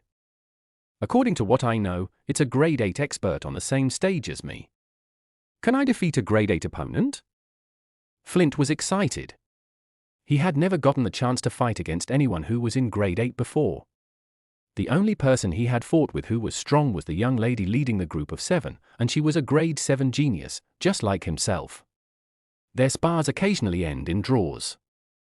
The few times he had lost against her was due to him either not taking it seriously or he was distracted. I want to see if I can fight it. Flint charged at the Phoenix, attacking it. On the other side of the lava waterfall. Gray, who had his eyes closed for over 1 hour, finally opened them. His expression was serious. This will take a while. Does that mean we're going to stay here longer? Klouse asked. He was frustrated. Nope. I've gotten the entire drawing in my head. I'll slowly decipher it on my own time. Gray shook his head. Good, let's go. Klouse said. I don't think they will allow us to pry into their secrets. The fact that we've been allowed to stay here and not leave is already showing benevolence. Let's not take advantage of their kindness. Gray didn't agree to them exploring the place. Besides, Void was back, and according to Void, going past those tunnels was dangerous. Void wasn't able to get anything. He was noticed the moment he showed up and had to leave immediately. Chapter 1385. So we're leaving just like that? Klouse asked, stunned at Gray's words. Pretty much. Gray nodded. Seeing Klouse's reaction, he added, do you think you can take something from a place even Void couldn't? Valid reason, let's go. Klouse didn't argue any further after hearing this. Who was he kidding? Getting something from a place Void wasn't able to? It was impossible even in his dream, much less in real life. It was best they left now. Gray shook his head when he saw this. Klouse might be troublesome, but he always tries to ensure he doesn't purposely cause trouble with people that were too strong for him or those around him to handle. Thinking about it, Klouse had a knack for being troublesome, yet he has never in any way offended anyone above their league. Is he doing it on purpose? Gray took a glance at Klouse, who was leading the group out of the volcano. He followed Gray's method and attacked continuously, and after creating a hole, they jumped out of the cave. The second they came out of the cave, they saw Flint getting beat up by the Phoenix. A show we should watch. Klouse brought out a chair and took a seat. It was no regular chair, but a throne. This throne has been in his possession since they left the Azure continent. He shared it with Reynolds a few times, but now it was his. You still have this? Gray was short of words. Of course. It's quite exquisite. I haven't seen any throne on the same level as this since I came here. Klouse responded. He pouted and said, I'm pretty disappointed at them. They couldn't even create a throne with the remains of a dragon or something. Given the powerhouses present, I'm ashamed of them. Gray looked at Flint's figure and recalled their previous encounter. He's the guy who tried to attack me. He said softly. He's not bad then, being able to get to this stage shows that he's quite powerful. Alice said. Yes, but he's too proud. He will lose to the Phoenix. Tenacity cannot make up for his weakness in such battles, it will only get him killed. Gray said. Stop talking like an old man, you're no older than he is. Klouse said after hearing Gray's words. Gray shrugged. He didn't mind Klouse calling him an old man. But the fact remained that Flint is not as strong as the Phoenix.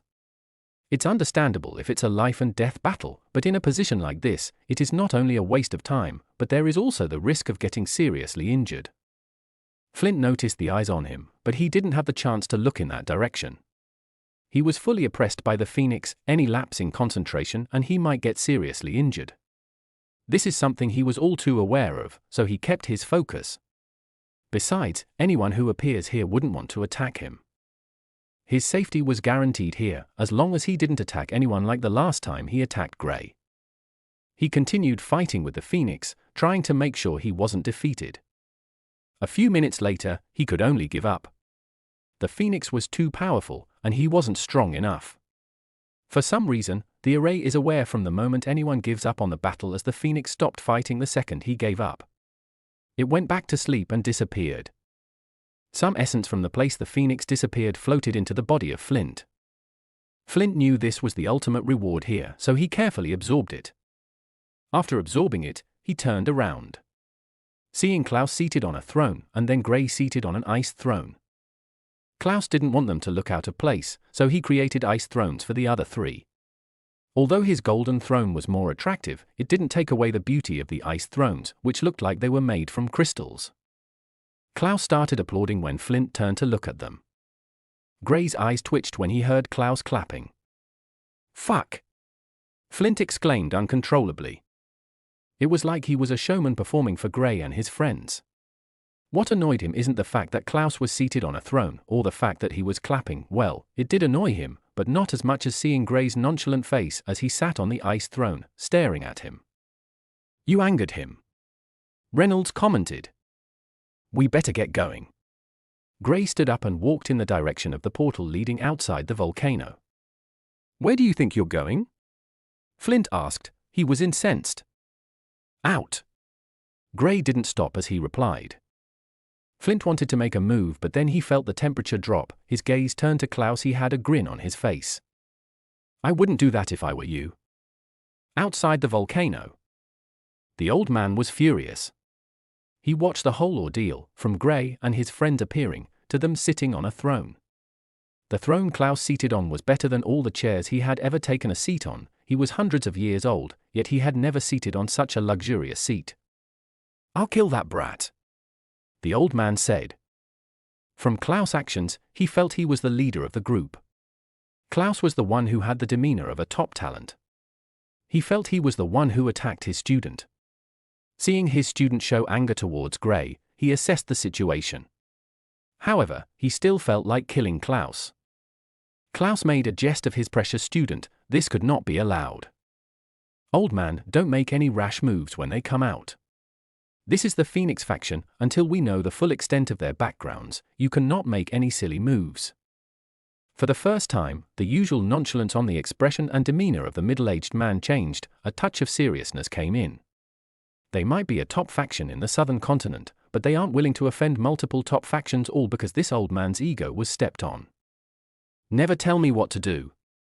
The atmosphere became tense with the old man's response. It was clear that he was not in a good mood. The middle-aged man felt a headache. He couldn't help but wonder why Klouse would even have any interest in taking out a throne to watch someone else fight. He was already done there. What's the point in staying there to watch? What was worse was that he not only watched, but he applauded after the show was over. Any genius would feel insulted if someone their age treated them in such a manner. Much less a grade 7 genius of Flint's caliber. Flint will not take this lying. His teacher was not taking it lying, much less Flint himself. The middle-aged man knew he was going to have to settle this as soon as they came out. If not, it might escalate beyond this. With the old man's personality, he will never let this slide. Inside the volcano. Flint looked at Klouse. He was also at the peak of the venerable plane, so he was by no means intimidated by Klouse's show of power. An ice user dares to show off in front of me? His body blazed with flames. Flint was a fire elementalist, and he felt he was superior to anyone using the water element. In a volcano, he had all the advantages. Klouse laughed when he saw this. Did he hurt your little ego when he beat you up? He attacked without warning. He's no match for me in a true fight. Flint snorted. To be fair, he didn't expect Gray to attack with such force, so he didn't really put up a strong defense. He was stunned when the strike hit him. In a true fight, as you call it, you'd be dead. Klouse laughed and walked toward the portal as well. There was no point in speaking with people like Flint. He will never admit to being inferior. Reynolds and Alice followed behind him as they left the place. Flint walked right behind them. He was going to show Gray who was better. Outside the volcano. A light appeared and Gray was the first to step out. Klouse and the other two followed behind him before Flint stepped out. The second they all appeared, Gray sensed hostility and looked straight at the eyes of the old man. The middle-aged man was shocked at Gray's senses. The old man was hostile, but only top experts could sense it. The fact that Gray was able to sense it the second he stepped out of the volcano was amazing. Gray squinted his eyes, and just as he was about to speak, Flint spoke up. I'm challenging you to a duel. Chapter 1386. Gray turned his attention away from the old man and looked at Flint, his gaze lingering on his body before shaking his head. You're not my match. Don't embarrass yourself. Gray's reply was even more insulting than if he accepted and beat Flint up. Flint would have no problem with that, but Gray outrightly saying he was not his match was the most humiliating he had ever gone through. You? To be sincere, you're no match for me as well. Why don't you fight with Ray? He's the weakest. If not for the fact that Alice's cultivation stage is 2 stages lower than yours, she would have beaten you up too. Klouse stepped in front of Gray and pointed at Reynolds. Of all of them, Alice was the only one who couldn't use strength belonging to a peak venerable. Well, their term of peak venerable was someone that had the same strength as them. Anyone below grade 5 couldn't defeat Alice even though she wasn't at the peak of the venerable plane. Gray saying it was already humiliating, Klouse not just saying it, but also adding to it made it more embarrassing for Flint. The veins on his head bulged out as he was on the verge of losing his temper. Because he attacked me when I wasn't prepared, he thinks he's better than me. Flint was furious. I want to challenge him. If he has the guts, he should accept it. After I'm done with him, I'll beat you up as well. You do have a point. Why don't we do this? You start with Reynolds. If you're successful in your attempt, I'll give you all the time you need to rest before you fight with me, all right? Klouse asked with a smile. Klouse's expression showed that he didn't take Flint's words seriously. Gray chuckled when he saw Klouse's antics. He knew Klouse was only doing all this as a means to relieve his boredom. I'm stronger than you. Why does he have to fight me first when you're clearly the weakest? Reynolds asked, annoyed at the fact that Klouse was demeaning him in front of others. What do you mean? You've always been the weakest. Now shut up and beat him up. Don't embarrass us. Klouse waved Reynolds off. Lightning danced on Reynolds' body as he replied, I'm more interested in beating you up. Klouse's expression changed and he moved closer to Gray. Stop acting like you're not raring to go. Well, here's a free meal. Klouse's attitude startled those watching. Due to Flint challenging Gray the moment he appeared, everyone present watched them, without even bothering about anything else. The fact that Gray replied in such a manner, and that Klouse said Flint was not also his match was exciting. All these geniuses knew of Flint's fame, so seeing these guys speaking to him in such a manner, they were excited at the battle that was about to ensue. The middle-aged man stepped in to act as the peacemaker. There will be no fighting in our hall. He looked at the duo, the eyes of everyone dulled, but they brightened with his next statement, we have an arena for disputes like this. The old man at the side didn't have a good impression on, the reason for this was because he knew, if what the middle-aged man and the other elders said was true, then his student truly was no match for the group of 4. However, telling his student this will damage his confidence and pride. Who says a grade 7 can't beat a grade 9? This was the question in his head as he scoffed. He believed in his student, as long as he was intentional, he had a great chance of winning. Battling a magical beast that doesn't have a consciousness is different from battling an elementalist. One couldn't come up with plans when fighting against a stronger opponent, the other could. Everyone in the hall moved to the arena area. The youths were excited at the battle that was going to take place, while the elders all looked on with interest. Gray didn't head to the platform, he didn't see any reason in doing that. Flint stood on the platform and pointed at Gray, I'm challenging you to a duel. Not anyone else, just you. You attacked me while we were in the volcano, I want to have my revenge. Gray looked at Flint, a little amused as he replied, I only retaliated to your attack. If you want to blame me for your incompetence, then you have no hope. Flint felt even more irritated by Gray's words. He was about to speak when a deep voice was heard across the arena. Boy, you're challenged by someone, as an elementalist, you should honor this challenge. Gray looked straight at the old man. This caught not only the old man off guard, but all the elders as well. Gray was able to pinpoint where the voice came from accurately. I forfeit. Can I leave now? Gray spoke up coolly. The old man was stumped when he heard this, he couldn't believe his ears. Gray just said he forfeit the battle. What sort of genius is this? Being able to fight a grade 8 phoenix, but is afraid of entangling with him? The old man wasn't the only one with this thought in his head, the middle-aged man, the elders, and even the young lady from the group of 7 was shocked at the fact that Gray refused. The young lady saw the exchange between the two while they were in the volcano and knew Flint would definitely try to seek revenge. He never expected Gray was so nonchalant towards things like these. Flint an even worse reaction to this. The more Gray refused to fight with him, the more he wanted the fight so bad. Are you afraid you'll lose? He asked through gritted teeth. No, I just don't want to hurt your soft ego. Gray's answer was one that infuriated Flint when more. Chapter 1387. Flint flew into rage due to Gray's words. Gray could care less about his feelings, he would not agree to satisfy the ego of this person before him. Klouse, if you're looking to play, he's right there. I'm not interested in all this. Gray whispered to Klouse. Those close to them didn't hear this, neither did Flint, but the old man and the elders heard his words clearly. The old man grabbed the armrest on the chair he was sitting on, and it cracked under the pressure. The middle-aged man saw this and was left speechless by Gray's attitude. Gray was proud, and it was clear that he didn't have any intention of fighting with Flint. Seeing the middle-aged man on the verge of losing his temper, he stood up and vanished, appearing on the platform a few seconds later. Defeat him, and I'll let you in on a secret about the formation. His words felt like the soothing spring to Gray's ears. It warmed his heart, and he felt a cool breeze blow through his hair. Gray's figure appeared on the platform silently. I'm here, give it your best shot, Gray said to Flint. Flint was even more angered by the fact that Gray was promised something before he stepped up. He was not angered by the fact that he was promised something before he appeared. He was angered at the confidence Gray portrayed.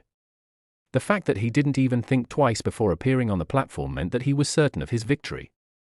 I will make sure you regret your decision, he concluded inside. He positioned himself, ready for the battle. Don't spend too much time, remember we have more places to visit. Klouse's voice came from the stand. Flint was furious when he heard this, but then he calmed down. He knew not to get emotional before any battle, and even during the times he gets emotional, he wants to ensure he channeled into his battle, using it to fuel his attack power. Gray looked at Flint's calm demeanor and was impressed. Given the words he had said so far, as well as Klouse's words, he expected him to be on the verge of losing control. To be honest, the reason he didn't want to fight was because he didn't see any point in doing that. He had already tested Flint's strength and knew he was not on his level. He might be strong, but not strong enough to fight him on his own. He thought Flint knew this as well, but from the looks of it, it seems he misunderstood what happened during their first exchange. Did he misunderstand, or does he not just want to accept it? Gray thought. This was a valid thought process.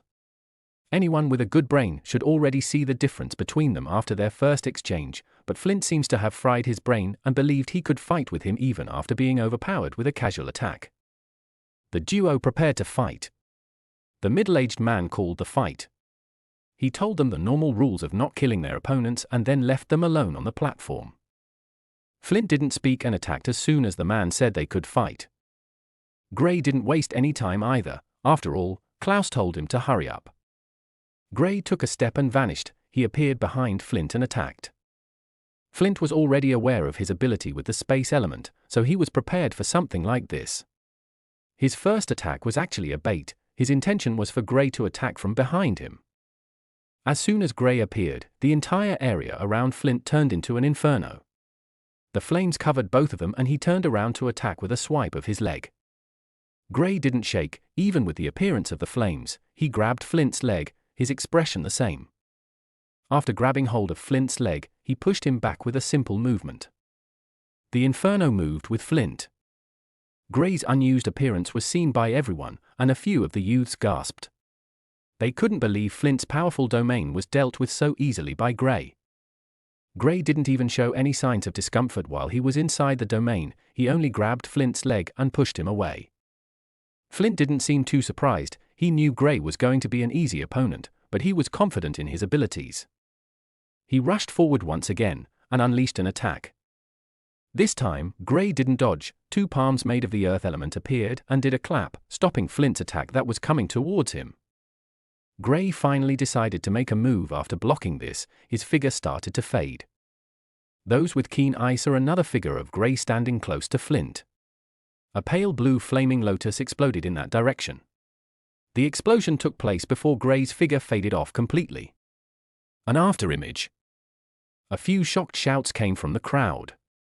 Flint's figure shot out of the explosion, closely followed by a figure covered in red lightning. Gray decided to make use of his red lightning since it made him faster compared to the normal silver lightning. He soon caught up with Flint, who was mid-air, and attacked. Flint was sent crashing into the ground. Even though he blocked the attack, the impact was beyond his comprehension. His back hit the ground, and after the first bounce, before he could regain clarity, he saw Gray, who was covered with red lightning, standing close to him. An earth pillar sent him up, and Gray appeared above him. Gray stomped on his stomach. The force of the stomp sent him through the pillar that was over 10 meters high in the sky. Flint's figure slammed into the platform with a loud bang. Everyone present was shocked at what just happened. Gray moved with deadly speed that only those above the venerable plane was able to keep up with his speed. Chapter 1388. The entire arena was deathly silent, no one spoke a word. Klouse and Reynolds' chattering was the only sound that was heard. Gray was standing on one side of the arena, not bothered with the dust cloud that his attack on Flint just caused. He looked in the direction of the old man. He could see not only shock in his eyes, but there was an unbridled rage in them. It was almost as if he wanted to get down to the arena and beat Gray up himself. Why's he so edgy? I wonder what his relationship with this guy is. He seems to hate me. Could he be a necromancer? A lot of questions ran through Gray's head as he saw the man's face. The man could barely hide his rage. The only reason Gray wasn't afraid was not because of the fact that the powerhouses from the Phoenix faction were present, it was due to the fact that even though he was sensing some sort of hostility from the old man, there was not even a single atom of killing intent. His senses was very sharp and he was certain that there was no way the old man could hide his killing intent from him. As long as the intent was directed at him, he was sure he would sense it. Such a strange old man. If the old man was hearing Gray's thoughts, he would have told him he wanted to beat him up a long time ago, and would have beaten him up too. Oh. Gray looked in the direction of the dust cloud that was in the arena. It had not died down, but a chain made of flame shot at Gray with breakneck speed, wrapping around his leg. The chain was tugged from the other side, but Gray didn't move an inch. He stood on the same spot while the fire chain passed through his leg. The chain phased through his leg, which took most of the people present by surprise. Gray had shown his unbelievable speed, now he was showcasing an astonishing technique. How can he be defeated? Most of the youths present were at a loss for words. Gray's speed already made him a fearsome opponent to have, now he also had this ability too. Having just one of either could elevate an elementalist's fighting ability to a terrifying level, yet Gray had two. It was a bit unfair just thinking about it. Gray naturally didn't know what was going through the heads of the people present, all he wanted to do was to get this over with. The old man heaved a sigh of relief when he saw a reaction from Flint. He didn't want Flint to be defeated so easily. As long as Flint is able to put up a fight against a grade 9 genius, then he was also not too far behind. He might even be able to get to the stage of a grade 8 genius. At that time, he would become a fearsome powerhouse in a few years. Elemental venerables are already distinguished powerhouses since they were already very close to the top. Most venerables could assume posts of elders in some factions. A peak venerable could even create a faction of his own. So in respect to their societal level, they were already powerhouses in the eyes of a lot of people. There have been countless geniuses that weren't able to get past the sage plane. Some of them even ended in the elemental venerable plane due to not being able to awaken their domains. His student has already awakened his domain, was a peak venerable, and could also break through to the sovereign plane in a short time. In short, he has a top talent in his hands, but watching said talent being overwhelmed by a random stranger wasn't pleasing. The dust cloud died down and Flint's figure came to view. He was standing shakily, but it was clear that he was still able to fight. His clothes had been destroyed to some extent, but it was still okay since only his upper body was open. He looked at Gray's eyes. Again, you use such cunning methods. Fight me face to face. Being smart is a bonus skill to have. If I'm not as strong as you say, yet I'm always able to defeat you due to my cunningness, that's also an attribute of my abilities. Gray didn't deny Flint's words, he didn't see any reason to. Flint didn't want to accept the fact that he wasn't as strong as Gray, and Gray could care less if he agreed or not. Fine, so we go blow for blow. Flint's eyes were red, he was blazing with rage. He wanted to take Gray down, especially with his teacher watching. He didn't want to let his teacher down. Gray saw the rage and determination in Flint's eyes, and couldn't help but shake his head, muttering, sometimes it's best to let go. Flint sent out an attack, and this time, Gray didn't dodge it, rather, he blew it away with an even stronger attack. After doing that, he moved closer to Flint and attacked, forcing him to block the attack. Flint blocked the attack, but he was pushed back due to the sheer pressure from the impact. Flint couldn't believe his eyes. He was trying his best, but it was as clear as day that he was not on the same level as Gray. Even though he didn't want to believe it, he found it hard to believe that there was someone that is so superior to him. He tried attacking once again, but Gray blocked the attack with an earth wall. The wall had cracks, but it didn't fall apart from his attack. Gray took a step and the platform shook. It was like a giant was stepping on the platform. He took another step closer to Flint and the gravity changed. Flint found it impossible to keep himself standing as a powerful pressure was forcing him to the ground. Chapter 1389. The middle-aged man looked at the platform and muttered, "An Earth domain." The old man nodded as well. Gray's Earth domain had the ability to change the gravity of the region around him. This was a very powerful domain to possess. Most of the domains of Earth elementalists tend to include visual appearances of different rock shards, but Gray was different. It made use of gravity. The Earth element is generally known for its defensive ability and also heaviness. There are a few people who could increase their weight, making a regular punch deadlier than an elemental attack. I don't think this is his only domain, the middle-aged man said. They've seen Gray use multiple elements, mainly the fire and space element.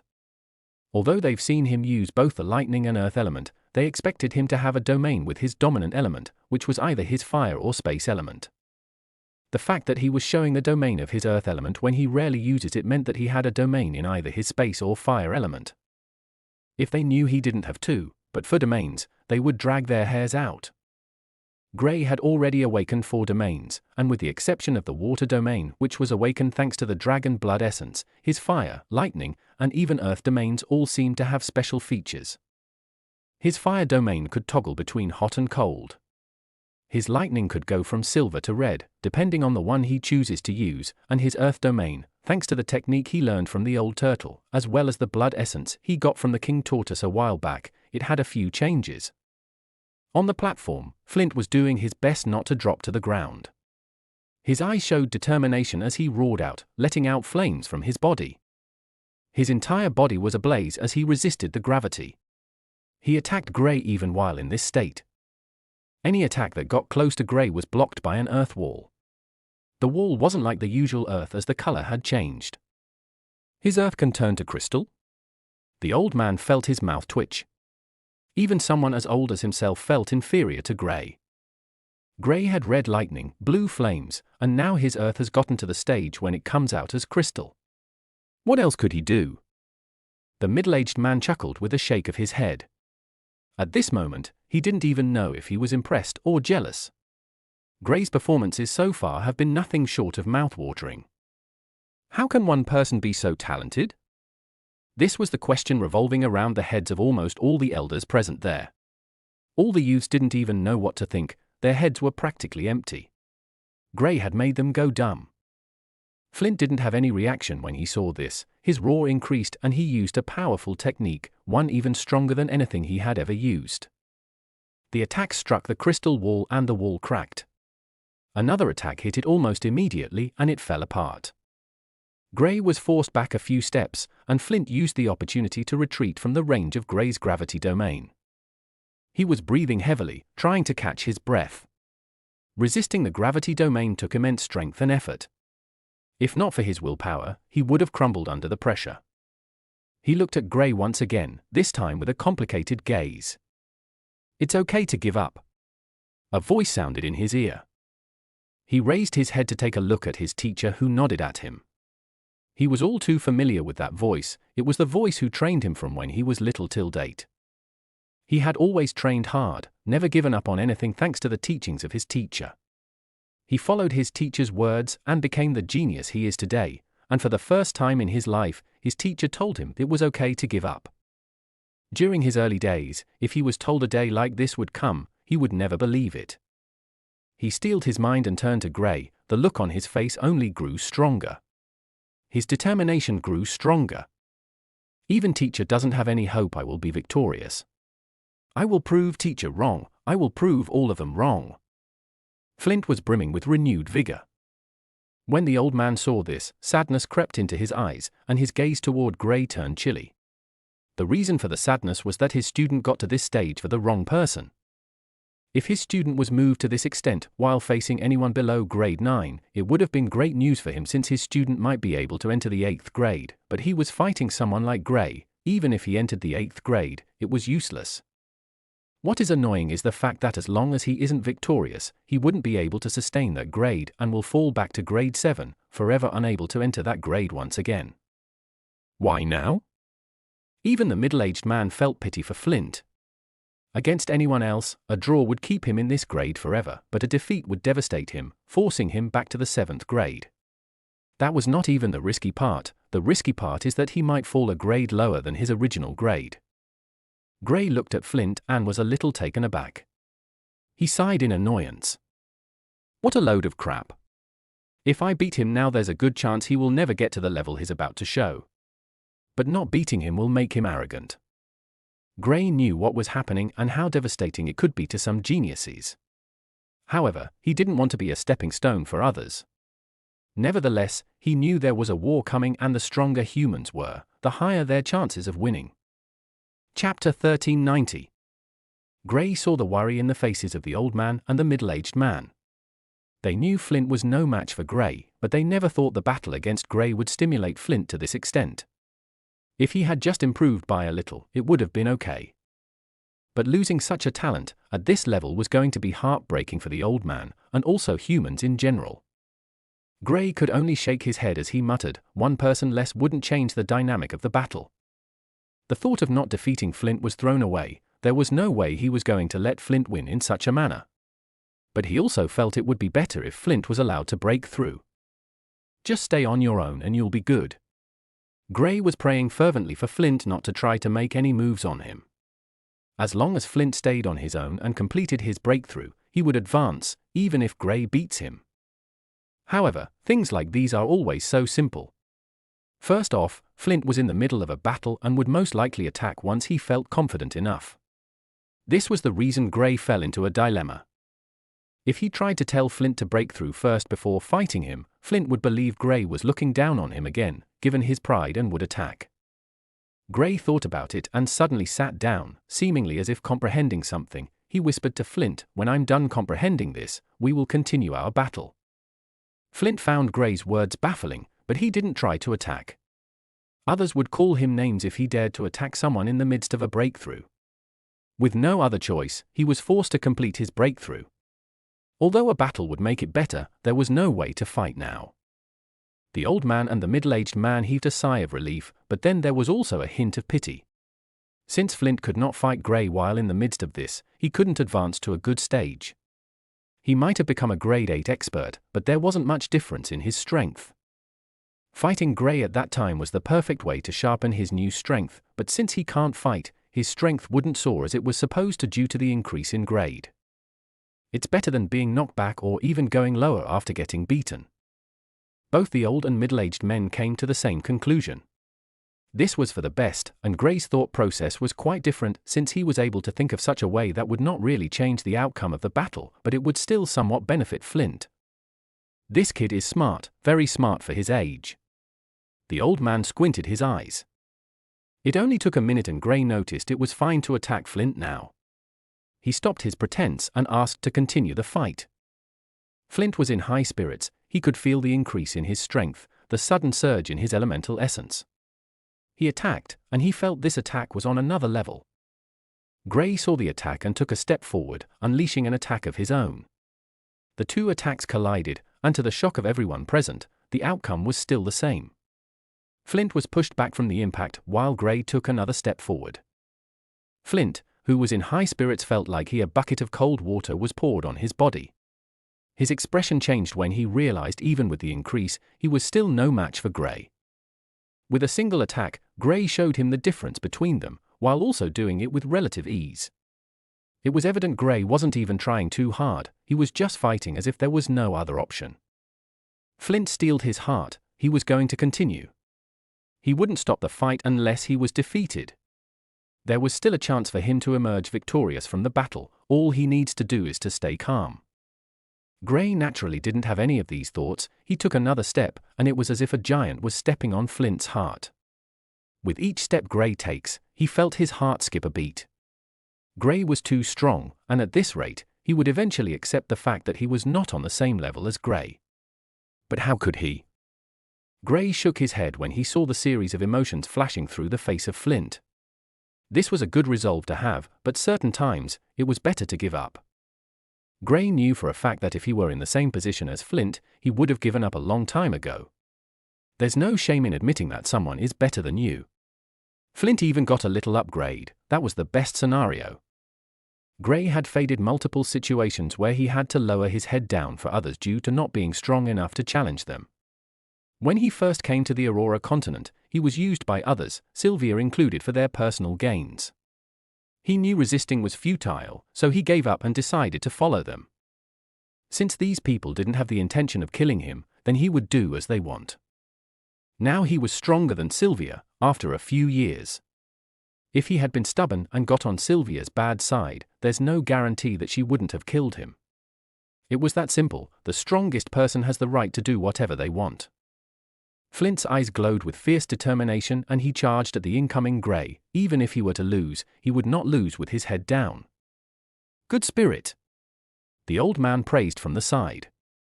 The middle-aged man was also impressed by the spirit of Flint. Unfortunately, his spirit is not enough to fight against someone as powerful as Gray.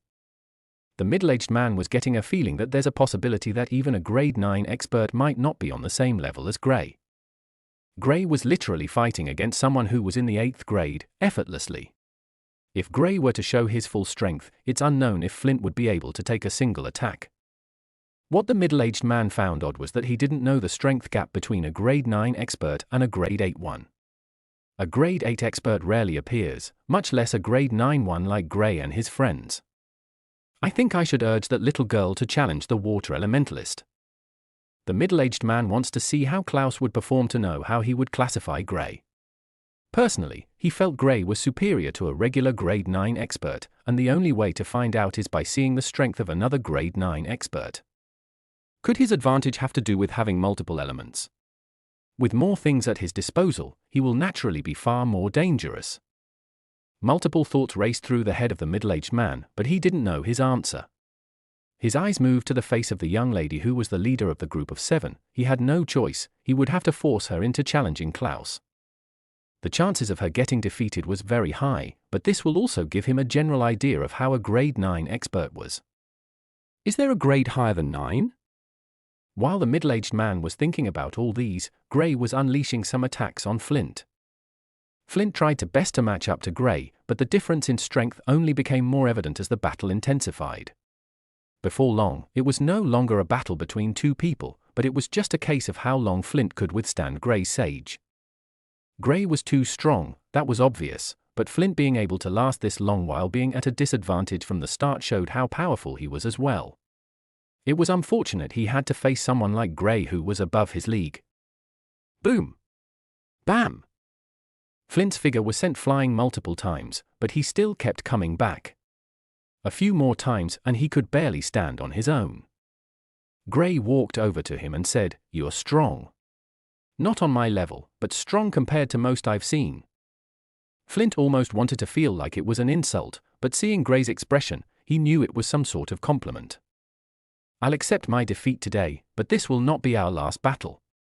I'll come back once I've grown stronger, and I will defeat you," Flint replied. Gray shrugged with his usual nonchalance. There was no point in speaking any further. Flint was not on the same level as he is, and even in a year or two, he still wouldn't be in the same level as him. Chapter 1391. Gray was about to walk away when he noticed Flint was walking out of the platform. "Still want to go?" Flint shook his head and a wry smile appeared on his face. Gray saw his legs about to give way and quickly understood what was happening. Being forced to receive continuous attacks from Gray, Flint's body was on the verge of breaking down.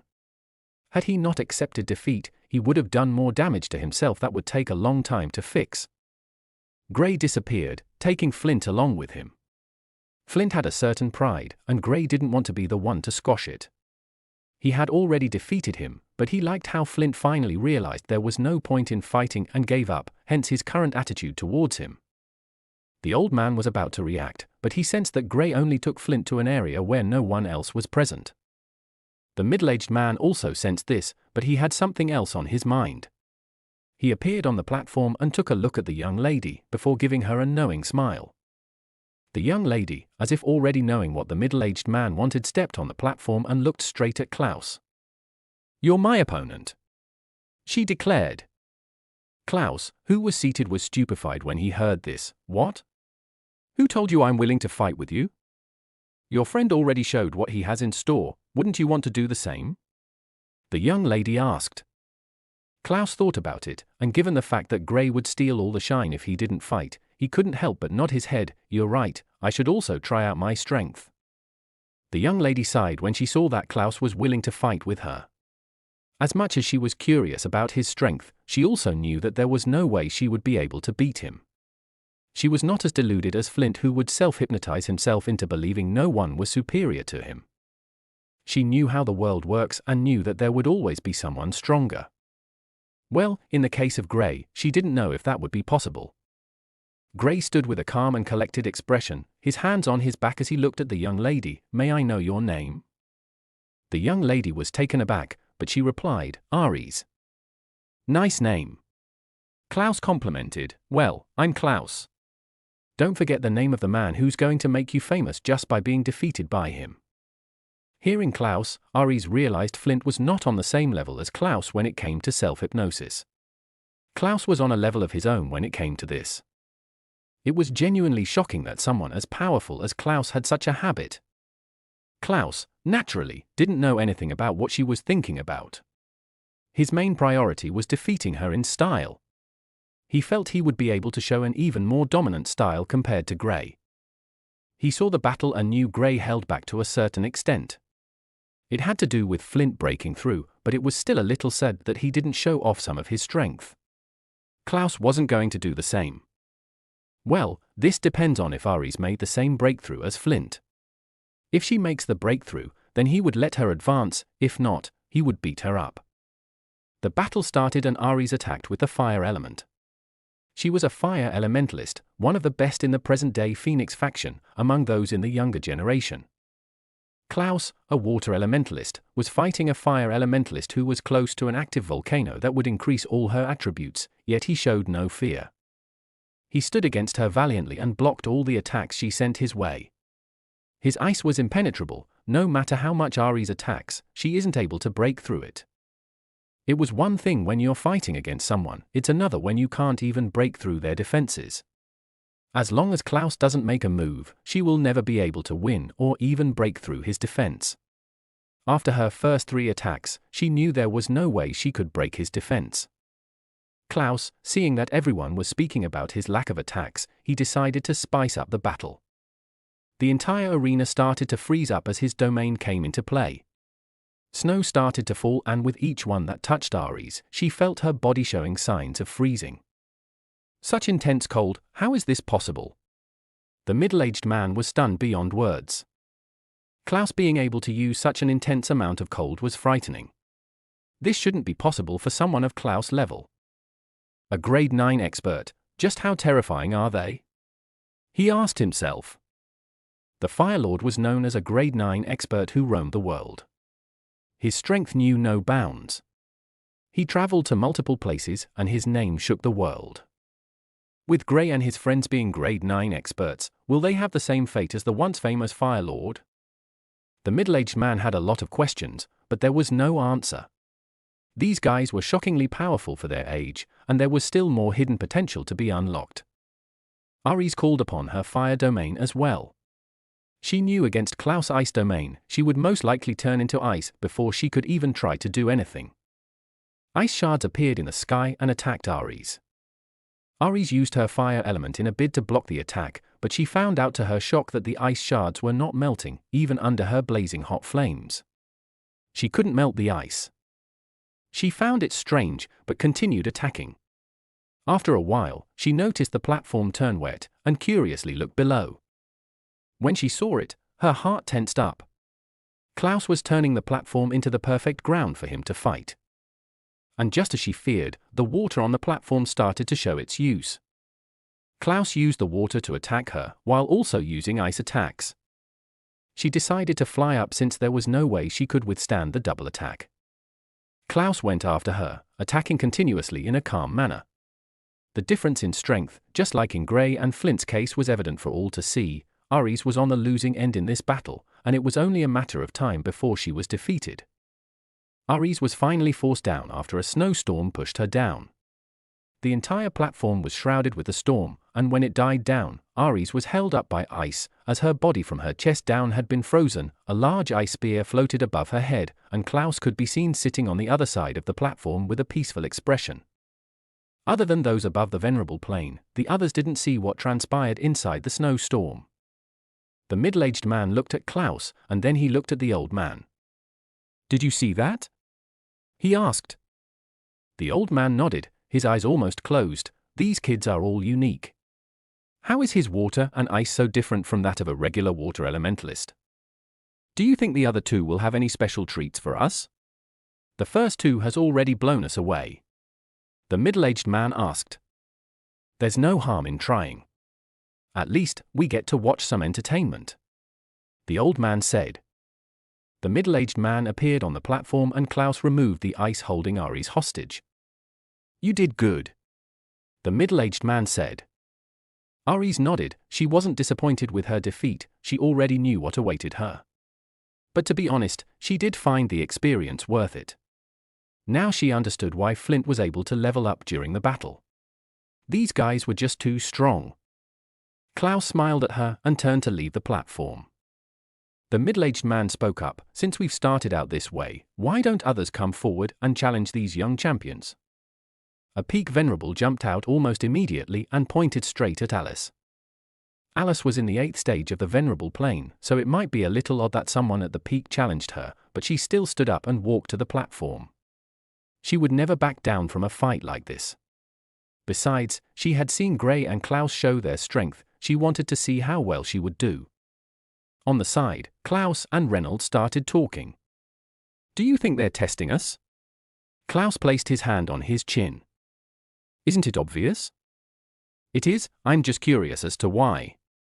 We didn't offend them. It's okay if that guy tried to fight us, but these people, something isn't adding up." Chapter 1392. Outside the arena. Gray took Flint away from the platform and watched him drop down to his knees. He was exhausted. He was about to help out when the old man appeared. He took a glance at Gray, and then at Flint. He picked Flint up and took him away, before heading back to the arena. Gray found the old man's behavior strange, but he didn't think too much about it. He wondered if he should go back to the arena or not. If he could stay somewhere that was peaceful, he would be able to study the array formation, but his friends were still in there. From his speculation and the sound of fighting ongoing, he could tell that Klouse was fighting with someone. "I better go back before they do something bad." He didn't rush to go back. He was going through formation as he headed back. It hadn't been long he acquired the formation and he didn't get the chance to go through it before being challenged to a battle by Flint. Now that he wasn't going to fight anymore, he decided to check it out as he headed back. By the time he got back to the arena, Klouse was no longer on the platform, rather, it was Alice who was fighting against someone at the peak. This person isn't as powerful as the likes of Flint and Ares, but he was still a peak elemental venerable. Gray walked over to Klouse and Reynolds. "Why did you let her fight that guy?" "Oh, you're back," Reynolds said. He looked at the platform and said, "She should be fine. Besides, she knows her limits." Gray nodded and didn't say anything else. Gray's appearance drew the attention of most of the people present in the arena. He was the reason they all came here in the first place. Seeing Gray and no sight of Flint, they were a little curious, but there was no way for them to confirm what happened. All they were certain of is that there was no way Gray was going to kill Flint in the Phoenix faction. Everyone soon turned their attention back to Alice and the young man who were fighting. The battle was heated up and the young man seemed to have the advantage from the start of the battle. Alice wasn't making use of her sea life from the start, rather, she was trying her natural strength. She was repeatedly on the back foot as the young man overwhelmed her. Her opponent was a dual elementalist who had both the fire and wind element. This made him very dangerous thanks to his speed. The reason Alice was still in the fight was due to her lightning element, which increases her speed as well. The duo were flashing through the platform as they battled. Even though the young man had the advantage, Alice was not giving up without a fight. Bang! Alice was hit by an attack and was sent flying. She crashed into the platform, and the young man continued his assault. He could tell she was special just like her friends, so he wanted to end the battle before it got too late. Alice, covered with lightning, shot up. But she was met with a powerful tornado which came from above, pushing her back to the ground. Her body glowed with a bright light and she merged with her sea lion. Boom! She used both the ice ability of the sea lion and her fire element to attack the tornado, causing a large explosion. The impact of the attack made her take a few steps back. The young man's gaze turned serious. He could tell this was her getting serious with the fight. As long as he could defeat her in this state as well, then he would be victorious. He didn't even want to think about the possibility of there being another state. He attacked, but Alice blocked and countered. This time, his attack wasn't overwhelming hers, so she had all the chance to counterattack, unlike the first time. The young man dodged the attack and sent wind blades at Alice's direction. Alice was technically 2 stages below the young man, but it was clear to see the duo were fairly even now that she had merged with her sea lion. At the current rate, it all depends on who could grasp a moment and take the advantage. The young man was being careful not to give Alice that chance, while Alice, on the other hand, was attacking aggressively. She has never liked holding back when battling. She preferred attacking consistently, and since the young man was holding back, it was the chance she needed. The young man kept his cool as he faced the repeated attacks from Alice. This was the first time he was showing signs of being on the back foot since the start of the battle. However, everyone watching knew that he was by no means on the back foot. Both fighters are hoping their method would win them the battle. Alice's constant attacks against the well-composed young man. As time went on, it became evident that the battle was most likely going to stop there. Gray shook his head and said, "Alice will win. Against anyone else, that guy would have won. But giving Alice a free rein to attack is a terrible thing to do. Yeah, especially with so much time as well." Klouse chipped in. "He's not even trying to counter. Such a shame." Reynolds added. All 4 friends knew what each other were capable of. Gray and Reynolds presently had the most explosive attacks, but Alice was no pushover either. Since she awakened her fire and ice domain, she rarely uses her lightning element, even though it was originally her dominant element. In times like this, however, her lightning element comes into play. She would use the fire and ice element to soften her opponent, and when he unleashes the explosive attack of her lightning element, her opponent would be caught off guard. And just as the friends thought, Alice used her fire and ice domain to strike. The young man focused all his strength to block the domain attack, but his pupils constricted when he sensed danger. Buzz! Bang! Chapter 1393. A lightning bolt fell from the sky with frightening speed. Before the young man could react, he was enveloped by it. Alice stopped her fire and ice domain attack and used the ice element to freeze the ground, freezing the young man's feet to the ground. She attacked with her fire element, sending him flying. With a series of continuous attacks, she was able to take out someone that was on the same level as herself in terms of battle strength. The young man had the cultivation stage advantage, but she made up for it with the help of her sea lion. The mistake the young man made was thinking he would be able to defend against her. He planned for a lot of things, except for her lightning element, which, other than boosting her speed, she hadn't used it so far for any form of attack. It was easy to assume her lightning element's attack power was minimal since she barely uses it. The old man and middle-aged man exchanged glances once again. These guys are just something else. What are people like them doing here? The old man couldn't help but ask. To train. It's understandable, given the talent they possess. The middle-aged man said. Aren't their family or faction leaders afraid to lose such talents? The old man would never allow his student to travel in such a manner without protection. They can't grow to their full potential if they're always being looked after. Danger brings out the hidden strength of geniuses. I believe they've faced a couple dangerous situations that made them the people they are today. The middle-aged man said. He understood the reason behind the faction and family leaders of the group letting them come out to train. I'll never put my student in such a situation. The old man said. Hence his inability to defeat them. The middle-aged man's words hurt the old man, but he pretended he didn't hear it. Time to check out the strength of the last one. I'm quite curious about his strength. The middle-aged man didn't mind the fact that the old man was pretending not to hear. When the old man heard this, he nodded and looked into the crowds. He wanted to see who was best to challenge Reynolds. Seeing the person who stepped out, he couldn't help but turn to the middle-aged. Good choice. Of course, all opponents were carefully selected. This is the only person except Aries who can put up a fight against these grade 9 kids. He's the only one who will not be defeated instantaneously. The middle-aged man nodded. The young man who challenged Alice and this young man stepping out were carefully selected by the middle-aged man.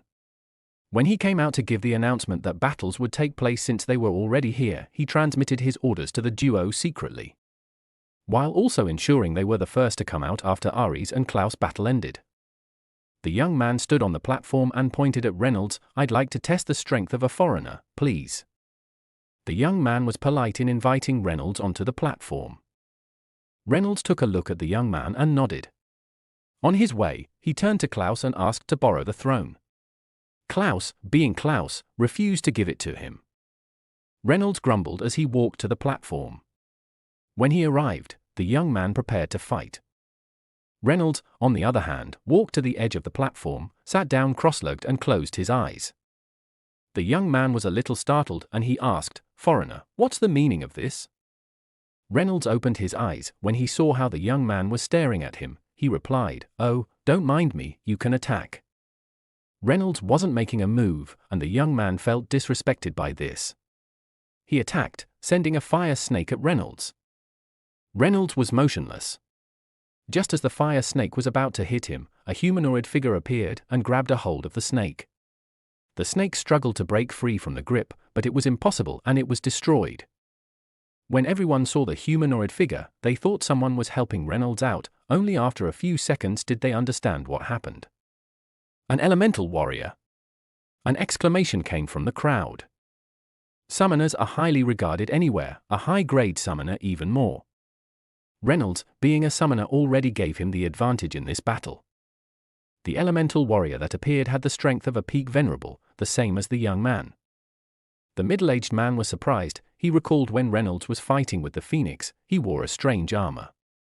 How come he isn't using it? The young man attacked once again, but he was on the same stage as the elemental warrior. Defeating it with just casual attacks was out of the picture. His problem wasn't the elemental warrior, but Reynolds, who was sitting quietly by the side. Summoners could still fight while controlling their summons. An high-grade summoner doesn't even have a need to control their summons. All they needed to do was mark the target. There was only one target present, and it will naturally become the target of the elemental warrior. The young man and the elemental warrior started to exchange blows. The fact that the elemental warrior could fight both a long and short-range battle made it fearsome. One moment it was attacking from a distance, the next it was standing before him, using a short-range attack. On the side. No wonder he wanted the throne. So he wanted to show off. Such a pretender. Klouse said, but deep down he felt like crying. Just the thought of doing what Reynolds was doing thrilled him. He's just watching. The battle should be over by now. I see no point in playing this much. Gray said with folded arms. Yeah. Alice and Klouse nodded. If Reynolds merged with his elemental warrior, he could use more power, which will make him above the league of his opponent. Chapter 1394. Gray and the others watched as Reynolds was sitting on the same spot, motionless, while his elemental warrior fought with his opponent. His opponent was inferior to the likes of Flint and Aries, so even though Reynolds didn't go full power on him, there was no way he would be able to fight on equal footing as the elemental warrior. It only took a few minutes and the young man started to crumble under the consistent attacks of the elemental warrior. He was eventually defeated after a few more minutes. There was no point in fighting on, so when he realized he could win, he accepted defeat and gave up, giving Reynolds a simple victory. Reynolds acted bored as he sat on the platform. I still have time, why don't another person come forward to try their luck? When the crowd heard his words, a few of them wanted to make a fuss about his pride, but then thinking about how he was able to effortlessly defeat the young man who was his previous opponent, they couldn't help but swallow down their words. Reynolds was powerful, and the strong had the right to be proud. Everyone present who was at the peak of the venerable plane dropped their heads. None of them wanted to try their strength against Reynolds. They were not as strong as the person he just defeated, so what was the point of coming out? Reynolds was a little surprised when he didn't see anyone step forward. "All right, I'll fight 2-on-1." He added to his initial statement. The eyes of a few people lit up. One of the main reasons they felt the young man lost against Reynolds was due to his presence. The young man couldn't put his entire focus on the elemental warrior due to Reynolds, but with two people present, it was a different story. Reynolds was only in the 8th stage of the elemental venerable plane, and the elemental warrior was at the peak. If one of them fights off the elemental warrior, the other person can easily take Reynolds out. With Reynolds defeated, the elemental warrior will naturally disappear. Different discussion started in the stands. Some people felt Reynolds, just like Klouse, was too proud, while others felt there was a reason behind Reynolds' words and he was confident he could defeat them. Others believed Reynolds was joking. Their speculations died down when two people at the peak stepped on the platform. A young man and a young lady, but fire elementalists at the peak of the elemental venerable plane. They were on the same grade as the young man whom Reynolds defeated a few minutes ago, both grade 3 experts. Reynolds' elemental warrior had the strength of a grade 6 expert at the peak of the venerable plane.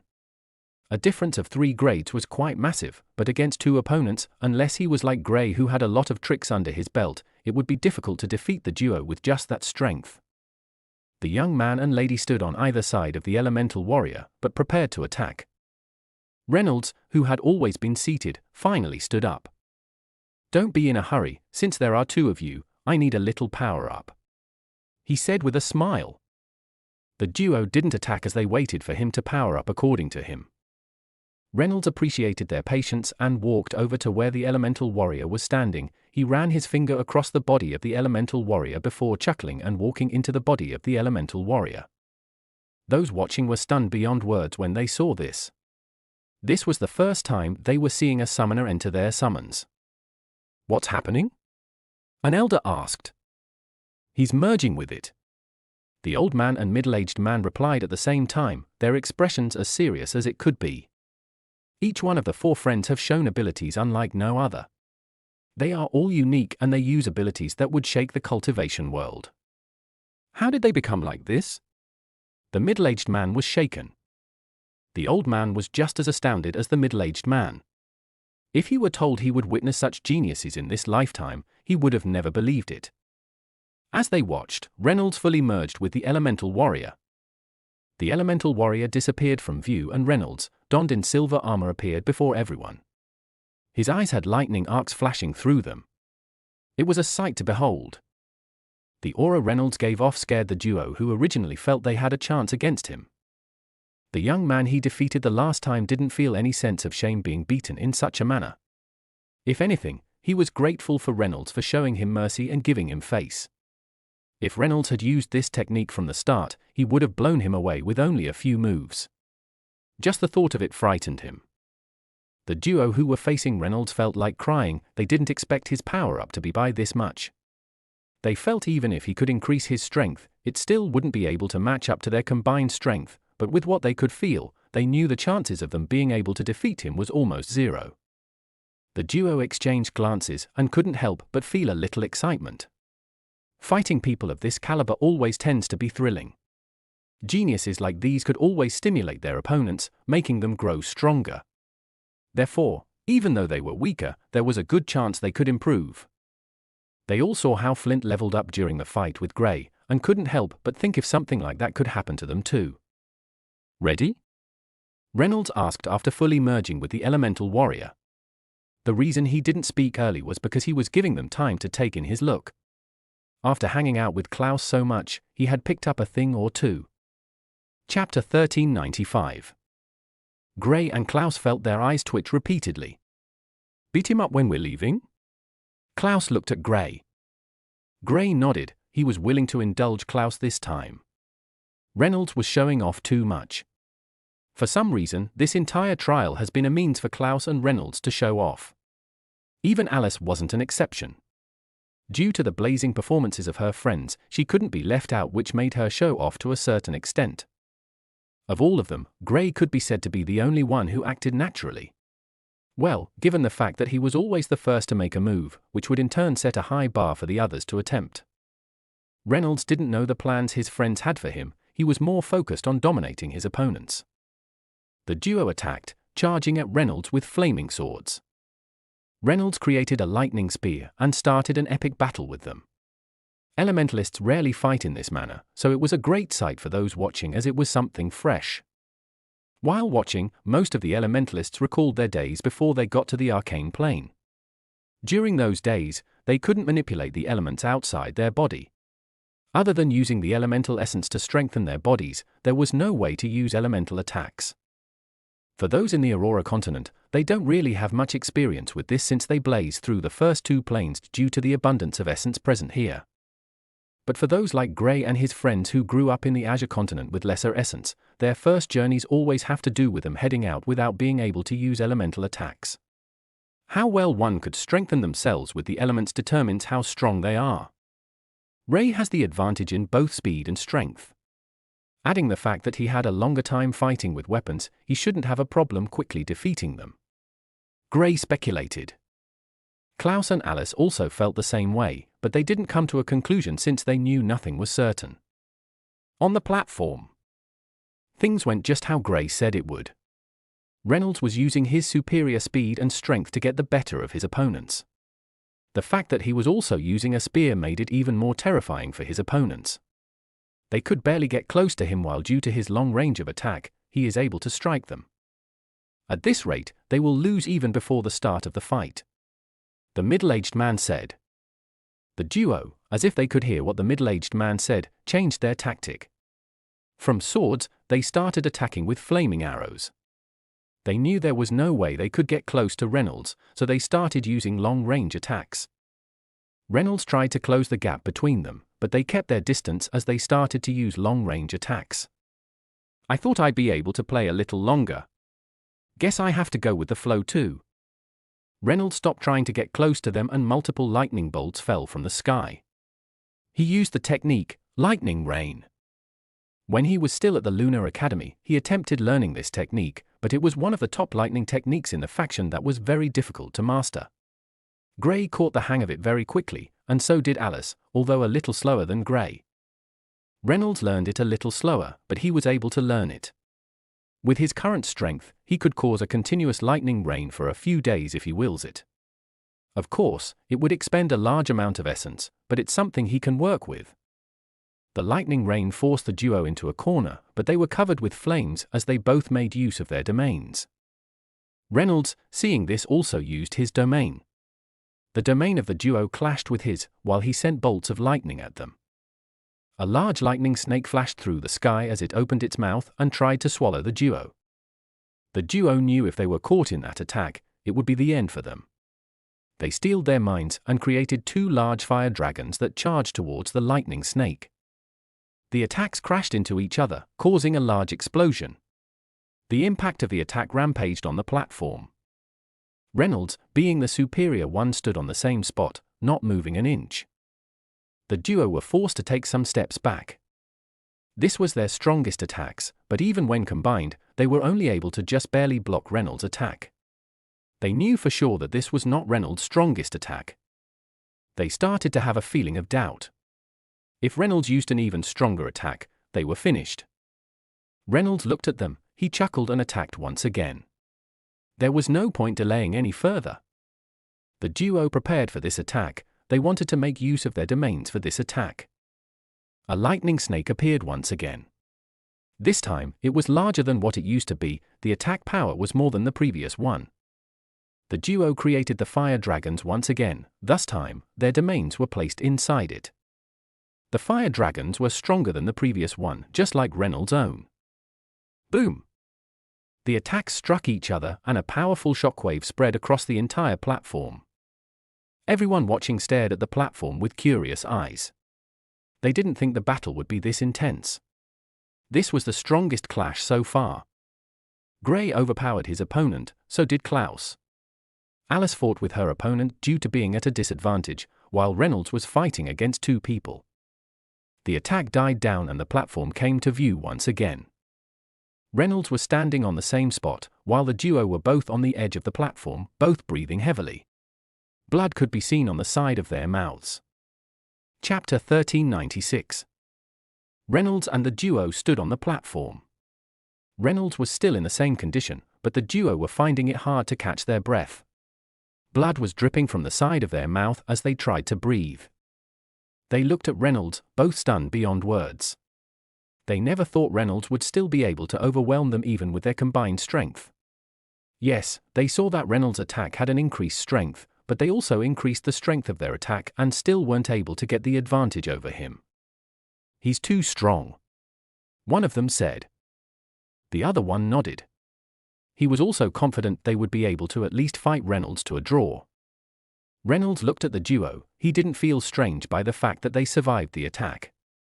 To be fair, he knew there was no way he would be able to defeat them with just that strike. However, just like the duo, he was 100% certain that he would defeat them. "Still want to go?" he asked with a calm expression. The duo nodded and prepared to attack.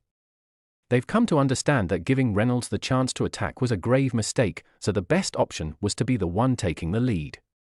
As long as they didn't give Reynolds the chance to unleash his dreaded attacks, they would be safe, and the battle might tilt to their side. Reynolds saw them and lightning arcs appeared around him on the platform. He was making use of his domain, while also using the elemental warrior. The duo made use of their domains as well as they attacked. Multiple fire blades shot towards Reynolds. Reynolds created a lightning screen to block the attack, but the screen broke after receiving multiple attacks. Reynolds was aware the screen wouldn't be enough. His aim was to stop the attack, giving himself time to move away from the targeted spot. His plan was successful since he got the chance to dodge the attack, while also countering with lightning bolts. The duo didn't try to dodge the lightning bolts, rather, they made sure to use their fire element and their domains to block against the attack. Boom! The attacks collided, causing an explosion. Reynolds moved into the middle of the explosion and unleashed more lightning attacks at the duo. The duo followed Reynolds' lead and jumped into the dust from the explosion, attacking with everything they had. Other than Alice's battle, this was the most intense battle. And unlike Alice's battle, Reynolds had the advantage, but the duo were still fighting due to sheer determination. Given the impact of attacks they've received while going toe-to-toe with Reynolds, they should have given up by now, but they didn't want to. To the duo, this was their chance to improve from pressure, and they didn't want to miss this chance. Reynolds was forcing them back with each attack, but they continued coming back. As the battle progressed, Reynolds started to show signs of losing his temper. He had been holding back since he didn't want to accidentally kill the duo, but with them not wanting to give up, he wanted to crush them and be over with it. Reynolds' mood changed, which also affected the strength of his attack. At this point, he wasn't holding back any further and his attack power has seen a significant increase. The duo he was fighting didn't sense the difference until they were hit by his attack. This time, they weren't able to block the attack and were both sent flying.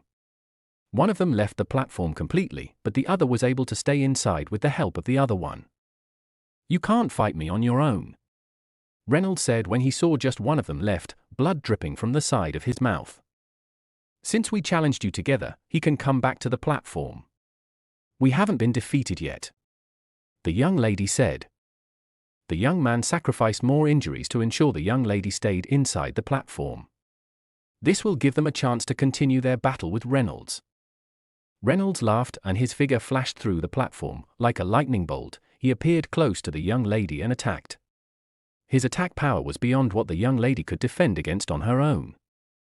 The young lady's figure was sent flying, but Reynolds saw another person standing on another side. "You guys don't care about your safety, do you?" Reynolds spoke, a little dissatisfied with how persistent the duo were. "We'll?" The young man was about to reply, however, he shut up when he saw a bolt of lightning headed his way. He tried to defend against the lightning. Things didn't go according to his plan when he saw that the lightning bolt wasn't actually a lightning bolt, but Reynolds himself. The young man, who wasn't at his peak, was left speechless. He tried to block the attack, but the force was beyond what he could handle. A peak venerable appeared, but neither of them stopped their battles. They both were confident in their abilities. Reynolds' strike sent the young man flying. The young lady tried to get back on the platform, but it was already too late as both of them had been sent out of the platform. The young lady stepped on the platform, but both figures were outside the platform, so it was Reynolds' victory. "You tried, but I believe you know I will win," Reynolds said to the young lady. The young lady felt disappointed at the ease with which Reynolds was able to beat the two of them. "He's too strong," she said with a sigh of defeat. There was no way for her to defeat Reynolds, and since she wasn't able to get on the platform before her counterpart was eliminated, it was over for them. She wanted to try to slow Reynolds down since the victor hadn't been declared yet, but she didn't stay on the platform for more than a few seconds before she was also sent flying by Reynolds. Reynolds smiled and looked at the middle-aged man who appeared on the platform to announce the winner. After being declared the winner, Reynolds left the platform and went back to his friends. "Where did you go to?" he asked when he saw Gray. The other two looked at Gray, waiting for his reply. Gray didn't hide anything from them and told his how he took Flint away from here before he fell to the ground. "How honorable," Klouse commented. "Yes, very honorable," Reynolds added. "Well, there's no point letting him pass out here. Besides, I was already victorious." "That's enough." Gray knew why they were speaking in such a manner. "That's your choice. I don't like cocky people, so I wouldn't mind putting him down here." Klouse shrugged. "That's because you're an evil person," Alice said. Klouse grinned, not denying her statement. With the four showing off their abilities, others came up on stage to show off their abilities as well, fighting against anyone they felt like. Other than Alice, who fought above 2 stages, no one else repeated such a fit. In short, the things the four friends did were not repeated by anyone else as the battle went on. Klouse and Reynolds started to feel bored and wanted to leave, but there was no way Gray was going to miss out on the chance of getting a few tips on the array formation. He was waiting for the battles to be over before he heads over to meet up with the middle-aged man and tell him to fulfill his promise. They stayed there for a few hours before the battle was finally over. Everyone left, but Gray and his friend sat in the same place, staring at the middle-aged man. The middle-aged man seemed to understand why Gray was staring at him and he walked over to them. "You want what was promised, don't you?" he asked Gray. Gray nodded. "To be fair, that's all on the faction leader, but I'll make sure he helps you with it. What he impacts to you depends on how he sees you." The middle-aged man didn't hide the fact that he didn't have the power to impact the knowledge to Gray, but he also made him aware that he would be able to help out to ensure he got what he was promised. Gray didn't see anything wrong with the man's words. He knew that was how some factions were, and the leader was the one with most of the power. "Uncle, you're really going to take him to see teacher?" Aries asked when the middle-aged man walked over to where she was. "Yes, what's the point in going back on my word?" The middle-aged man didn't see anything wrong with it. "But that's the Firelord's secret formation and something available only to the Phoenix faction." Aries tried to argue. "Don't worry, I know what I'm doing," the middle-aged man said and invited Gray and his friends over to go meet with the faction leader. Chapter 1397. The middle-aged man was surprised at how easy it was for Gray to follow him. Gray didn't hesitate, which he found odd. Anyone who is cautious enough should be hesitant to head over to see a faction leader of a faction of the level of the Phoenix faction, but Gray, nor his friend showed any signs of fear. I guess they're already used to seeing leaders of such powerful factions. The middle-aged man came to a conclusion in his head as he took them there. Aries followed along. After all, they were going over to see her teacher. A few minutes later, they were all in a secluded building in the Phoenix faction. The middle-aged man led them into the room, and a man, identical to the middle-aged man, was seated cross-legged on a futon. "Brother, they are you," the middle-aged man said and walked to sit at the side. The man seated on the futon opened his eyes to stare at Gray and his friends. This was the first time the group were seeing such a figure, but when he opened his eyes, they all felt like they had been sucked into his world, a fiery world with phoenixes soaring across the sky. It was both beautiful and deadly at the same time. Nevertheless, none of them showed any fear as they watched the soaring phoenixes in the fiery world.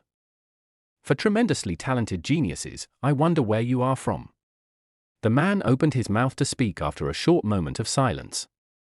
"We're humbled to be in your presence, my lord." Klouse was the one who spoke up with a bow. Among the friends, he was the one who knew more about etiquette since his father was a mayor of a city and he got to meet with important figures all the time during his stay in the Azure continent. "We're from the Western continent and are traveling across the other parts of the Aurora continent to learn a thing or two from other cultures." Klouse continued, "I'm Klouse Eildian, that's Alice Reese, Reynolds Orvin, and that's Gray Dawson." Klouse introduced the group one by one to the leader of the Phoenix faction. When Gray was introduced, there was a reaction from the man, as well as the middle-aged man. "That Gray Dawson?" the man asked calmly. "The one and only." Klouse replied with a smile. "I see, Lucas is the greatest genius to have appeared over the past 500 years in the Aurora continent. It's normal for his son to surpass him." The faction leader squinted his eyes. Now, they didn't seem all too shocked at Gray's abilities. "Lucas Dawson is famous across the entire continent. A generational genius who managed to rock the world at a young age. He was someone that grew to fame very quickly. His son, however, seems to be miles ahead of him. Lucas Dawson is well known in the Aurora continent, but everyone knows that the gnome race has issued a kill order on Gray's head. That is more telling compared to his father's antics. I never expected Gray Dawson to visit my faction. Since you're here, I believe it's only right that I give you a few pointers." The faction leader's cold expression died down and he looked at Gray in a different way. "I have something for every one of you." Seeing the expression of the group as well as his student, Aries, he couldn't help but laugh and add, "I have some close relationship with your father, Gray. If he knew you were coming here, he would have told you to come see me." "Oh, so that's how it is." The others came to a realization. They initially felt the faction leader was trying to be nice to Gray due to knowing his father was a top powerhouse, but from the looks of it, it seems they had a good relationship. The faction leader recalled something and said, "Also, don't let that old guy know you're Lucas' son. He still hasn't gotten over the fact that he was beaten so many times by your father. He's very vengeful and might want to beat you up in your father's stead." "He beat up the old guy's student too." The middle-aged man chuckled from the side. "Oh, that's interesting." The faction leader smiled in amusement. Gray's father beat up the old man, and now Gray beat up the old man's student. It looked like an unending cycle of the old man getting defeated repeatedly. If the old man were to find out about this, he would seek justice for his student, and mostly himself. He was a shameless figure who wouldn't mind beating Gray up. Of course, he wouldn't want to get on the nerves of Lucas, so he would only give him some superficial injuries. "Actually, I was promised something else," Gray said. He didn't want the faction leader to forget about this since he was saying he wanted to give them pointers. The faction leader smiled and said, "Don't worry, I'm aware of that. I would have had some reservations if it was someone else, but you're different, so I'll give you a few tips. Not much, but it should help you with some of the basics." Gray thanked him after getting the confirmation the faction leader would give him tips on the array formation. The faction leader soon got to work. There was nothing else to talk about. He wanted to give Gray and Alice a few pointers on the fire element. Alice and Gray benefited from his pointers. After all, he was the leader of the top fire elemental faction around. And since the faction was created by the legendary Fire Lord, it's normal for it to possess fire elemental techniques unique only to it. Klouse and Reynolds didn't know what to do as they watched Gray and Alice being tutored by such an expert and started to pick a few things from whatever the man was teaching them. The thing about these things is that all elements are intertwined and one could use the teachings from one element to bolster their other elements. Take for instance, Klouse, being a water elementalist and also an ice user, could take into the account the method of heating up a flame and use it to make his ice even colder. It was more like a difference in their elements. As long as it involved the manipulation of their elements, there was no way he couldn't use it as well. Reynolds used the same for his lightning element, making his attacks pack more power compared to how it used to be. In short, the training session benefited all four of them. When the faction leader saw how the other two were learning from it, he started to show them a few more things as well, different from what he was teaching Alice and Gray. It would be better for the duo to work with this than what they were trying to do from what he was telling Alice and Gray. The duo benefited better from this than when they were learning from what he was teaching Gray and Alice. A few hours later, Gray was taken to another place. Klouse and the others were left on their own. He's going to teach him about the array? Reynolds found it a bit odd the faction leader would be willing to give out such important information. Well, since he has a good relationship with Gray's father, he might not see anything wrong with it. Alice replied. He's the faction leader, not the one with complete monopoly of the faction. There are still elders he would need to consult for things like this. Klouse said. Don't worry about your friend getting that information, my brother will make sure he tells him a thing or two. The middle-aged man who overheard their conversation said. Uncle, the elders will not agree to this. Ari spoke up. And who says they're going to know about it? The middle-aged man raised a brow. Ari's understood they wanted to teach Gray these things without the knowledge of the elders. Thinking about it, she knew it was something her teacher and uncle could do. This was not the first time they were doing things that were not accepted by the elders. The only reason they could still do something like this is because in the end, the decisions made by the duo have always come out to be very good for the faction. The Phoenix faction is one that thrived due to making connections with geniuses and powerhouses. With a figure like Gray, and given who his father is, it's not odd that the faction leader and his brother are willing to take the gamble on him. As long as Gray didn't meet an untimely death, he would grow to become one of the strongest experts in the faction. It was something everyone is aware of. However, with the gnomes wanting him dead, he was in danger of getting killed pretty quickly. Chapter 1398. In a secret room. What do you know about the formation? The faction leader asked Gray. Gray looked at him before telling him all he got from the short time he studied the array. The faction leader was stumped beyond words when he heard Gray's words. The things Gray told him about were basically what he planned to teach him. If he taught Gray just those things, it would be difficult for Gray to fully utilize the array since that was just the beginning of it and it required more complexity. He never thought Gray already had the basic knowledge, which means he had to tell him about a more complex part of it. If I teach him just one part, with his brain, I'm certain he will be able to notice that I omitted a few things. The faction leader was in a dilemma. The plan was to teach Gray the basics, but Gray already knows this. If he taught Gray anything more intricate, Gray might be able to eventually figure out how the array works in the future. There are a few secrets I'll have to keep. I'm sorry, kid, you'll have to do the rest on your own. The faction leader concluded. Gray noticed the faction leader was lost in thoughts and didn't interrupt him. He knew what the faction leader was about to do was not good for his faction, but he was still willing to teach him despite the issues it might cause. After a while, the faction leader went on to teach Gray the few things he felt were enough. It didn't expose too much of the secrets behind the array formation, but it was enough for Gray to grasp it over time. But he was confident it would take a long period, maybe a few hundred years before Gray gets the core of the array. However, things started to take a turn after he told Gray the first step. Apparently, this was something Gray had been thinking about for a while since he had the entire core array drawn in his head. When the faction leader spoke to him about the issue, Gray was not only able to quickly grasp it, but he was able to link it to 3 other aspects of the array formation, which scared the hell out of the faction leader. The 3 things Gray understood were among the few things the faction leader was willing and also not willing to show him. One was something that took him over 10 years of study, and also with the help of the older elders to understand, yet Gray was able to get it with just a hint. The faction leader concluded Gray was a scary individual and someone also worth investing in. The biggest investment in the world is human investment. Find someone with a good potential, invest in them, and reap the benefits in a few years' time.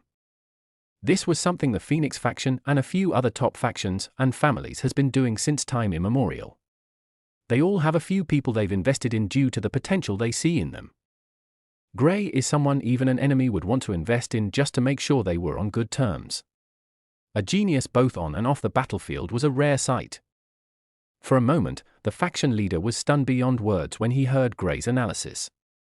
It was evident that Gray had been trying to bypass this particular issue for a while now, and after being given a hint that isn't even directly relating to that issue, he was able to dissect it due to the fact that an array formation is intricately linked. So understanding one part of the formation will help him understand more parts of it. The faction leader thought about it and he suddenly became curious, just how freakish is Gray? With that thought in mind, he continued teaching Gray about the array formation while purposely omitting more information. This time, he didn't give Gray the obvious hints like the last time, but he was left speechless at Gray's attention to detail. With each of Gray's responses, it was like he could see the array formation in front of him, and it was slowly being taken apart one piece at a time to understand how it works. To a certain extent, the faction leader saw new things he hadn't seen in the array formation before, and he was also able to understand some things that he had always been confused about. It was a strange feeling. To a certain extent, it was as if he wasn't teaching Gray, but they were both trying to unravel the same secrets, and each was bringing out what they understood about it. Time went on, and before the faction leader knew it, the short lesson he had in mind for Gray was long discarded, as he was also learning from Gray's words and perspective on the array formation. Time went by and the next day soon came. Gray and the faction leader spoke throughout the night, and even when it was dawn the next morning, they still weren't done with the conversation. The array formation was so complex that even with Gray's input and the faction leader's knowledge, they still weren't able to cover 5% of it. One has to know that they were only still speaking about the core of the formation. Gray had some insights thanks to the array he had been studying since leaving the secret realm, which came as a help to the faction leader. The faction leader was the one who did most of the unraveling, but Gray's input cannot be undermined. His thinking process was completely different from whatever the faction leader had seen, which made it possible to see a new part of the array formation he had been missing. The middle-aged man and Aries were both shocked at the length at which Gray and the faction leader were speaking. They originally felt it wouldn't take more than an hour or two, but it had been over 12 hours, and the duo were speaking enthusiastically. They looked at Gray's friends and didn't see a surprised expression on their faces. Sensing the middle-aged man's gaze, Klouse laughed and said, "The mistake you guys made is to think he's like every normal person. You've seen him fight. Do you think he used up to 50% of his strength?" The middle-aged man was dumbstruck by Klouse's question. How could one who trained so much to become a master elementalist still have the time to become such an expert in the art of array formations? From how lost the faction leader is, and the occasional excited screams he makes, the middle-aged man knew that he was understanding some things that had been proving difficult for him. What he couldn't understand is how Gray was able to make this possible. Gray is a youngster who was still in his 20s, yet his insight on arrays has gotten to such a frightening level. If not for the fact that he could tell Gray's age from his bones, he would have never agreed to him being this young. Klouse and the others were freaks, but it was clear that they only focused on being freakish elementalists. Gray, on the other hand, was different. He was a freak at everything he does. If they knew about Gray's exploits in battle, they would be astounded by his battle knowledge. Gray was too young for the abilities he possesses. This is something he knows, which is why he always tries to ensure he doesn't go overboard whenever he's doing things like this. Seeing Gray and the faction leader talking, the middle-aged man looked at Gray's friends and asked, "Can you tell us how he trains?" He asked curiously. No one knows how he trains. But he trains more than the regular elementalist. That's clear for all to see. Klouse explained, not just that, but he has always been curious towards arrays, so he learns about it to whatever end. Klouse didn't spill any information about Gray, only speaking about basic things like how much he liked training and learning about arrays. The middle-aged man looked in the direction Gray was, and then at Klouse and the others. As if he could tell what the man was thinking, Klouse raised both hands. "Don't look at us, we're not like him. Who has the time to train both their elements and also master arrays? You can only he one of either. Gray is unique, as you can see." The middle-aged man nodded. He knew Gray was unique. He didn't need anyone to tell him Gray was unique. Even a blind man could tell Gray was unique. It was just so shocking to see someone of Gray's caliber in person. Gray was shattering everything he knew about geniuses, which he found crazy.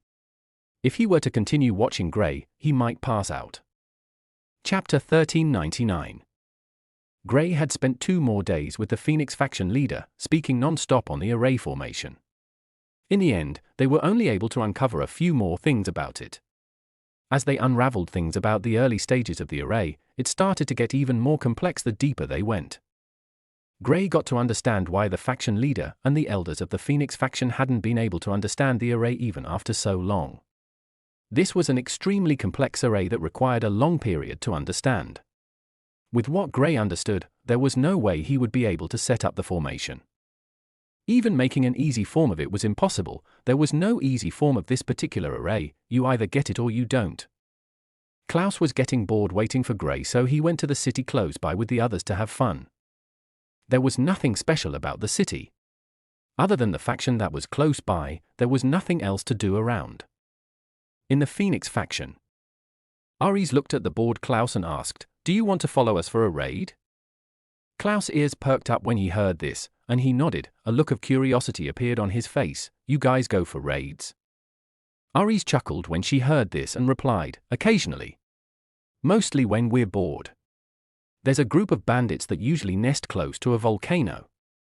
The volcano is in the woods and close to a path in the forest. They would come up and rob. We've been getting reports of kidnaps going on there lately, so we want to go check it out. I've been delaying it, but since you guys are here and Grey's working with my teacher, I don't mind taking you guys there." Klouse turned to Alice and Reynolds, who both nodded. They were also in support of heading out for the raid. Ares took that as the go-ahead and took them out of the faction once again, heading towards the woods. They disguised themselves so as not to give away their identity and make the bandits come out. Klouse was dressed elegantly while the others were dressed as his guards and servants. Klouse played his part to the peak as he would occasionally cuss at Reynolds.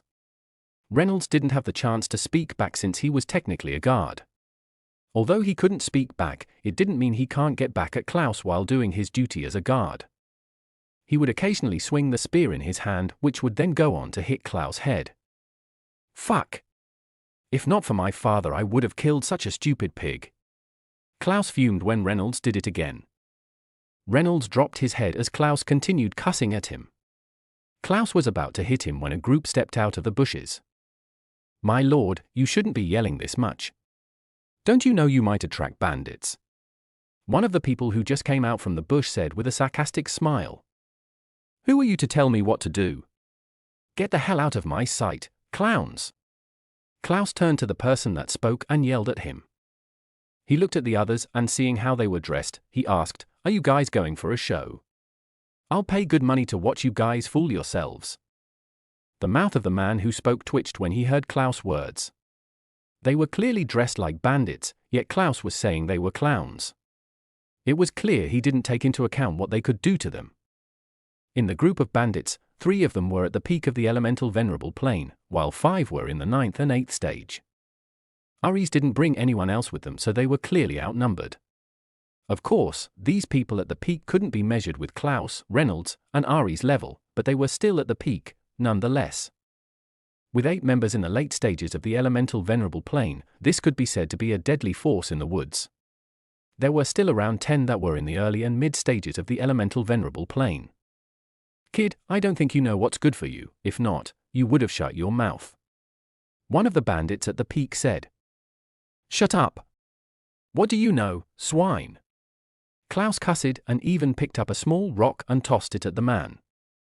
The rock hit the man's head, but it wasn't painful. Although other elementalists are not like Grey, who has trained his physical body so high, they were still elementalists and their bodies benefit from housing elemental essences. The essences strengthen their bodies and they become stronger. A stone from Klouse wouldn't be able to hurt a peak elemental venerables unless the throw was enforced with the elements. The man looked at Klouse, his eyes twitching from anger. "What family are you from? They better be rich, if not, I'll personally make sure you beg for death," the man said. Klouse looked at him and smirked. "What does my family being rich have to do with you? So what if they're not rich? What will you do?" "Why am I explaining to you?" The man wanted to tell Klouse what he would do to him, but then he realized something and felt angered. He looked at those in the early and mid stages, seized them. "Keep most of them alive. The more we have, the better we can benefit from this." Klouse was already waiting for them to come close. He wanted to make sure they took out as many as they could from the first attack. This will tilt the battle over to their side. With the numbers on the side of the bandits, they had the advantage. But if they could take out a few of the top powerhouses, or take out most of the weaker elementalists, they will be able to shorten the gap. The early and mid-stage bandits rushed over to where Klouse and the others were standing, all with grins on their faces. Some of the men had their eyes on Alice and Ares. They were both beautiful, so it was normal for these people to have their eyes on them. Alice and Aries felt disgusted with the way the men were staring at them. Before Klouse and Reynolds could even react, the duo had killed 3 of the men that went close to them. Klouse spread out his domain and froze those who were close to him. Reynolds sent lightning bolts at the few who were close to him. In the space of a second, 10 early and mid-stage bandits were incapacitated by the group of 4. One has to know that even though the group of 10 weren't making any attempts to defend, it was still a shocking feat to achieve. The fact that they were taken care of within such a short time was baffling. The trio at the peak of the venerable plane were stunned. They couldn't comprehend what just happened. Their underlings were killed before them and they couldn't even make any moves. "You filthy clowns tried to touch me, you have another thing coming." Klouse pushed the head of one of the bandits. He froze, and the bandit fell to the ground, shattering after making contact with the ground. "What are you looking at? Do you want to experience the same thing?" Klouse looked at the trio at the peak in a threatening manner. When they disguised themselves, they originally hid their true cultivation stage, but now, there was no need to hide it. The trio at the peak realized they had been tricked by this group of 4, but they quickly relaxed their minds when they sensed the cultivation stage of the group. Even though there were 2 at the peak, the other 2 only had the strength of an 8th stage elemental venerable. They might be stronger than the regular 8th stage and peak venerables, but they were still outnumbered. 2 peak venerables will be able to kill one of the duo at the peak, and then 2 9th stage venerables will team up with the other peak venerable at the side of the bandits and fight against the 2nd peak venerable on Klouse's side. This was the plan that came to them when they saw the strength of the 4 of them. "What's the point of showing your strength? You'll still get kidnapped by us, and we will make sure to make you suffer for killing our brothers," one of the peak venerable bandits said coldly. "Do you think you can beat us?" Klouse asked mockingly, a grin on his face. The man looked at him and turned to the other man at the peak. "We'll take this brat." Chapter 1400. 2 is not enough, you should join them. Klouse pointed at the 3rd peak venerable. He was looking down on the bandits, and it infuriated them even more when they saw the eyes he was giving them.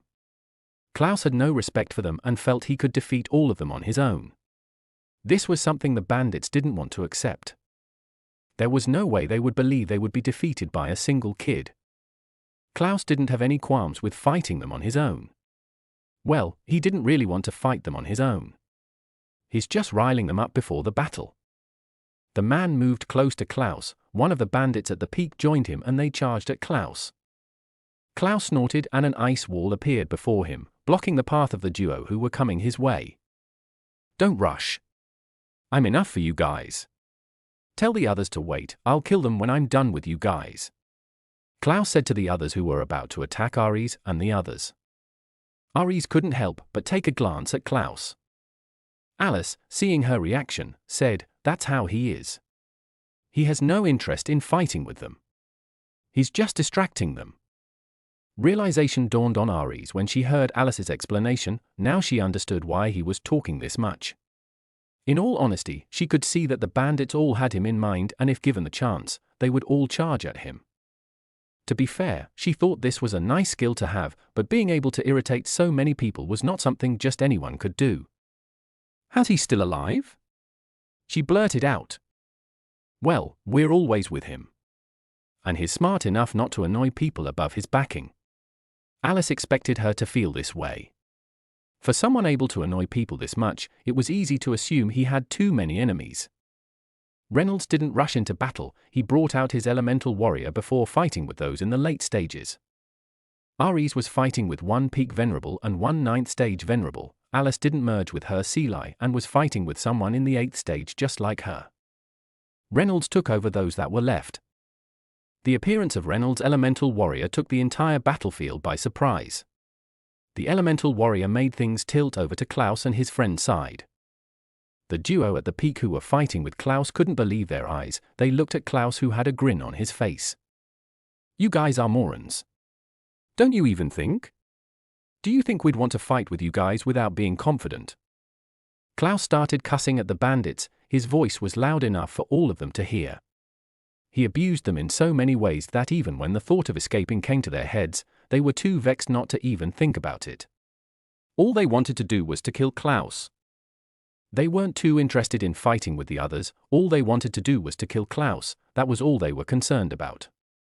Ares was shocked at the rate at which these people hated Klouse. All he did was to say a few words. Well, she would be vexed at the words if they were directed at her, but she didn't feel she would have the same reaction as the group. Klouse was laughing hard, even though he was being bombarded by multiple attacks, he was laughing his heart out. His defense was too strong, and it was frustrating the duo fighting with him. Before they could take down one wall, another would appear, making it seem like all their efforts were in vain. Ares was stronger than her opponents, but since there were two of them, she wasn't able to deal with them in a short time. She had the better attack power, but she had to focus on two places at the same time, which made things hard for her. Alice was fighting with two opponents in the 8th stage, and it wasn't easy for her. She was under some pressure, but she wasn't worried. With her strength, all it would take was time and she would successfully be able to defeat them. Reynolds' elemental warrior had been able to send the 9th stage venerable it was fighting with.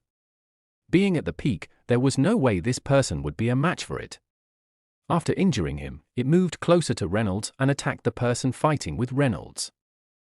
The man didn't expect the elemental warrior to attack while he was under pressure from Reynolds' attack. He was forced to take Reynolds' attack while blocking the elemental warrior's attack. Unfortunately, he was in the 8th stage of the venerable plane, there was no way he would be able to block the attack of the elemental warrior that's at the peak of the venerable plane. Both Reynolds and the elemental warrior's attack hit him at the same time. He was clamped in the middle of the attack and felt the full brunt of it. There was no way he could survive the attack of the duo, and he died under the impact of the attack. "Ray, you always make it so easy," Alice complained, and her sea lie appeared. When Alice's sea lie appeared, it dawned on the bandits that this was a battle they couldn't win. The thought of escaping came to them at this moment. Since this wasn't a battle they could win, then the best thing to do was to run away. Reynolds and his elemental warrior naturally wouldn't allow the 9th stage venerable with them escape. Alice and her sea lie also held back the duo with them. Ares and Klouse were fighting with two, and none of their opponents would want to show their backs to the duo, they knew just as dangerous each of them were. Klouse might have only been defending all through the battle, but the men knew he was by no means dangerous when it came to attacking. Ares was a relentless attacker, even when fighting against two people, she was still the one who held the initiative due to always being on the front foot when fighting. The best defense is to attack. Use them, don't hold anyone back.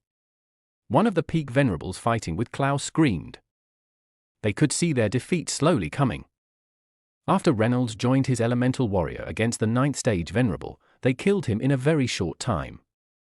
Of the large group of bandits, only 6 were left. Klouse had 2 of them, Ares had 2, and Alice had 2.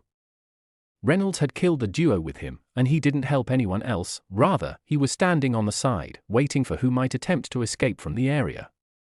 Alice's sea lie was stronger than the 8th stage venerable it was fighting with, and so was Alice. Before long, the duo had seriously injured their opponents, leaving them on their last legs. Not just them, but Ares had been able to also severely injure the 9th stage venerable. Klouse was the only one who hadn't caused any harm to his opponents. After one of the peak venerables said this, those left alive brought out a talisman. Ares' eyes enlarged when she saw this and yelled, "Retreat!" She knew what these things were and didn't dare to be hit by them. The bandits tossed the talisman towards Klouse and the others. Klouse, seeing all of them, smiled and used his water element to gather all the talisman, compressed them into a small ice ball and tossed them at the group of bandits who were also running. He was so fast that even his friends didn't know when he completed it. Boom! A loud explosion came from where the bandits were headed. Ares paused when she sensed where the explosion came from. What happened? She couldn't help but ask. Klouse, being the only one left standing, explained, "I took their talisman and tossed it at them." Wait, what? Ares couldn't believe her ears. They were struck by their talisman. Klouse said. Reynolds looked at Klouse and said, "Since when did you become such a great fighter?" "I've always been a good fighter, I just don't like showing off." Klouse snorted. Ares looked at the duo, still stunned with what she just heard. She could see where the explosion happened and knew Klouse wasn't lying, but she still found it hard to believe. What she didn't know was that due to Klouse' ice ability, he was able to use the cold to slow down the explosion of the talisman, giving him the chance he needed to compress them into a single ice ball and send it towards the bandits. We better go capture them. You know they won't die from that attack. Alice reminded the group. Aries nodded, still in shock at Klouse' feat. This is the end of this video. Thank you guys for listening. Hope you enjoyed and wish you wonderful rest of the day. The Silent Raptor's out.